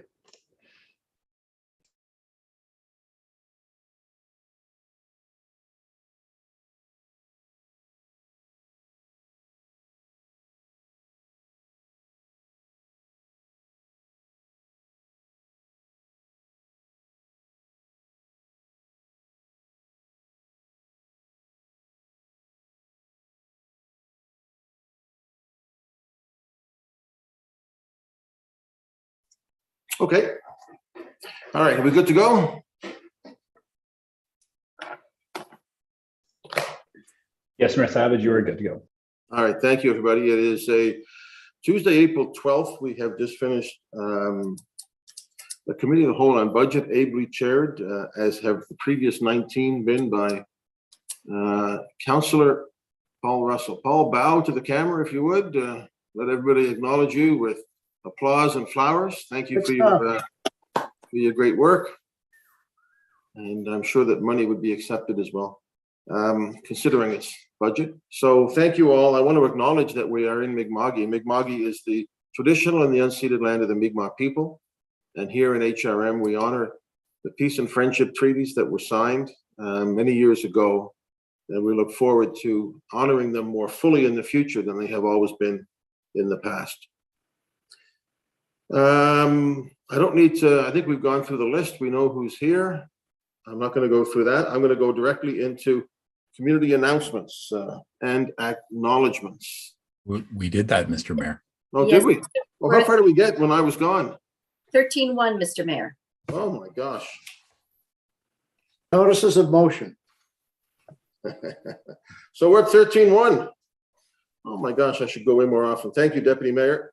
Correspondence. Did we do that already, Mr. Clerk? Mayor Savage, correspondence has been received for item 12.1. This correspondence has been distributed to all members of council. I will also note we have an added item that has just been circulated to all members of council as well. Yeah, so that added item is the ratification of the budget. So I'd like to move its addition. Yeah, I wonder if I'll we could second move that. it. Yeah, thank you. We'll add it to the council, to the agenda. Would people be okay with moving it up too? So maybe we Yes, can please. get some communications out on it before the end of the day, as people were talking about.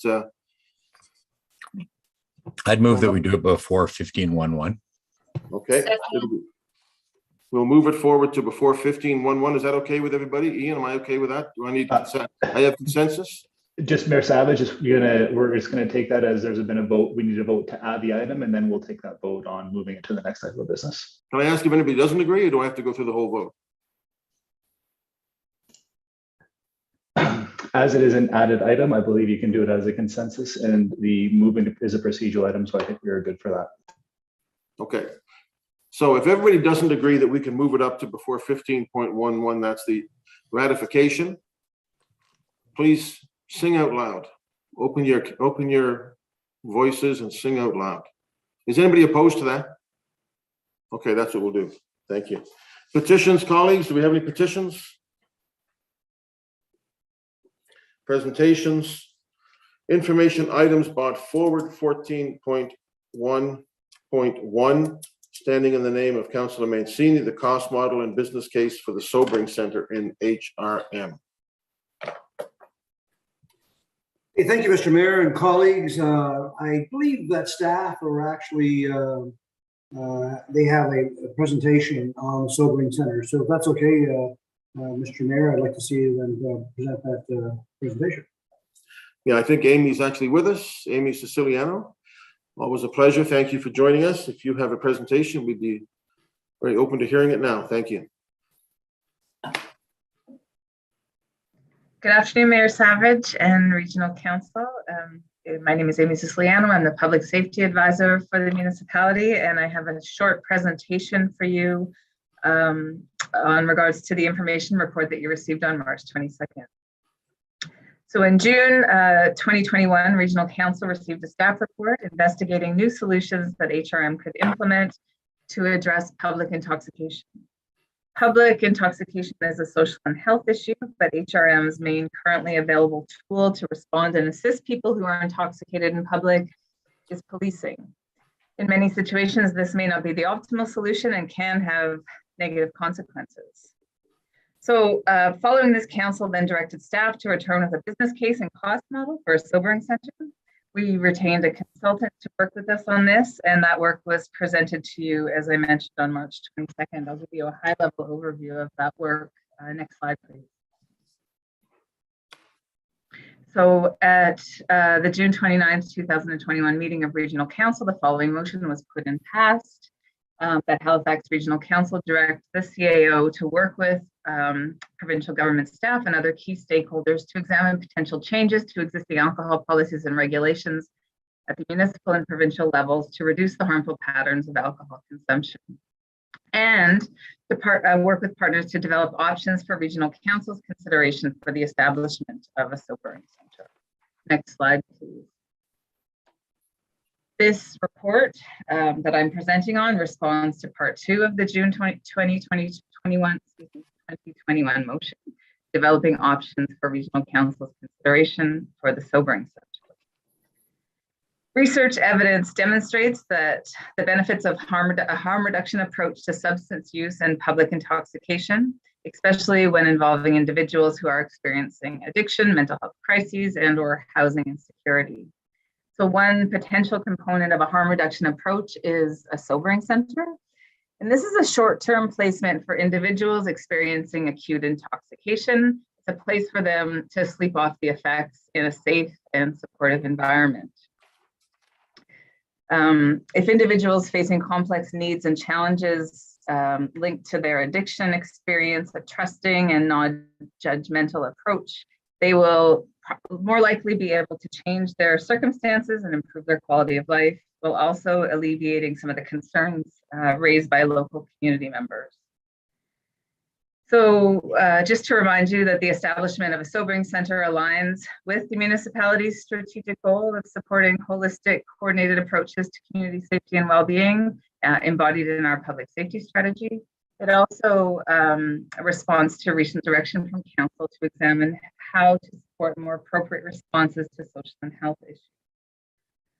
And look at ways to reduce demand for police services where more appropriate responses are warranted. Next slide, please.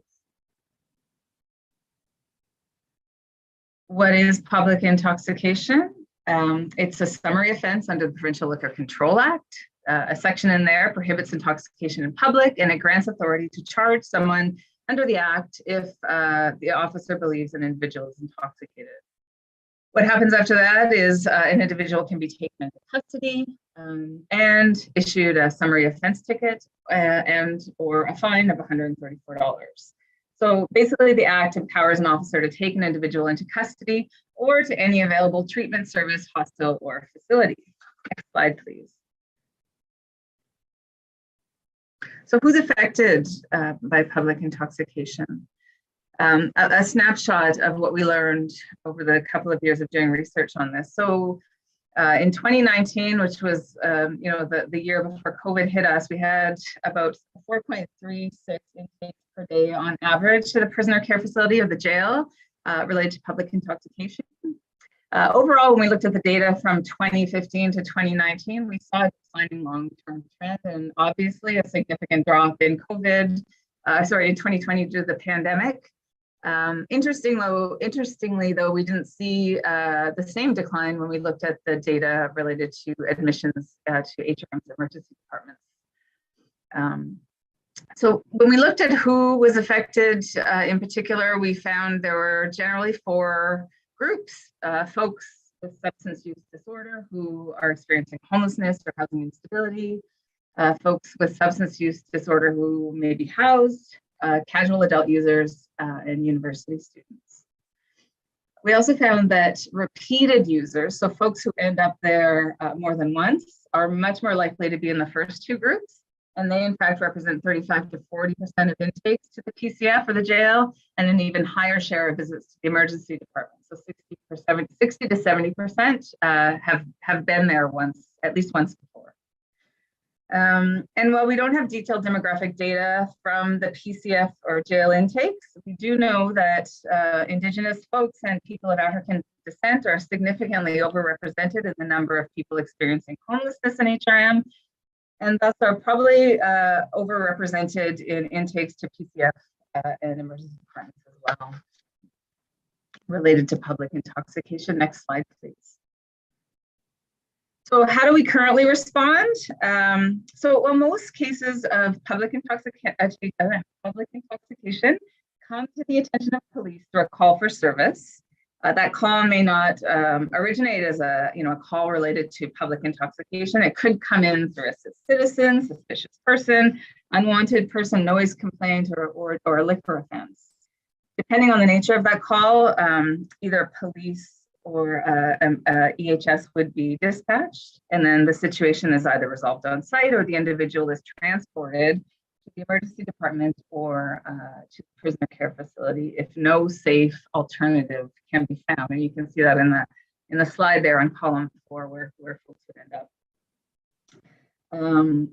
So based on the research and concurrent reports conducted over the past 2 years through my office, there's a number of shortcomings with the current approach. So we have, number 1 would be a lack of support structures to adequately address the needs of individuals with substance use disorder. Second would be a potential reliance on an enforcement approach to addressing a social or health issue. Third would be potential pathways for criminalization, particularly for marginalized populations. And fourth would be inadequate, ineffective, and costly use of police and health resources. Next slide, please. So it's from these bases that we developed the rationale for a sobering center, and the sobering center that was the business case that was presented to you in the information report is based on several interrelated goals. So the first is connecting intoxicated individuals to the most appropriate services, reducing pressure on our emergency response services, and avoiding criminalization for behaviors that aren't criminal. The service model we developed was developed with extensive research and lots of consultation with community stakeholders, service providers, the province, and other sobering center operations across Canada and the United States. Next slide, please. So the model we developed, in a nutshell, is laid out for you here. So a 30-bed leased or rented facility at approximately 150 square feet per bed, primarily non-medical staffing model. So the floor staff aren't going to be, medical professionals, but would have, the kind of training that you would expect to be needed at this type of facility. So first aid, for instance, de-escalation training. And it would be supplemented with daily nursing supports for clients. It would be a congregate room setting with 1 or more additional small rooms that could be used for clients that might require additional privacy. It would have a minimum staffing ratio of 1 staff to 10 clients with a minimum of 2 staff on at all times, a full-time service manager, and some ancillary facilities that you can see laid out there. Next slide, please. So beyond factors that impact cost modeling, several important considerations were raised by local stakeholders and other existing sobering centers that we talked to that should be included in the service model. And these are detailed in the consultant's report, but I'll mention them here. So the use of peer support workers, culturally appropriate services, gender inclusive supports, community advisory group, and a governance model to oversee it and ensure, that the service is delivered as expected. Nutritious food was identified as essential, and ensuring that the location of the sobering center doesn't further marginalize the community where it's located. There's a wide range of sobering center models across Canada and in the United States. And they range from a basic model where folks just literally go to sleep it off while supervised, to ones that are much more integrated with addiction and mental health services. So the report also identifies appropriate healthcare add-ons to create a continuum of care for individuals with complex needs, so detox, counseling, and other addiction and mental health supports. Those add-ons are not costed out in the model. Next slide, please. So, as noted in the staff report, I've been engaged in discussions with the province, most frequently with the Department of Health and Wellness and Nova Scotia Health, but also other provincial stakeholders. The next phase here is to engage in further discussion with the province to discuss its interests in a feasible model and business case, and return to council with a recommendation for the end of 2022. As noted in the staff report, we believe it's appropriate for the provincial government to share some of the costs, for example, related to nursing or physician support. More broadly, I think that a collaborative approach with the province may result in other benefits, including quality of service, governance, and coordination. And that's the end of my presentation, and I'm more than happy to take questions. Thank you, Mrs. Saliano. We appreciate the work you do all the time. And on this, I will go to the Honorable Councillor Mancini. Thank you, Mr. Mayor. Dr. Siciliano, thank you for the presentation. More importantly, thank you for the work on this file. Colleagues, we've heard the report, the defund the police report. It's been, many of us have read it. I know I read it from cover to cover. In that report, there's a number of action items, and I felt it worthwhile because of that report that this not just sit in an information report, that we bring it forward and have discussion and allow public hearers have discussion about the possibility of a sobering center in HRM. And I also want people to know, even prior to the defund the police report, we've already been working on things that are in that report. So, for example, body-worn cameras is a motion that I brought forward, and even though the report, defund the police report, doesn't support it, I fully support the idea of, I think, jury, it might be there. Can you still hear me, folks? Sorry. Yes, we can. Thank you. So, the defund the police report does not support body-worn cameras, though I do, but it's in the report. In that defund the police report is also a sobering center. In Dr. Siciliano's presentation, I look at her slide and talks about repeat users and Indigenous people and people of African descent being overrepresented when they end up being in the situation they are now. In itself is worthwhile to proceed and to look at this, which is also most stands out for me, colleagues, is the rationale for the sobering center for slide 6. The connecting intoxicated individuals with appropriate services. We're here to help the folks. How many of these folks, the repeat users, don't get the help and they end up in another situation, even a grave situation? And even those that have been in, the cell that they go to now, and we've heard about the loss of lives and other situations. So for me, this is something that's important that the municipality get involved in. I do agree, though, the province should be the lead on this. And we need the province to start on this sooner than later. And so I actually had a motion prepared, but I had a chance to speak to the CAO on this. And the CEO felt that my motion was a little bit premature because he and his staff were going to speak to senior folks in the province sooner than later on partnering on the sobering center. So I'm wondering if Mr. Dubé is on the line, if Jacques, you could speak to that. And I guess my big question will be, when are those conversations with the province taking place with the senior officials of the province? And how quickly will we see this come back to council again, so we can have a discussion and possibly put forward a motion on partnering on the sobering center? Through you, Mr. Mayor, to the councillor. So first of all, thank you, Councillor Manzini, for bringing this up onto the agenda for a conversation. And I want to thank Amy for her great work that she did pulling this together, working with our consultant to have this, bring us to this file to where it is today. So, clearly this is an important project, and a city of our size needs and is growing, needs this kind of facility in the community for sure.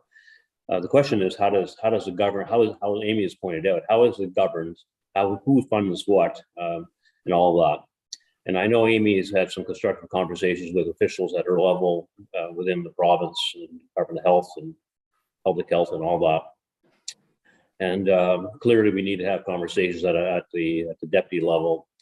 So I'm committed to having those conversations over the next month, certainly in May, hopefully come back to council in June with an update or some reaction from the province as to how this may play out.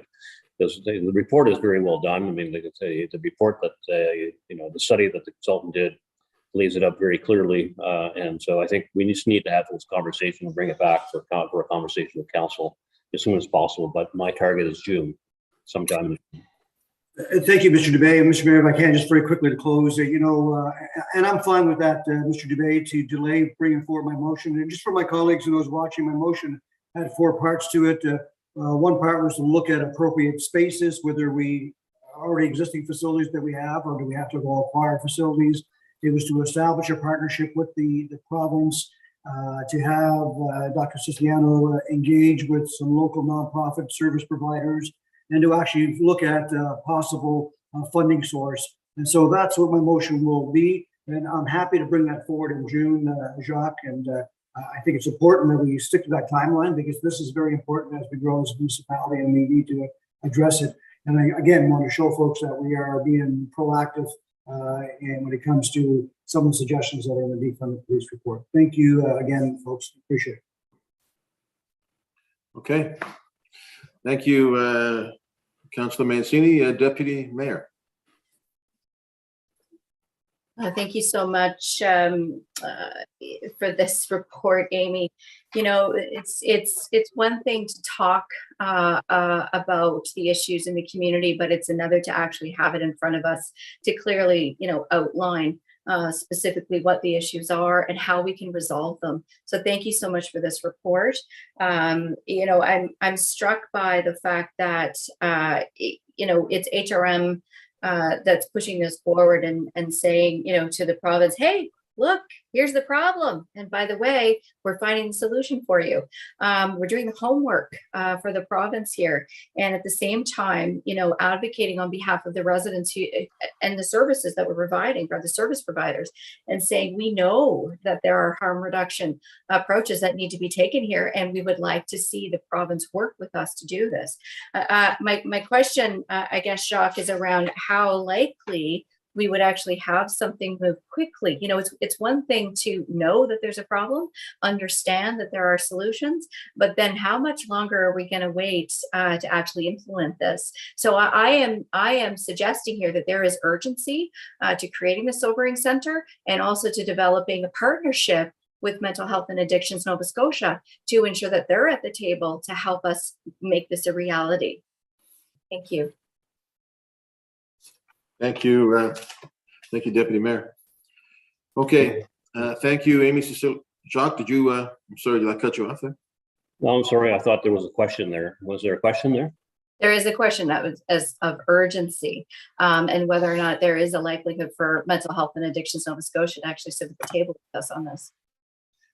Well, certainly, as I mentioned earlier in my comments to Councillor Mancini, my intention is to try to come back to council in June, which means that we have May to to speak with the province and try to come up with some understanding and consensus around that. So as soon as we have that, we'll be back to council. You can be assured that it's on my priority list for the month of May. Okay, well, thank you. It's not in their budget that's in the House right now. So I guess that urgency is really important. Thank you for prioritizing this, Jacques. Thank you. Councillor Morse. Thank you, Mr. Mayor. Just a question for Amy, if I could. What considerations are there to protect people who are in this alternative facility from each other to make sure that people who are there who may be under the influence are not getting involved in assaults or anything like that? Thank you. Through you, Mr. Mayor, to the councillor. Most sobering centers across Canada have staff, don't have security on staff, but they have staff trained in violence de-escalation. But not everyone would go to the sobering center. So I think, if somebody is exhibiting a behavior that would put other folks at risk, maybe the best place for them would be in the prisoner care facility. One thing that we learned talking with a lot of folks, police officers included, is that, when you're going to a safe environment where you're going to have a bed and some food, often the aggressive behavior that presents itself will disappear because you're going to a better place. So sometimes the problem is solved right at the beginning when you have a facility like this as an option for folks. Okay, that's great. Thank you. Thank you. Thank you, Councillor. Okay, thank you, Amy Siciliano. We appreciate that very much. Thank you, Councillor Mancini, for bringing that forward. We will bring forward 14.2 from Councillor Hensby, Mineville Park and Ride Terminal. Councillor Hensby. Thank you very much, Mr. Mayor. During the budget debate, I made reference to the regional transportation tax zone, according to the map, May 2009, as part of the attachment of our recently budget discussion. Respectfully, nobody in this council, with the exception of Councillor Kent, was around when the regional plan was first adopted and when we first talked about rural express services. Councillor Kent had to leave and to go down to the province house a month before the actual report was presented to council. And that goes back November 2007. I believe this council would. Hello, Councillor Mancini, how are you? I believe council should have the benefit of having an opportunity to see the Contra consultant's report on the rural express service, because we talk about trying to get a mobility shift and a shift of getting the commuters instead of driving their cars to take buses and stuff. And the rural express service was one of those proposals we've had given our public back in the days of the regional plan being adopted, a reason for this regional transportation tax zone. And I think it's time for us to revisit that and look at the gems that are still unpolished in that report.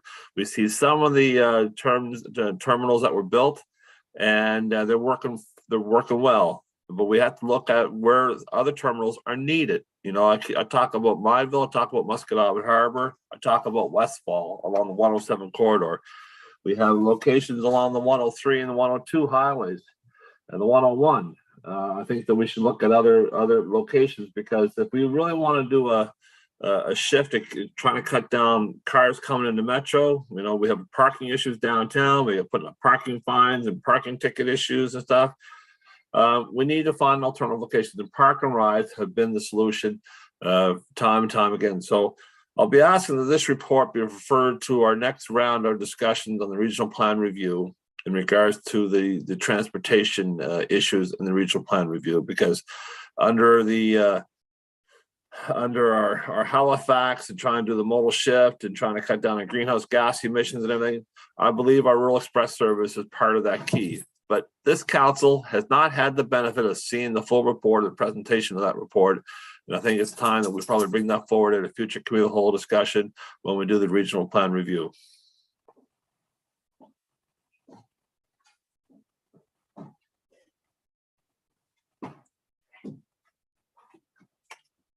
Hello, I'm not hearing anybody.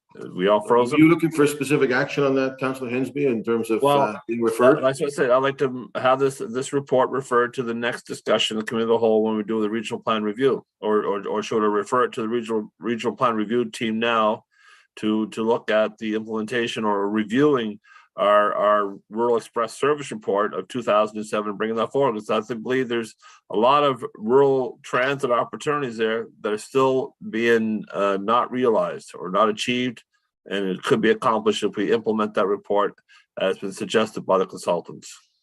Okay, maybe I'll ask Jacques. Jacques, will you follow on that? What's the best way for Councillor Hensby to go forward with this?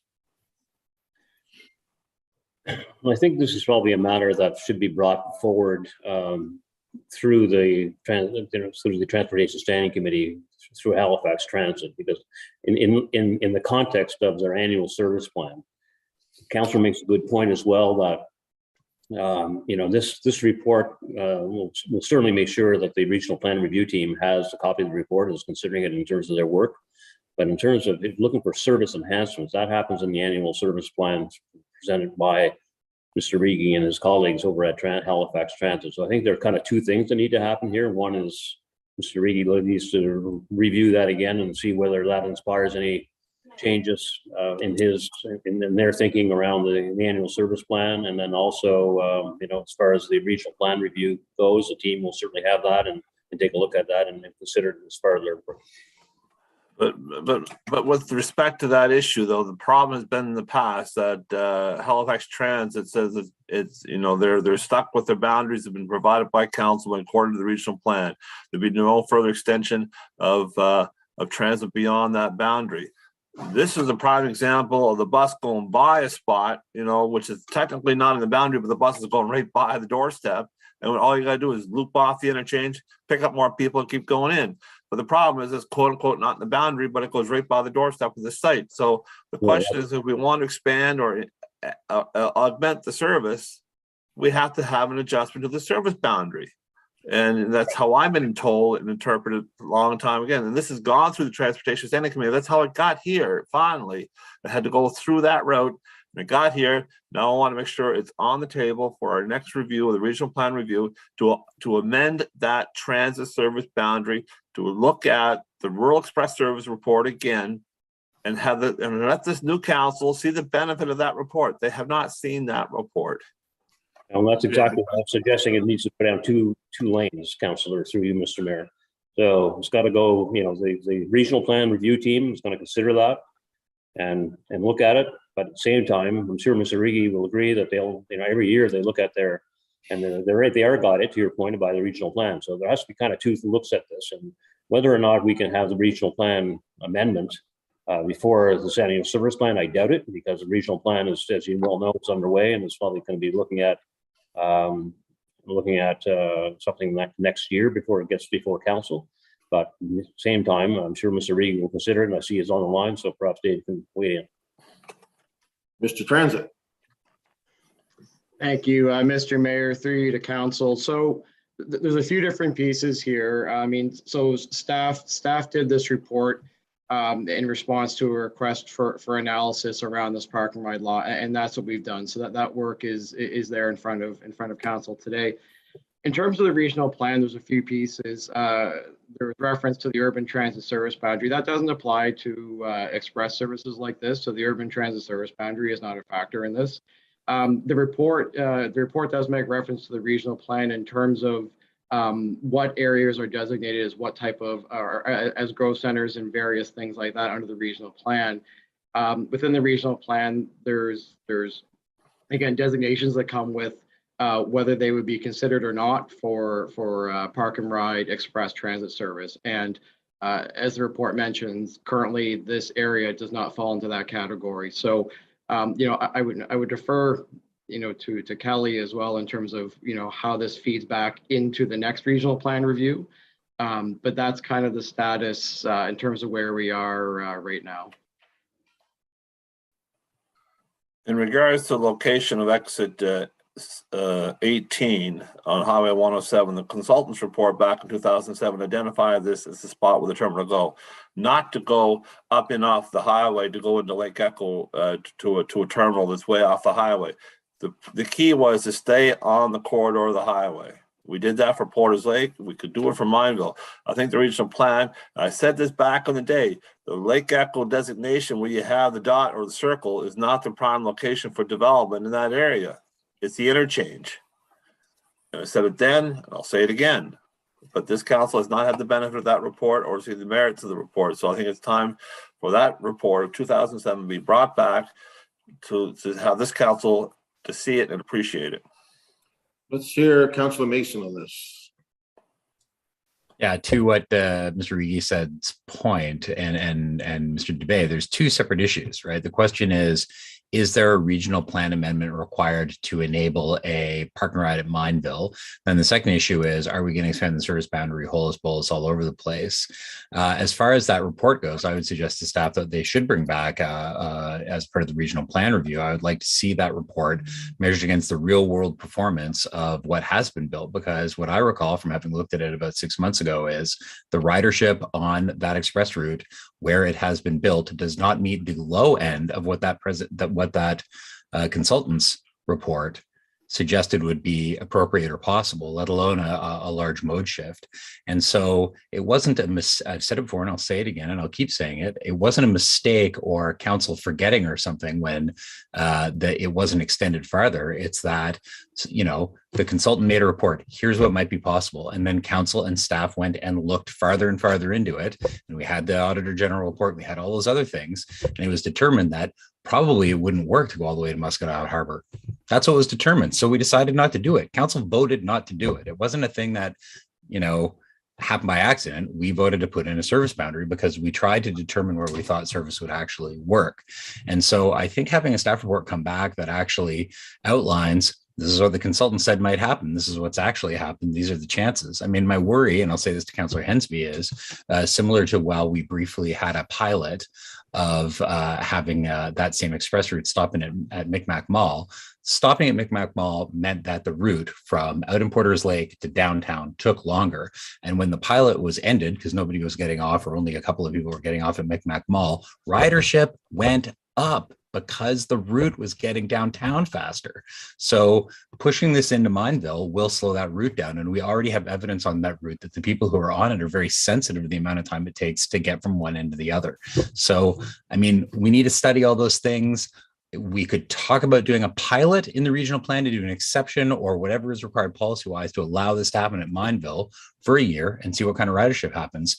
But I mean, it's not about performative actions that say, look, we got a bus stop here and it's here forever. The ridership would have to be high enough to justify it. And then you get back to the problem, which is 20 or 30 people are going to get on in Mineville if we're lucky, and it's going to cost hundreds of thousands of dollars to build that infrastructure. And if the pilot fails, we've spent the money.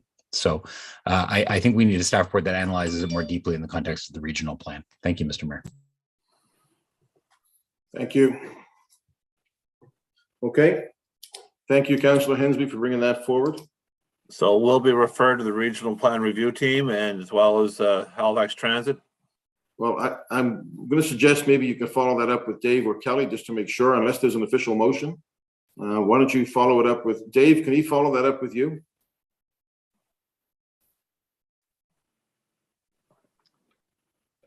Thank you, Mr. Mayor. So I mean, I guess in terms of Halifax Transit, you know, we've responded to the request that was made for analysis of this. So I think unless there's further direction from council, that would be, you know, that would be our portion complete. I couldn't speak to the mechanism to refer this to regional plan though. Well, Mr. Mayor, then I'll ask for that the 2007 consultants report be given to full council in the future committee of the whole meeting.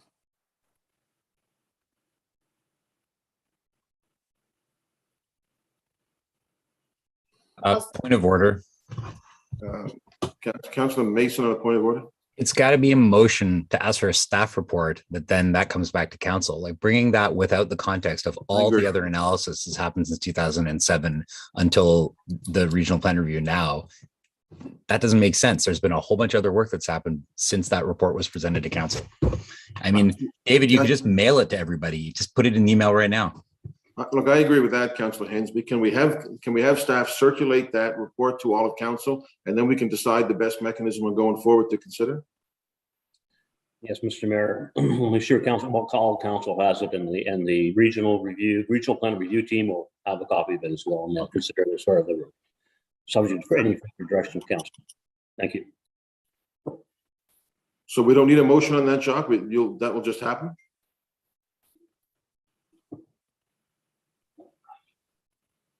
Sorry, my fingers aren't working. Yes, that will just happen. That will just happen. Okay. Councillor Hensby, okay? For the moment. All right, well, the moment matters.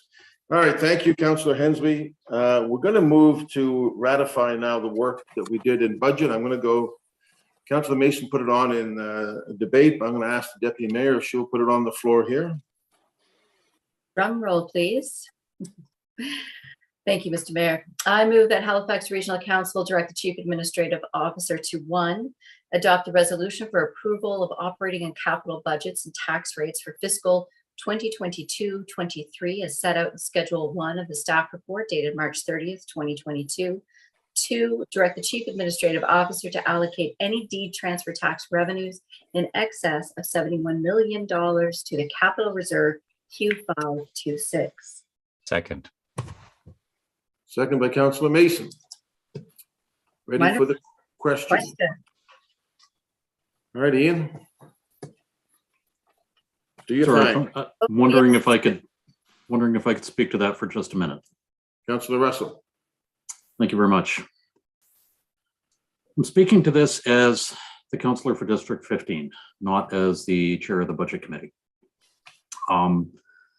We have heard, and I've specifically done this to basically hold my opinion back by choice, not because it's not possible to express my opinion on budget. Because I wanted to make sure that the budget got as far as it could. I also wanted to make sure that I heard as much as I could from those in District 15, and I've heard a lot. Most of what I've heard falls into 2 camps. In the emails that I've gotten from all around HRM, most people are comfortable, or rather most of the emails that I've gotten, and most of the social media messages that I've seen and all of that stuff is in favor of spending on Halifax. And most of the correspondence that I've gotten from those individuals in Lower Sackville is against it. And it's not against Halifax, it's against the 3%. So what we're faced with is a budget that is a 4.6% increase, and I see the value in a lot of it, and I see the challenge in a lot of it, as we all do. The 1.6% is the state of good repair. We had originally discussed 5.9% as a combination of the 3% of Halifax and 2.9 for state of good repair. That 2.9% has been dropped to 1.6%. We need state of good repair. We need better roads. The freeze-thaw cycles that we've seen have had a dramatic impact on the roads around here. We need much more stuff in the way of making sure that that things get better and that we spend more money on the infrastructure. I have brought forth the information a couple of times that we have 229 streets in Lower Sackville, and one of them has a sidewalk on both sides. Only one. So it makes it a little bit more challenging. When we were talking about the budget adjustment list, we had a number of people speaking to it who said, I'll add this to the budget adjustment list, but I probably won't vote for it in the end. I want to see the report. I want to see what it looks like, but I probably won't vote for it. Well, virtually everything that got added to the budget adjustment list is still on it. So that I expected it to increase the 4.6%, and it hasn't. Thank you very much to Jacques and Jerry and the rest of staff for finding ways to make that happen. What that does on the other side is reduces the flexibility that we've got to be able to reduce the 4.6 to or from anything, which is what Councillor Purdy was looking at earlier. And so we are basically left with, it is going to be 4.6. That's looking at the financial side of it. Looking at the environment side, I'm strongly in favor of supporting the environmental action. When I became councillor, one of the reasons I wanted to do it was to clean up First Lake to take care of the E. coli problem and to make sure that the lake health is moving forward. And I'm still very interested in doing that. I've also been working a lot with Sackville Rivers on their projects. So it's not to say one or the other, it's to say that this is a really, really difficult decision. As we've all acknowledged, and I agree with the concept that the best time to plant a tree is 20 years ago. The second best time to plant a tree is today. We didn't plant this tree 20 years ago, so it should be planted today, but at this point, we're also coming out of the pandemic, or we might still be in there. A number of people have lost their jobs. A number of businesses have closed, small businesses that we're looking to support who are going to be disproportionately affected by the pandemic. And so we've tried helping them through tax breaks, and we have found that that is really, really difficult. So they're still going to hurt. And this tax is going to impact businesses more than residents.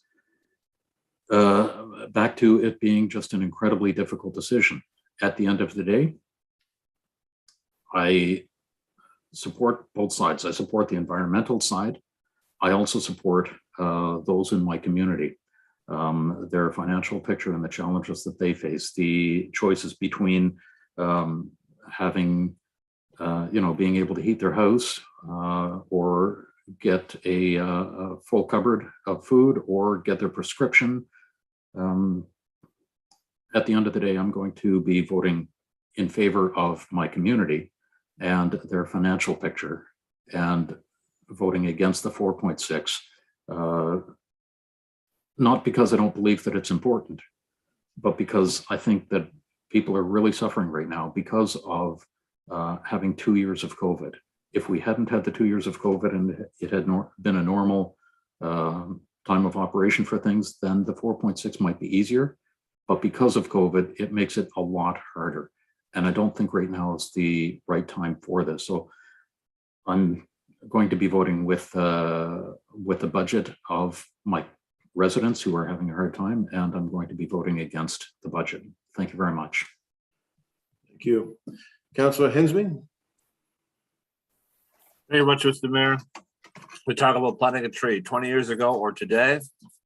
Question is, what size caliber should that be? A full mature tree, a sapling, or a seedling? That's the question we're asking ourselves today with this Halifax tax. I agree the initiatives about Halifax and trying to move our environmental goals forward. But a 3% tax, I would have preferred a 2% or 2.5%. Let's do this gradually to show things. The problem we always said from the beginning is, how is this going to be demonstrated to the people? How is it going to be informed? We've heard the councils getting badgered on public radio in regards to, well, what's this stand for? What's it going to be meant for? How much is going to be raised? I went through 2 inches of document papers there to pick that stuff up. We need to have that plan sold. But I've also preferred to have the 4.4% budget instead of the 4.6. I think that any savings that we can provide our residents is the savings indeed needed. And so therefore I'll be voting against the current budget as it presently stands. Thank you. Thank you. Ready for the question on the motion? Question? Beginning with District 9, Councillor Cleary. Yes. 10, Councillor Morse. In favor. 11, Councillor Cuttle. In favor. 12, Councillor Stoddard. In favor of the motion. 13, Deputy Mayor Lovelace. Voting yes. 14, Councillor Blackburn. Voting in favor of the motion. 15, Councillor Russell. Against. 16, Councillor Outhead. Still a reluctant yes. Mayor Savage. In favor. 1, Councillor Daigle Gammon. Again, a reluctant yes. 2, Councillor Hensby. Negatory. 3, Councillor Kent. In favor. 4, Councillor Purdy. Voting against the motion. 5, Councillor Austin. In favor. 6, Councillor Mancini. Voting in favor of the motion. 7, Councillor Mason. For the motion. And 8, Councillor Smith. Thank you. That motion carries. Thank you, Deputy Mayor. Item 15.11 is a correction to less than the market value lease agreement for Spencer House. Will this be Councillor Mason? This requires a 2/3 vote, folks, just so you're clear. Councillor Mason. Thank you, Mr. Mayor. I move that Halifax Regional Council authorize the mayor and municipal clerk to enter into the municipality standard less than market value lease agreement with Spencer House Senior Center for the premises located at 5596 Moore Street, Halifax, with the corrected base rent for years 4 and 5 as set out in Table 1 of the staff report dated January 31st, 2022. I so move. Second. Second by Deputy Mayor Lovelace. Councillor Mason, anything on it? I'd like to thank staff for noticing the drafting error, bringing it back to us promptly. And as it says in the staff report, the deal memo that was signed is considered binding. It was simply a drafting error in the report in front of council. So I ask for your support. Thank you. Thank you. Ready for the question, colleagues?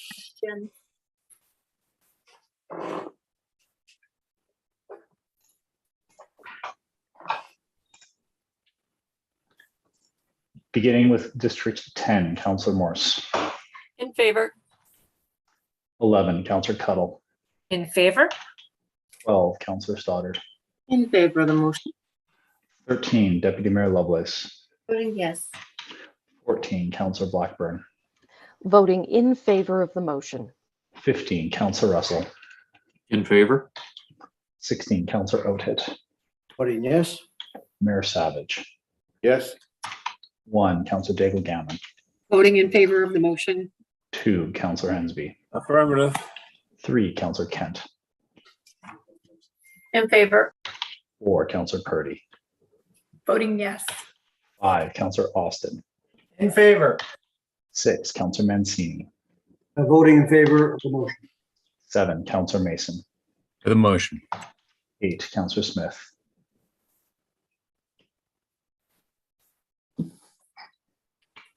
Councillor Smith. And 9, Councillor Clary. Yes. Thank you. Motion carries. Thank you, Councillor Mason. Item 15.12, I believe, came off consent. I was advised that's first reading, proposed bylaw U109, user charges, property-based request fee for service report. Did somebody? I was asked by staff to bring that off, Mr. Mayor. Councillor Mason. And well, I believe we were emailed a revised schedule. So what kind of motion do we move, Mr. Clerk? Mayor Savage, through the councillor, there was a numbering issue on the bylaw that had to be amended. That's why this was asked to be removed from consent. So that has been adjusted and it was sent out. So it would just be as revised. The motion can be just done as amended. So I'll move that Halifax Regional Council give first reading to bylaw U109 or amending bylaw U100, the user charge bylaw as set out in attachment 1 of the staff report dated March 14th, 2022 as amended. I so move.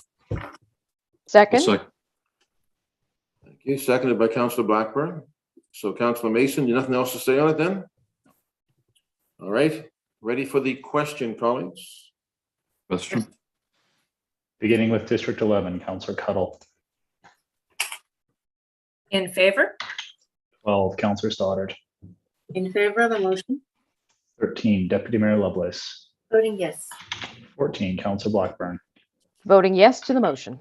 15, Councillor Russell. Favor. 16, Councillor Oathit. Yes. Mayor Savage. Yes. 1, Councillor Daigle Gammon. Voting in favor of the motion. 2, Councillor Hensby. Affirmative. 3, Councillor Kent. In favor. 4, Councillor Purdy. Voting yes. 5, Councillor Austin. In favor. 6, Councillor Mancini.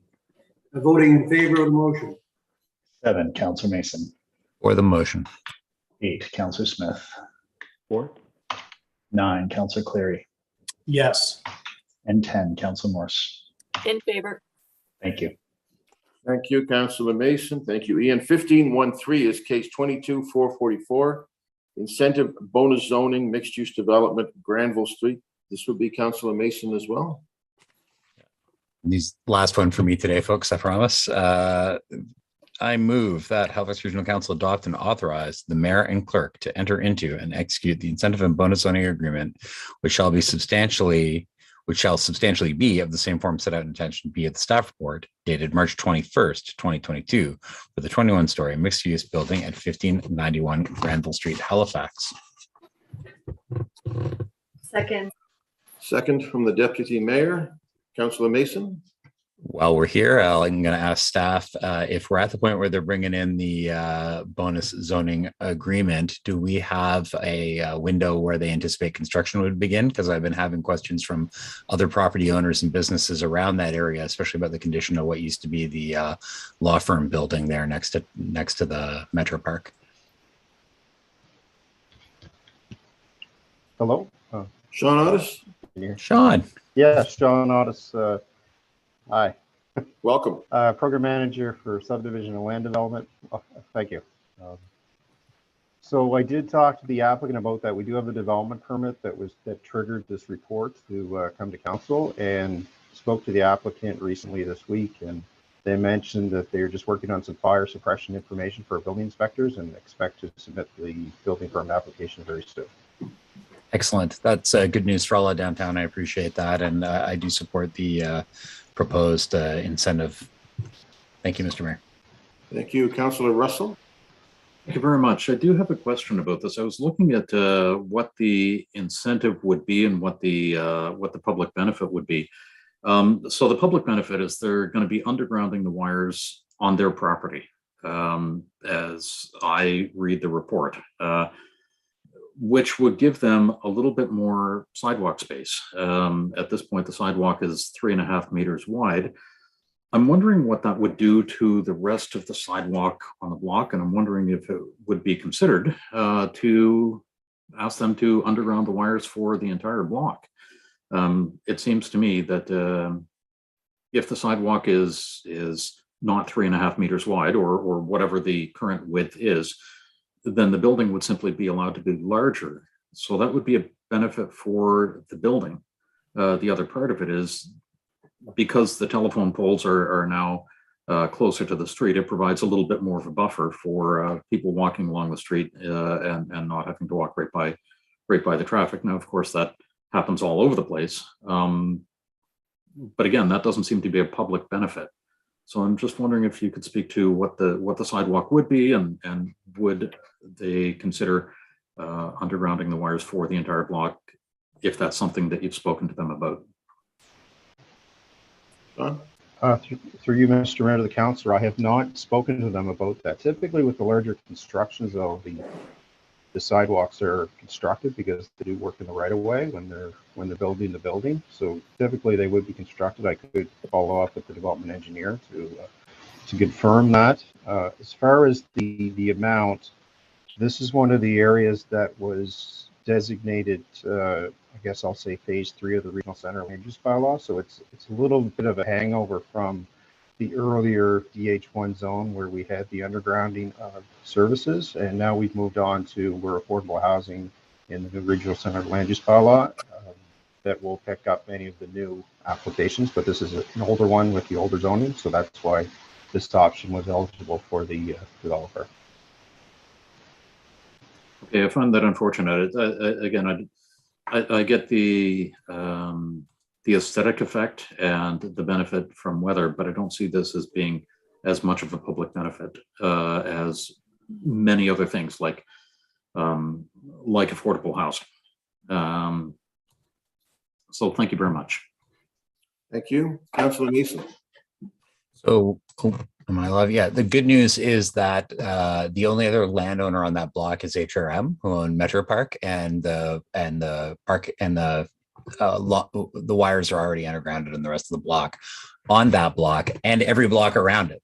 That's why I'm excited, and I see this as a benefit for all of downtown. Is the old method of building into a development agreement or building it in once the downtown plan was adopted with bonus zoning to get the undergrounding, was how most of downtown was done. And this is literally the last block for blocks around it. Like, there's the odd pole here and there, but the stuff that's happening down at the other end with the press block that across from Province House and I really think probably there's nowhere between the Maritime Center and Scotia Square once this gets done that still has power above ground.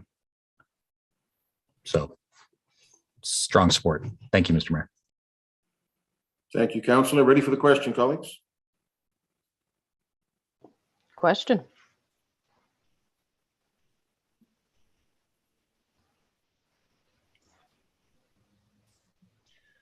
Beginning with District 12, Councillor Stoddard. In favor of the motion? 13, Deputy Mayor Lovelace. Voting yes. 14, Councillor Blackburn. Voting in favor of the motion. 15, Councillor Russell. In favor? 16, Councillor Outhead. Voting yes. Mayor Savage. Yes. 1, Councillor Daigle Gammon. Voting in favor of the motion. 2, Councillor Hensby. Affirmative. 3, Councillor Kent. In favor? 4, Councillor Purdy. Voting yes. 5, Councillor Austin. In favor. 6, Councillor Mancini. Voting in favor of the motion. 7, Councillor Mason. For the motion. 8, Councillor Smith. 4. 9, Councillor Cleary. Yes. 10, Councillor Morse. Favor. And 11, Councillor Cuttle. In favor. Thank you.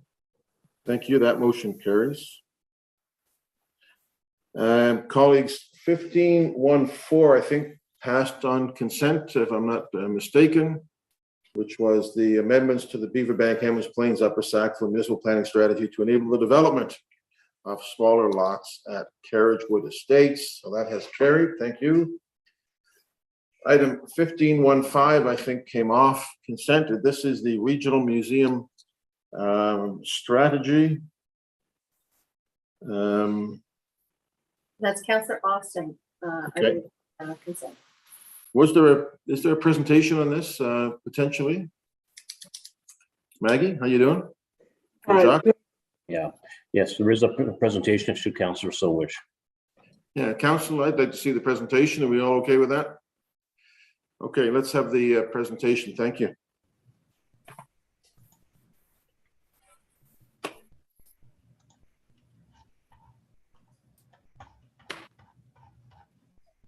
Good afternoon, Mr. Mayor and Regional Council. My name is Kelly McIver, and I'm the Cultural Asset Manager for the municipality. And I'm here to present on the Phase 1 Regional Museum Strategy Project. I'm joined with co-presenters Marc Belanger, partner at Aldrich Pears Associates, and Andrea Arbuck, AL Arbuck Consulting, the lead consultants for the project. Next slide, please. The direction for developing the Regional Museum Strategy stems from a series of motions beginning in 2014. The following 2 motions pertain directly to the museum strategy. Next slide, please. The separation of a regional museum strategy into phases. I've got a couple of inquiries for you.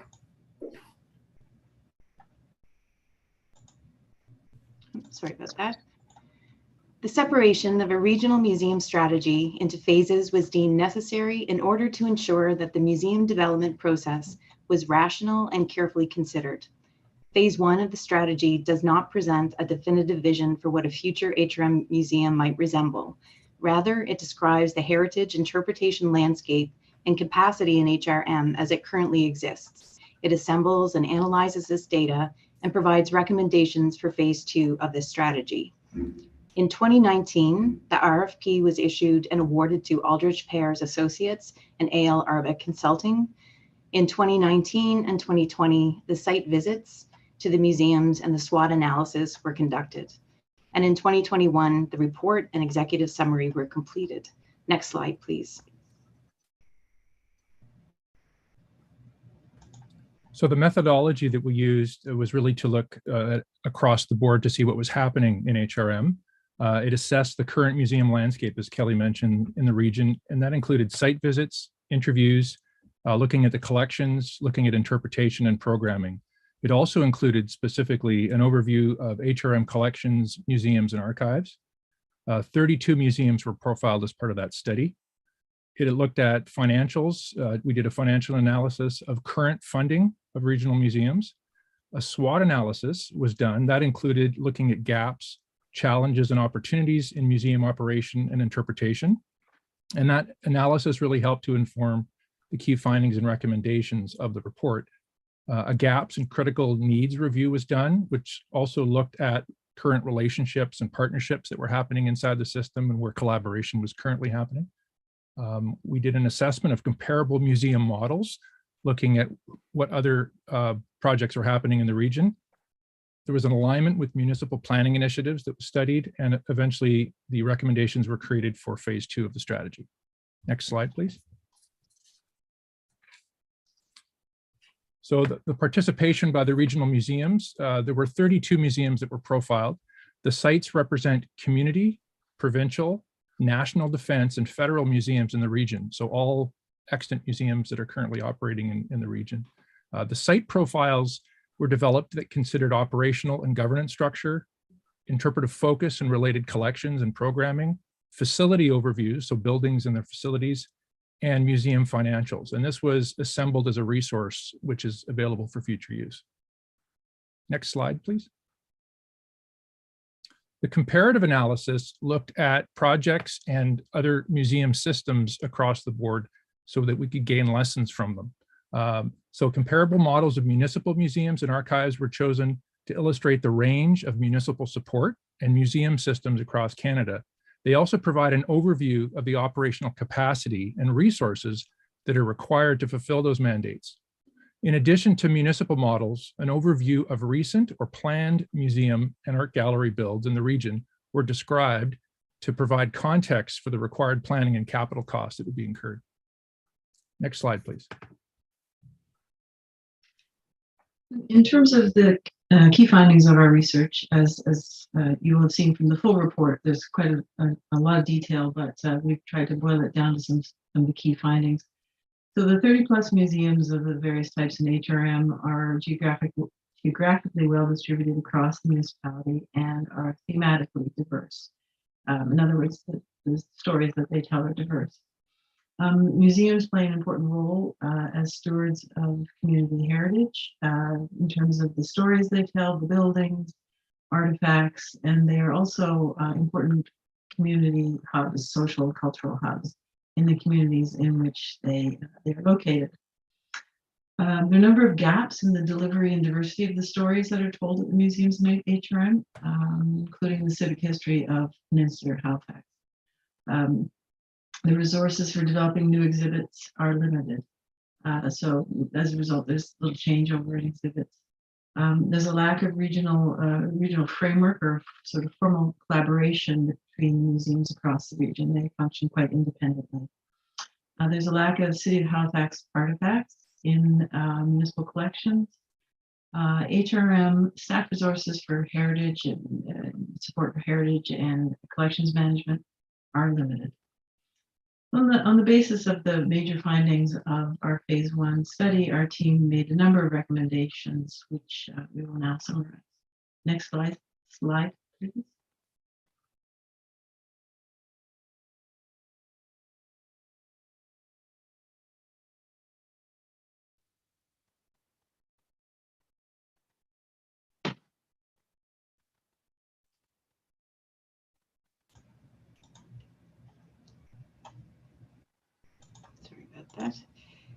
The recommendation, I forgot to unmute. The recommendations for the strategy are as follows. So the phase 2 recommendations include the following. The first and most important is to undertake a detailed evaluation of possible operational models and delivery. The analysis of scaled museum systems will provide an opportunity to consider a future role in terms of a new museum build or new museum system. Secondly is to leverage and align HRM resources.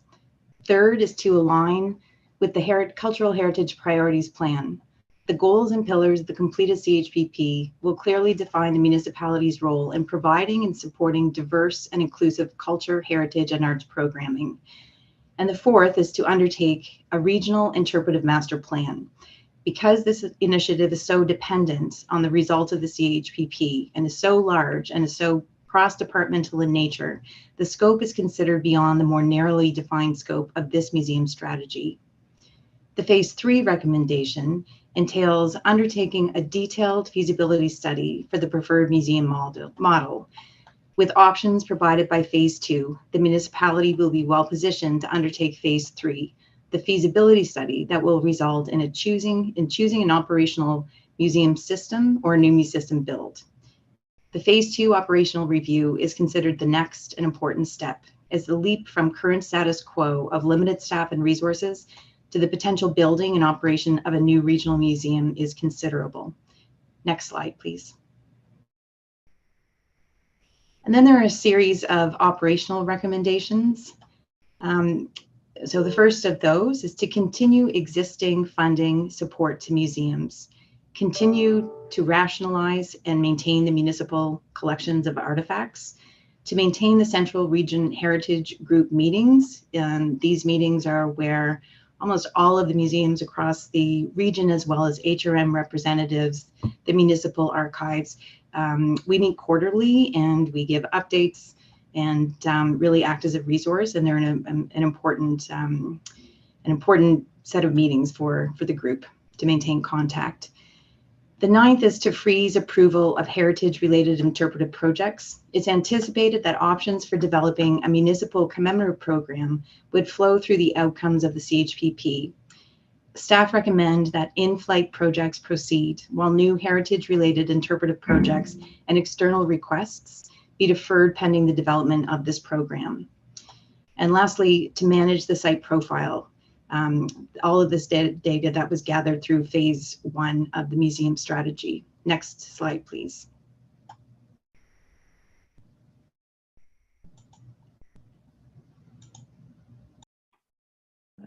In terms of the phase 2, the analysis of comparative models, but we spent a bit of time on this since it's one of the central recommendations of the report. We outlined a number of possible models that could be investigated in phase 2. The first would be the status quo, which is HRM primarily continues to support museums in a financial way. It was limited and decentralized staff and narrow collections mandate.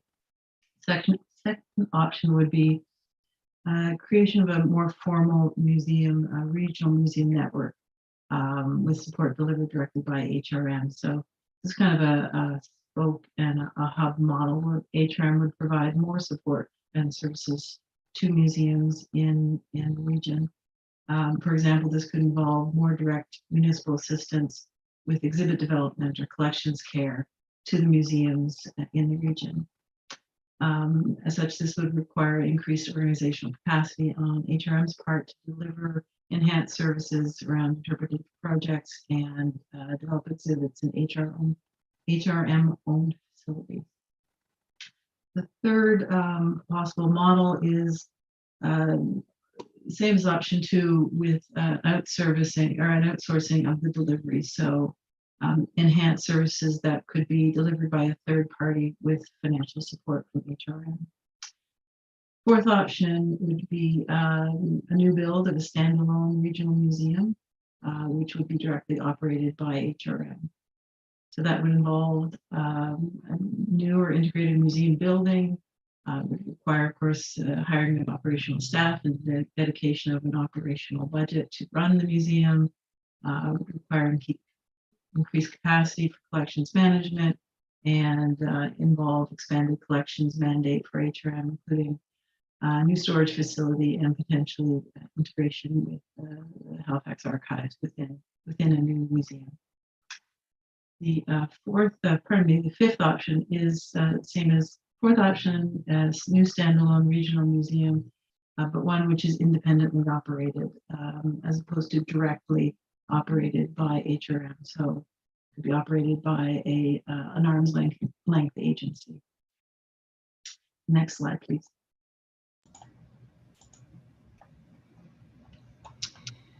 And in conclusion, when it is finally realized, the completed HRM museum strategy and presumably the vision for the HRM regional or civic museum or museum system in whatever form it takes will ensure that communities across the region have increased access to relevant content and programs that foster a deeper connection to the region's history, that sparks engagement within the community and encourages a sense of belonging and pride in residents. Furthermore, the completed strategy will also help showcase regional heritage for tourists who are eager to engage with this content. Next slide, please. Before you is the recommendation, and I thank you for your time, and we are here to answer any questions you may have. Thank you. Okay, thank you. Thank you very much to Kelly, to Mr. Belanger and Ms. Arbeck. Appreciate that. I'll go to Councillor Austin. Thank you, Mr. Mayor. I'll put the motion on the floor. Find it. I move that Halifax Regional Council direct the Chief Administrative Officer to 1, initiate a process. Oops, I'm reading Lisa's. I move that Halifax Regional Council 1, direct the Chief Administrative Officer to A, commence phase 2 of the museum strategy by implementing recommendations 1 and 4, and B, implement an operational recommendations 6 through 11 as set out in the body of the staff report dated April 5th, 2022, and return to council as necessary. And 2, direct the Chief Administrative Officer to return to council with a report on recommendations 5, feasibility study, phase 3 regional museum strategy based on the outcome of phase 2. Second by Mancini. Second by Councillor Mancini. Councillor Austin. Thank you, Mr. Mayor. Thank you, Councillor Mancini. I'm really pleased to have this work finally before us. It's been a long time coming. Dartmouth, of course, had a museum up until 2004 when the old place was condemned, and all the artifacts from the collection have been in a warehouse in Burnside ever since. And now and then you get some pieces of it that come out from time to time for display at Evergreen House, but Evergreen House, I mean, it should be a period home for Helen Creighton. You're kind of putting the square peg in the round hole in terms of that space and trying to make it into an exhibition area when it's really not suited for that purpose. This is something that comes up in Dartmouth often. People ask, when are we getting a museum back? Halifax stole the museum. You still get that from time to time too. But there's a bigger piece here, and part of me is a little disappointed because I think I expected this phase 1 work would actually be a bit more phase 2. I was hoping we as council would be at a place to be having the discussion. Are we building a new regional museum, or are we creating a proper home for that Dartmouth collection? And I think those are two very different things. And it's going to be a big discussion when we get to it. I kind of hoped that would have been set up today, but I see that is phase 2. So I do have 2 questions for staff. The first one is that phase 2. It looks like its deliverables are not until 2023, 2024. So I'm wondering, is there any work at all planned for this year to continue to advance this? And then my second question is regarding the recommendation to cease implementation of any heritage plaques while we get a commemoration plan together. I'm not sure that I can support that particular operational requirement, and I'm just wondering what the timeline would be for getting that interpretive plan and what the risks are to that timeline, because this is an area where, to be blunt, it's an area where we haven't put a lot of resources into it, and so timelines have moved rather slowly and at times been missed. And I'd hate to freeze things up too much on the interpretive side for potentially years if things don't quite go according to plan, and block people on council direction from even doing something like, I'd like to put an interpretive plaque in this park, please. So if we could have some comment on those 2 pieces. I can speak to those, through you, Mayor, to the councillor. On your first question for the timeline, if this report, that the recommendations are accepted today, the plan is to, finalize the draft of an RFP for a consultant for this work and to initiate that work as soon as possible. And so those timelines, the 23, 24, were just to set some expectations, but can certainly get back to you on that progress. So we're not freezing due to lack of it not being in a plan or in a budget. The work is actually going to continue. Exactly. That is the anticipated plan, yes. And secondly, the recommendation, and I understand your point, the recommendation on the freezing of potential external requests. So in the past, we have quite limited capacity. So when requests do come in, they are handled on an ad hoc basis, and we don't really have a program or in place to consider those collectively. So we can't consider them one against another. And the time to develop those is quite significant. So from receiving the request to finding the placement to the design, potentially the fabrication, the vetting of the content, the stakeholder engagement. So they are they seem like quite a simple request, but the time involved to get it right is quite significant. Through the CHPP and certainly looking and also as a recommendation of this report, the development of a commemorative program would be a priority. So that and what form that takes has yet to be determined. But I take your point. Do you have a timeline for this commemorative program? That is through the CHPP. So I can't entirely speak on behalf of the timelines of the CHPP, but certainly was identified as a recommendation in this report too as a gap. Okay, thanks. I'll come back, Mr. Mayor, a second time to speak more to that piece. Thank you. Councillor Outfit. Thank you, Mayor. And thank you, Kelly. Kelly, haven't seen you in a while. We did a nice project in Bedford on the cenotaph, and that turned out nicely. And I saw a picture of Scott Manor in your presentation as well. So thank you. Just continuing on a little bit where I thought Sam was heading on this. I've been on council a while now, and I remember in the past that there was council direction, and just so we get this on the record, there was council direction that a new museum would be built. It would be regional. It would be located in Dartmouth, and that the sale of the former Dartmouth City Hall would be kept towards that cost. It'll probably not cover it, but obviously be used towards it. So I guess maybe I thought we were a little further along too, as Sam mentioned in his comments. But just help me understand how these previous motions. Again, it would be regional, it would be in Dartmouth, and it would be partially funded by the sale of the former City Hall. Tell me how this dovetails and with where you go. When we considered those motions, and they're quite, I think there are almost 13 motions that pertain to museums and collections stemming from 2014 and 2015.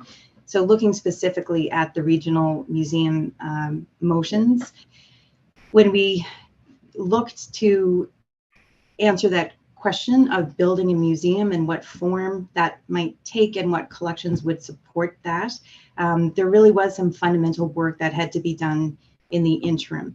And those motions came before my position as well of cultural asset manager was even existed or staffed.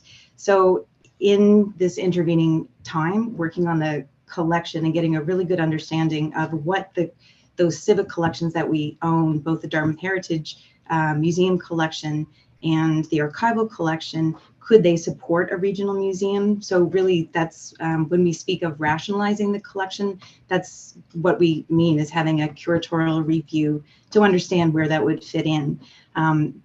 So we don't actually have a collection that would support a region-wide museum. So this phase one and looking at the site profiles and especially the analysis of the collections and those interpretive strengths that are currently there, that forms a foundation for us in that building towards a regional museum. So we would either have to build a collection and support or work with our museum partners to satisfy that. So it is a pretty fundamental background document that we would use going forward to help in that. So that's why it was phased the way it was.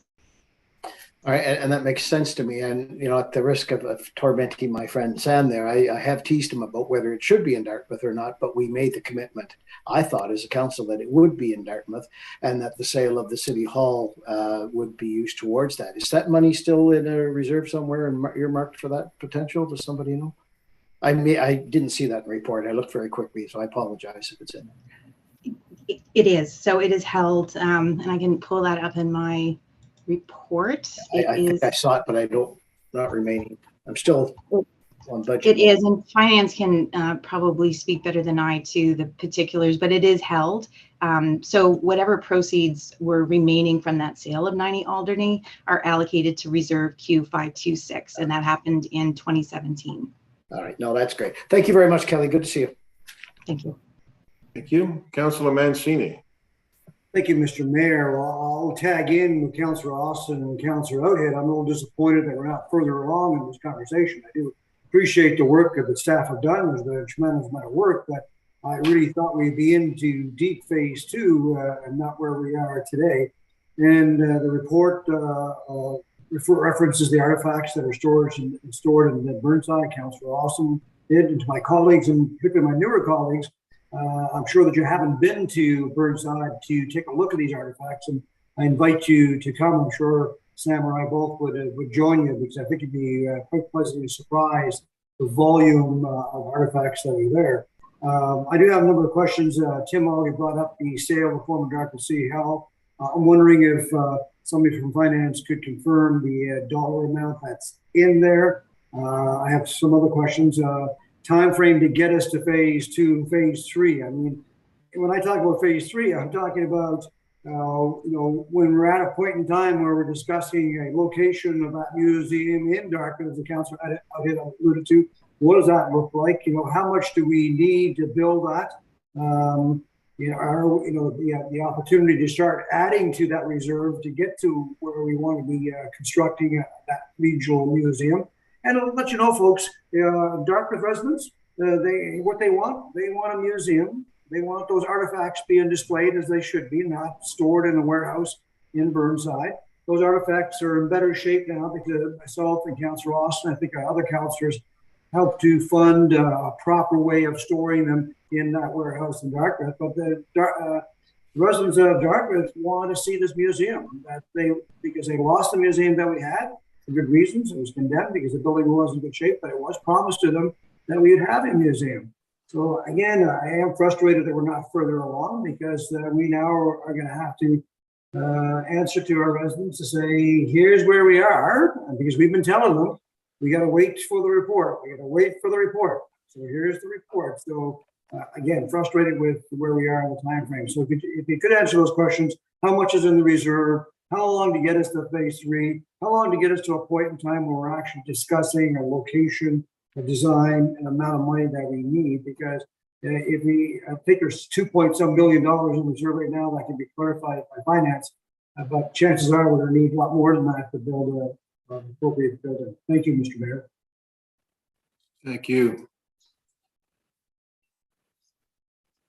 The first question was finance. How much is in that reserve?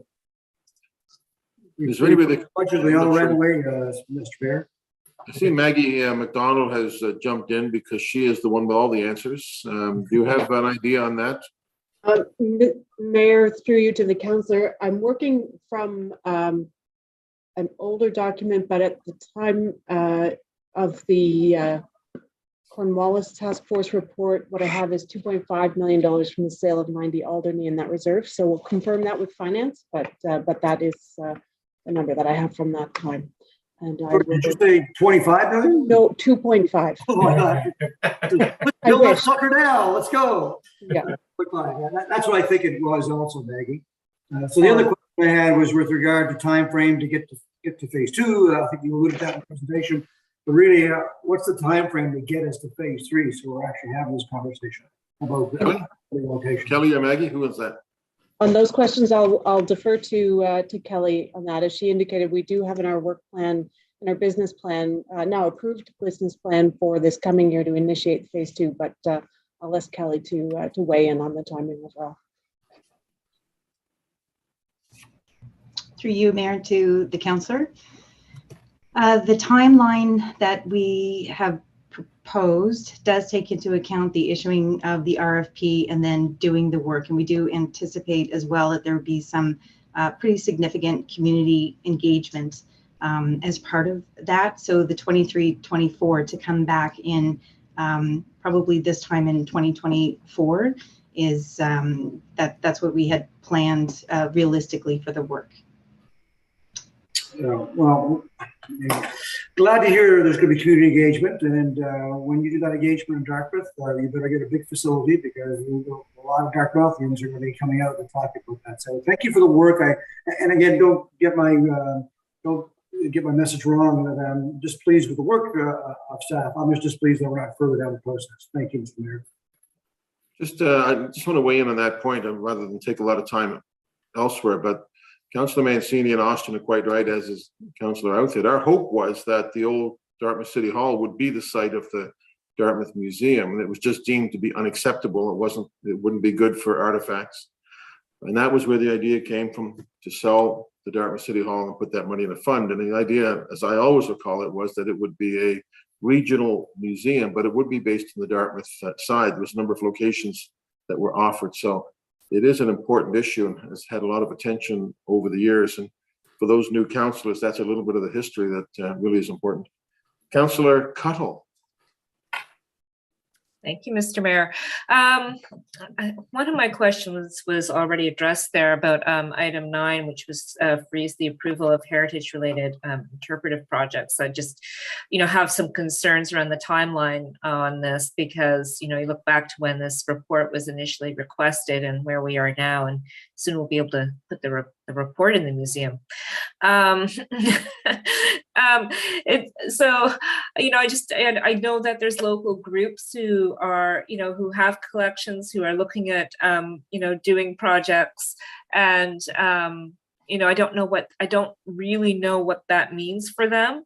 Asking them if they have projects that they're thinking of, is it saying like no more interpretive projects? Also for groups who are looking at establishing new local museums. I realize that the larger regional museum is good, but a lot of the local heritage groups, they're really particular to place, and that's kind of where their heart and soul is.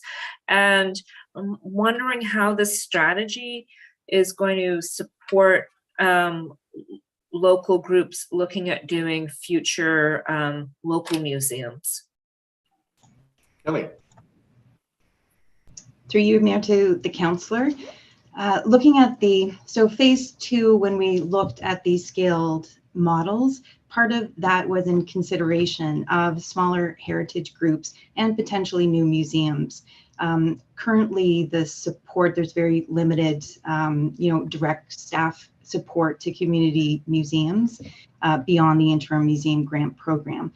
So one of the models that we looked at is the hub and spoke model, which does provide more immediate delivery and assistance to community groups and potentially new museums beyond the financial.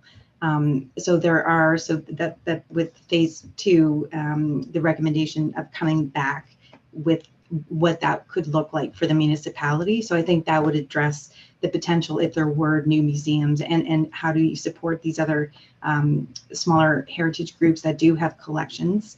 In terms of interpretive projects, specifically, these projects are the external requests that we get that come in, that we look at on an ad hoc basis. So they're not part of a parks master planning process. They're not part of a larger project. And so when they come in, staff really kind of consider, we don't have a good way of saying yes and facilitating that. And we don't have a clear way of saying no. So developing both process and resources and some guidelines, the staff recommended that might be in the interim, putting a halt to the request might be a way of us being able to come back with suggestions for a commemorative model, so that we can look at these requests kind of collectively and on an equitable basis. Okay, I just want to emphasize that, again, I think the timeline on this is really important. I mean, you have groups and holding on to collections, often it's a lot of older people who are looking to engage younger people in the history, and local community projects are one way of doing that. And I think we just need to make sure it's doesn't take too long to kind of get something new on the table. Thank you. Thank you, Councillor Cuddle. Councillor Sam, Councillor Austin.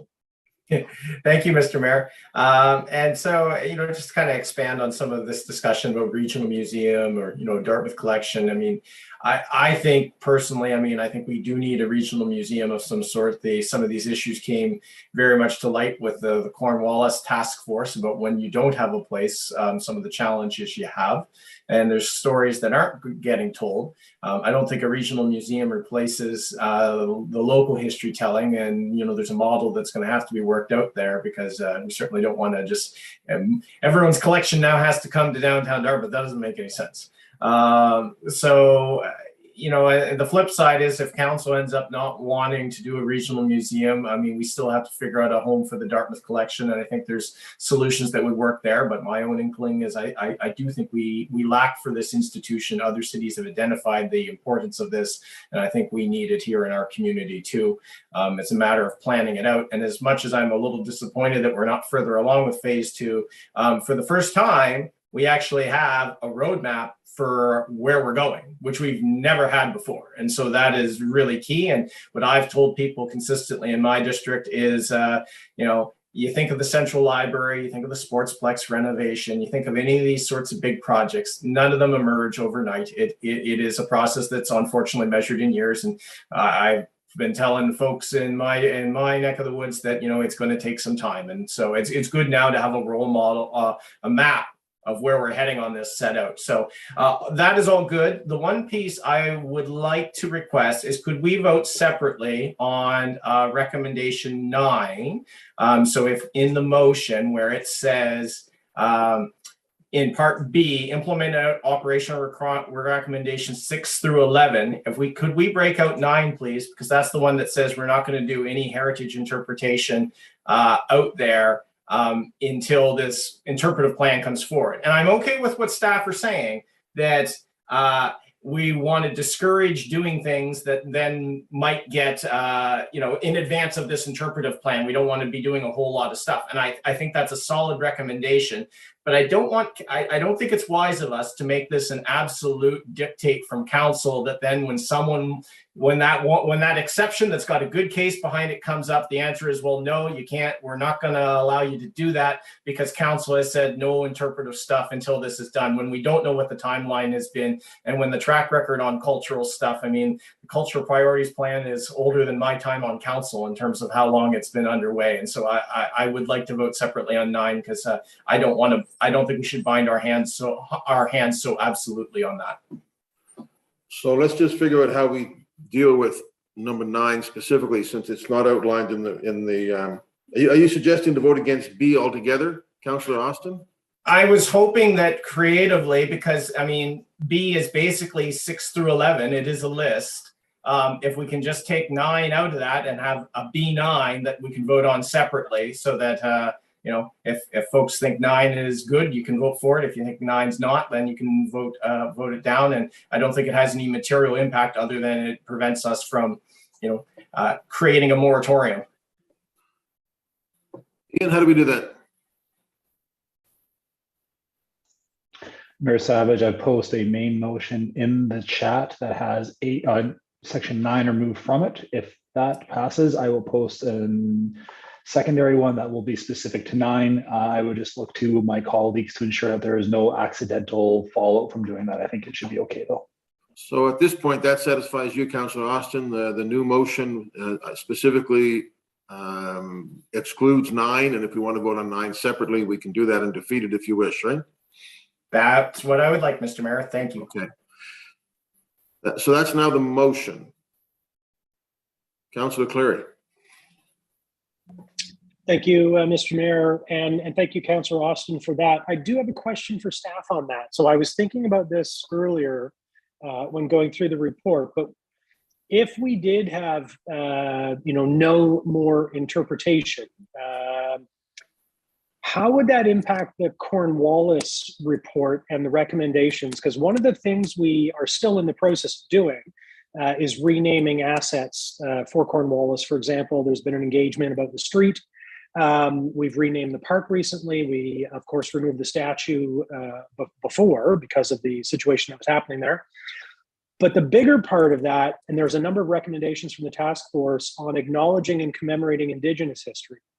And so if someone came up with an idea, or the Halifax Regional Municipality came up with an idea to commemorate Indigenous history between now and when we decide to finally move forward on one of these 5 strategies, are we saying essentially that we wouldn't commemorate Indigenous history because we're waiting for the museum strategy to be finalized?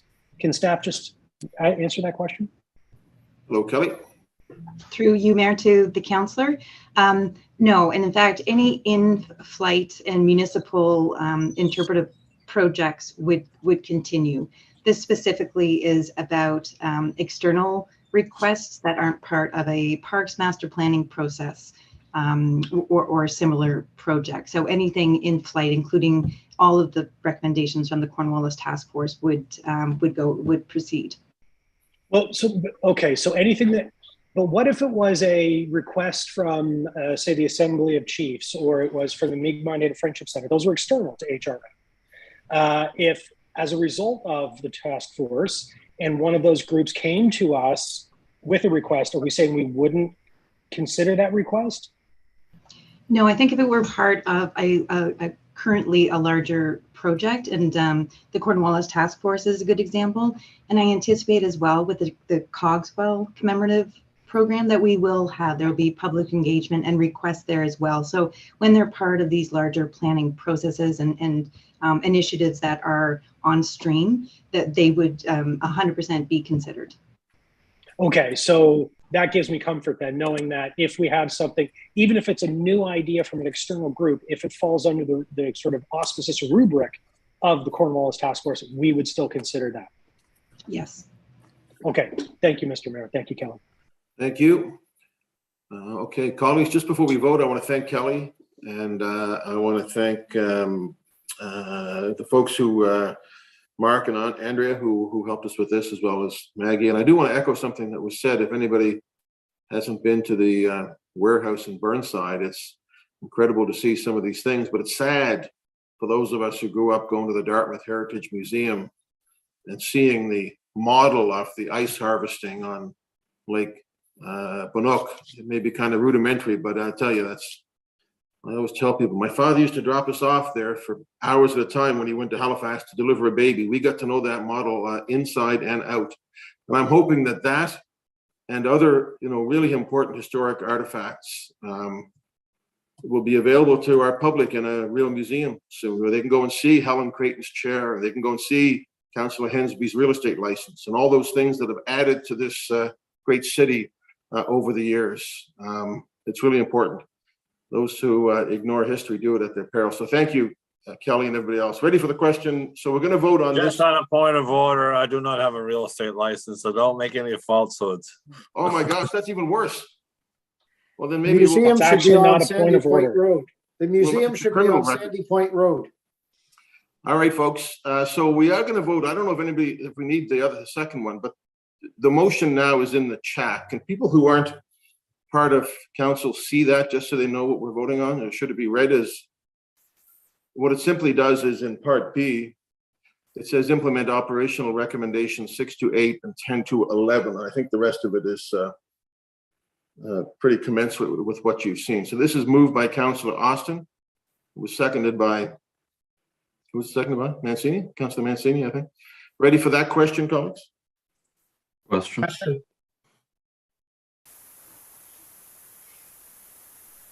Beginning with District 13, Deputy Mayor Lovelace. Voting yes. 14, Councillor Blackburn. Voting in favor of the motion. 15, Councillor Russell. In favor? 16, Councillor Outhead. Voting yes. Mayor Savage. In favor? 1, Councillor Daigle Gammon. Voting in favor of the motion. 2, Councillor Hensby. Affirmative. 3, Councillor Kent. In favor. 4, Councillor Purdy. Voting in favor. 5, Councillor Austin. In favor. 6, Councillor Mancini. Voting in favor of the motion. 7, Councillor Mason. 8, Councillor Smith. 4. 9, Councillor Cleary. Yes. 10, Councillor Morse. In favor. 11, Councillor Cuttle. In favor. And 12, Councillor Stoddard. In favor of the motion. Okay. That's it, Ian? Thank you. Sorry, Mayor Savage, I've placed another motion on here that includes 9, if the intent is to vote on that as well. If nobody votes on it, it just dies, right? So that is correct. Does anybody want to move what's there, which basically implements recommendation number 9? I'm not seeing any. Mr. Mayor, Councillor Austin? isn't it just part of the main motion broken out where we actually do have to vote on it?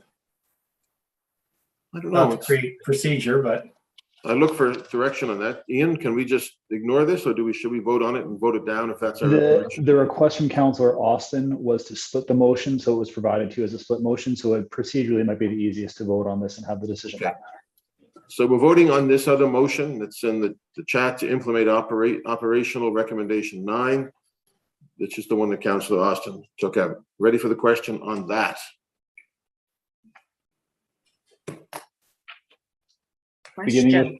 Beginning with District 14, Councillor Blackburn. Voting no on the motion? 15, Councillor Russell. Against. 16, Councillor Oathead. Voting no. Mayor Savage. No. 1, Councillor Daigle-Gammon. Voting against the motion. 2, Councillor Hensby. Negatory. 3, Councillor Kent. Against. 4, Councillor Purdy. Voting no. 5, Councillor Austin. against. 6, Councillor Mancini. Voting against the motion. 8, Councillor Smith. Again. 9, Councillor Cleary. Voting for the motion. 10, Councillor Morse. Against. 11, Councillor Cuttle. Against. 12, Councillor Stoddard. Against the motion. 13, Deputy Mayor Lovelace. Voting no. Thank you. Motion is defeated. Thank you, Councillor Austin. Colleagues, we'll go to 15.2.1. This comes from the Grants Committee. Proposed amendments respecting interim grants to community museums. Councillor Daigle-Gammon, perhaps, would this be Yes. you? Yes, thank you, Mr. Mayor. I would make the motion that Halifax Regional Council 1 approves 7 project grants as detailed in the discussion section of the staff report dated February 22nd, 2022 at a combined cost of $43,923.50 in fiscal year 2022-23 from operating account M310-8004. And 2, adopt the amendments to Administrative Order 2018-010-ADM as set out in attachment 1 of the staff report dated February 22nd, 2022 to extend the interim community museums grant program by 2 years to March 31st, 2025.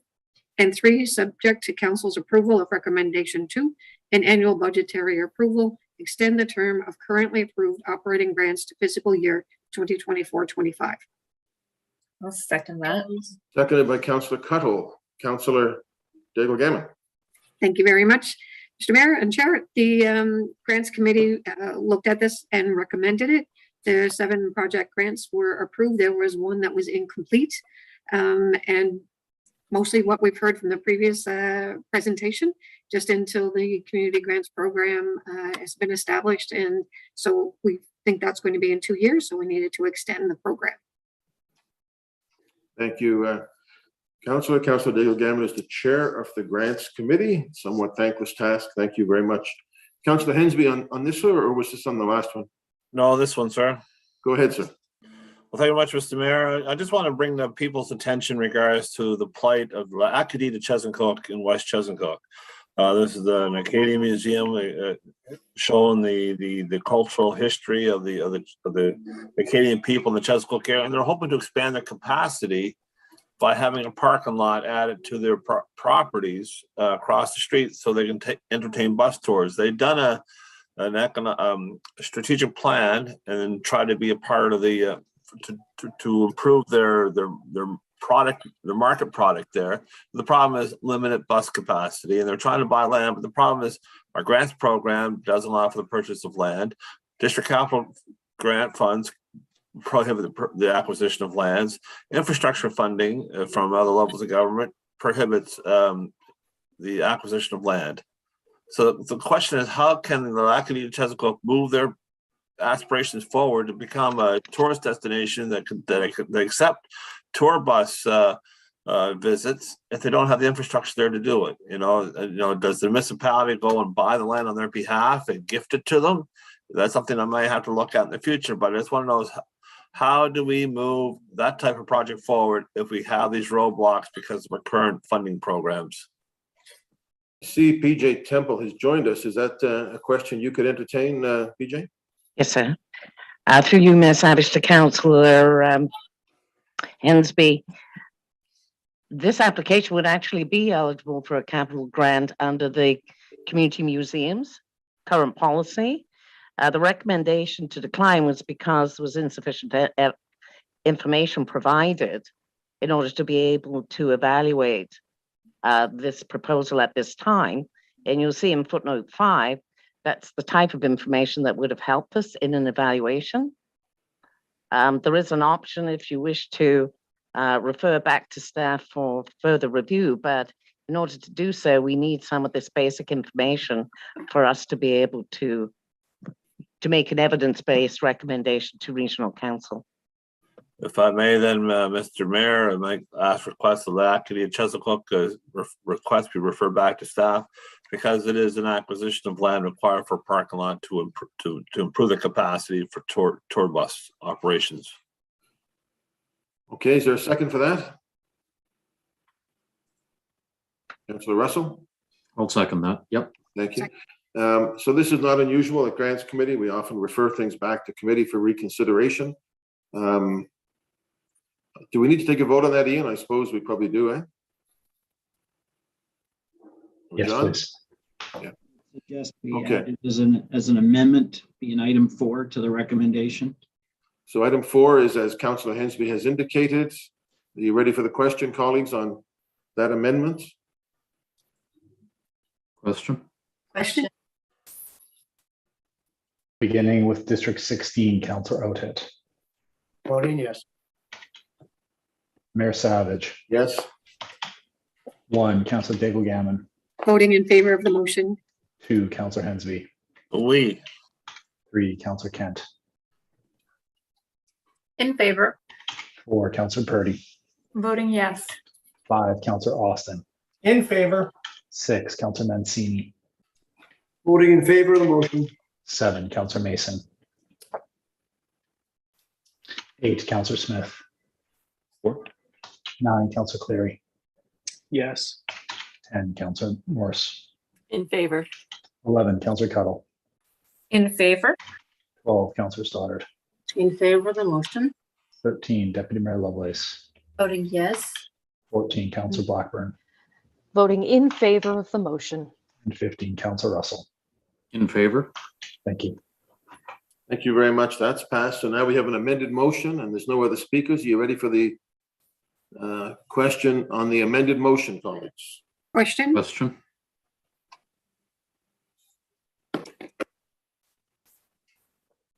Beginning with Mayor Savage. Yes. 1, Councillor Daigle Gammon. Voting in favor of the motion. 2, Councillor Hensby. Affirmative. 3, Councillor Kent. In favor. 4, Councillor Purdy. Voting yes. 5, Councillor Austin. In favor. 6, Councillor Mancini. Voting in favor of the motion. 7, Councillor Mason.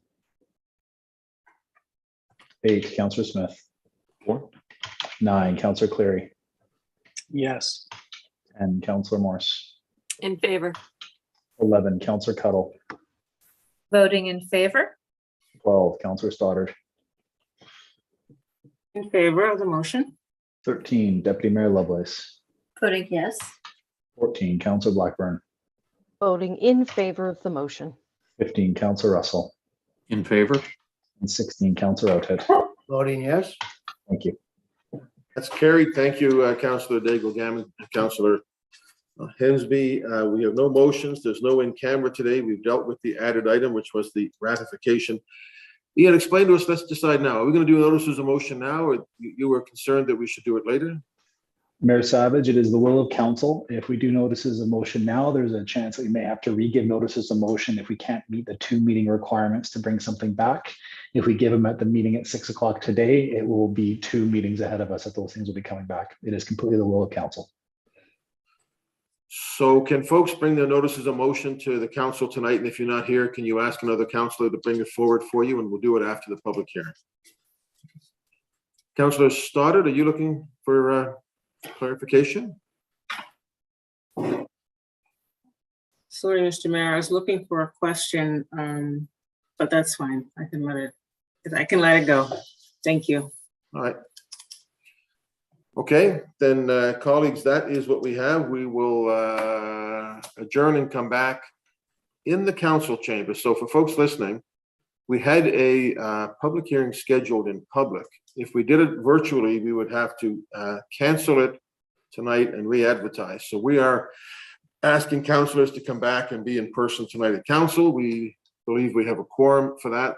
Some are unable to join us for reasons that make sense. So we will adjourn this meeting. We will resume in council for the public hearing tonight at 6 o'clock. And that is on, what was it? Yeah, that's what it is. 6 o'clock tonight in Chambers. I'll see most of you then. Thank you for a good day's work so far. Mayor Savage, we will just need a motion to adjourn this meeting. So moved. Purdy, moved by Councillor Purdy, seconded by Councillor Russell. Thank you. Thank you.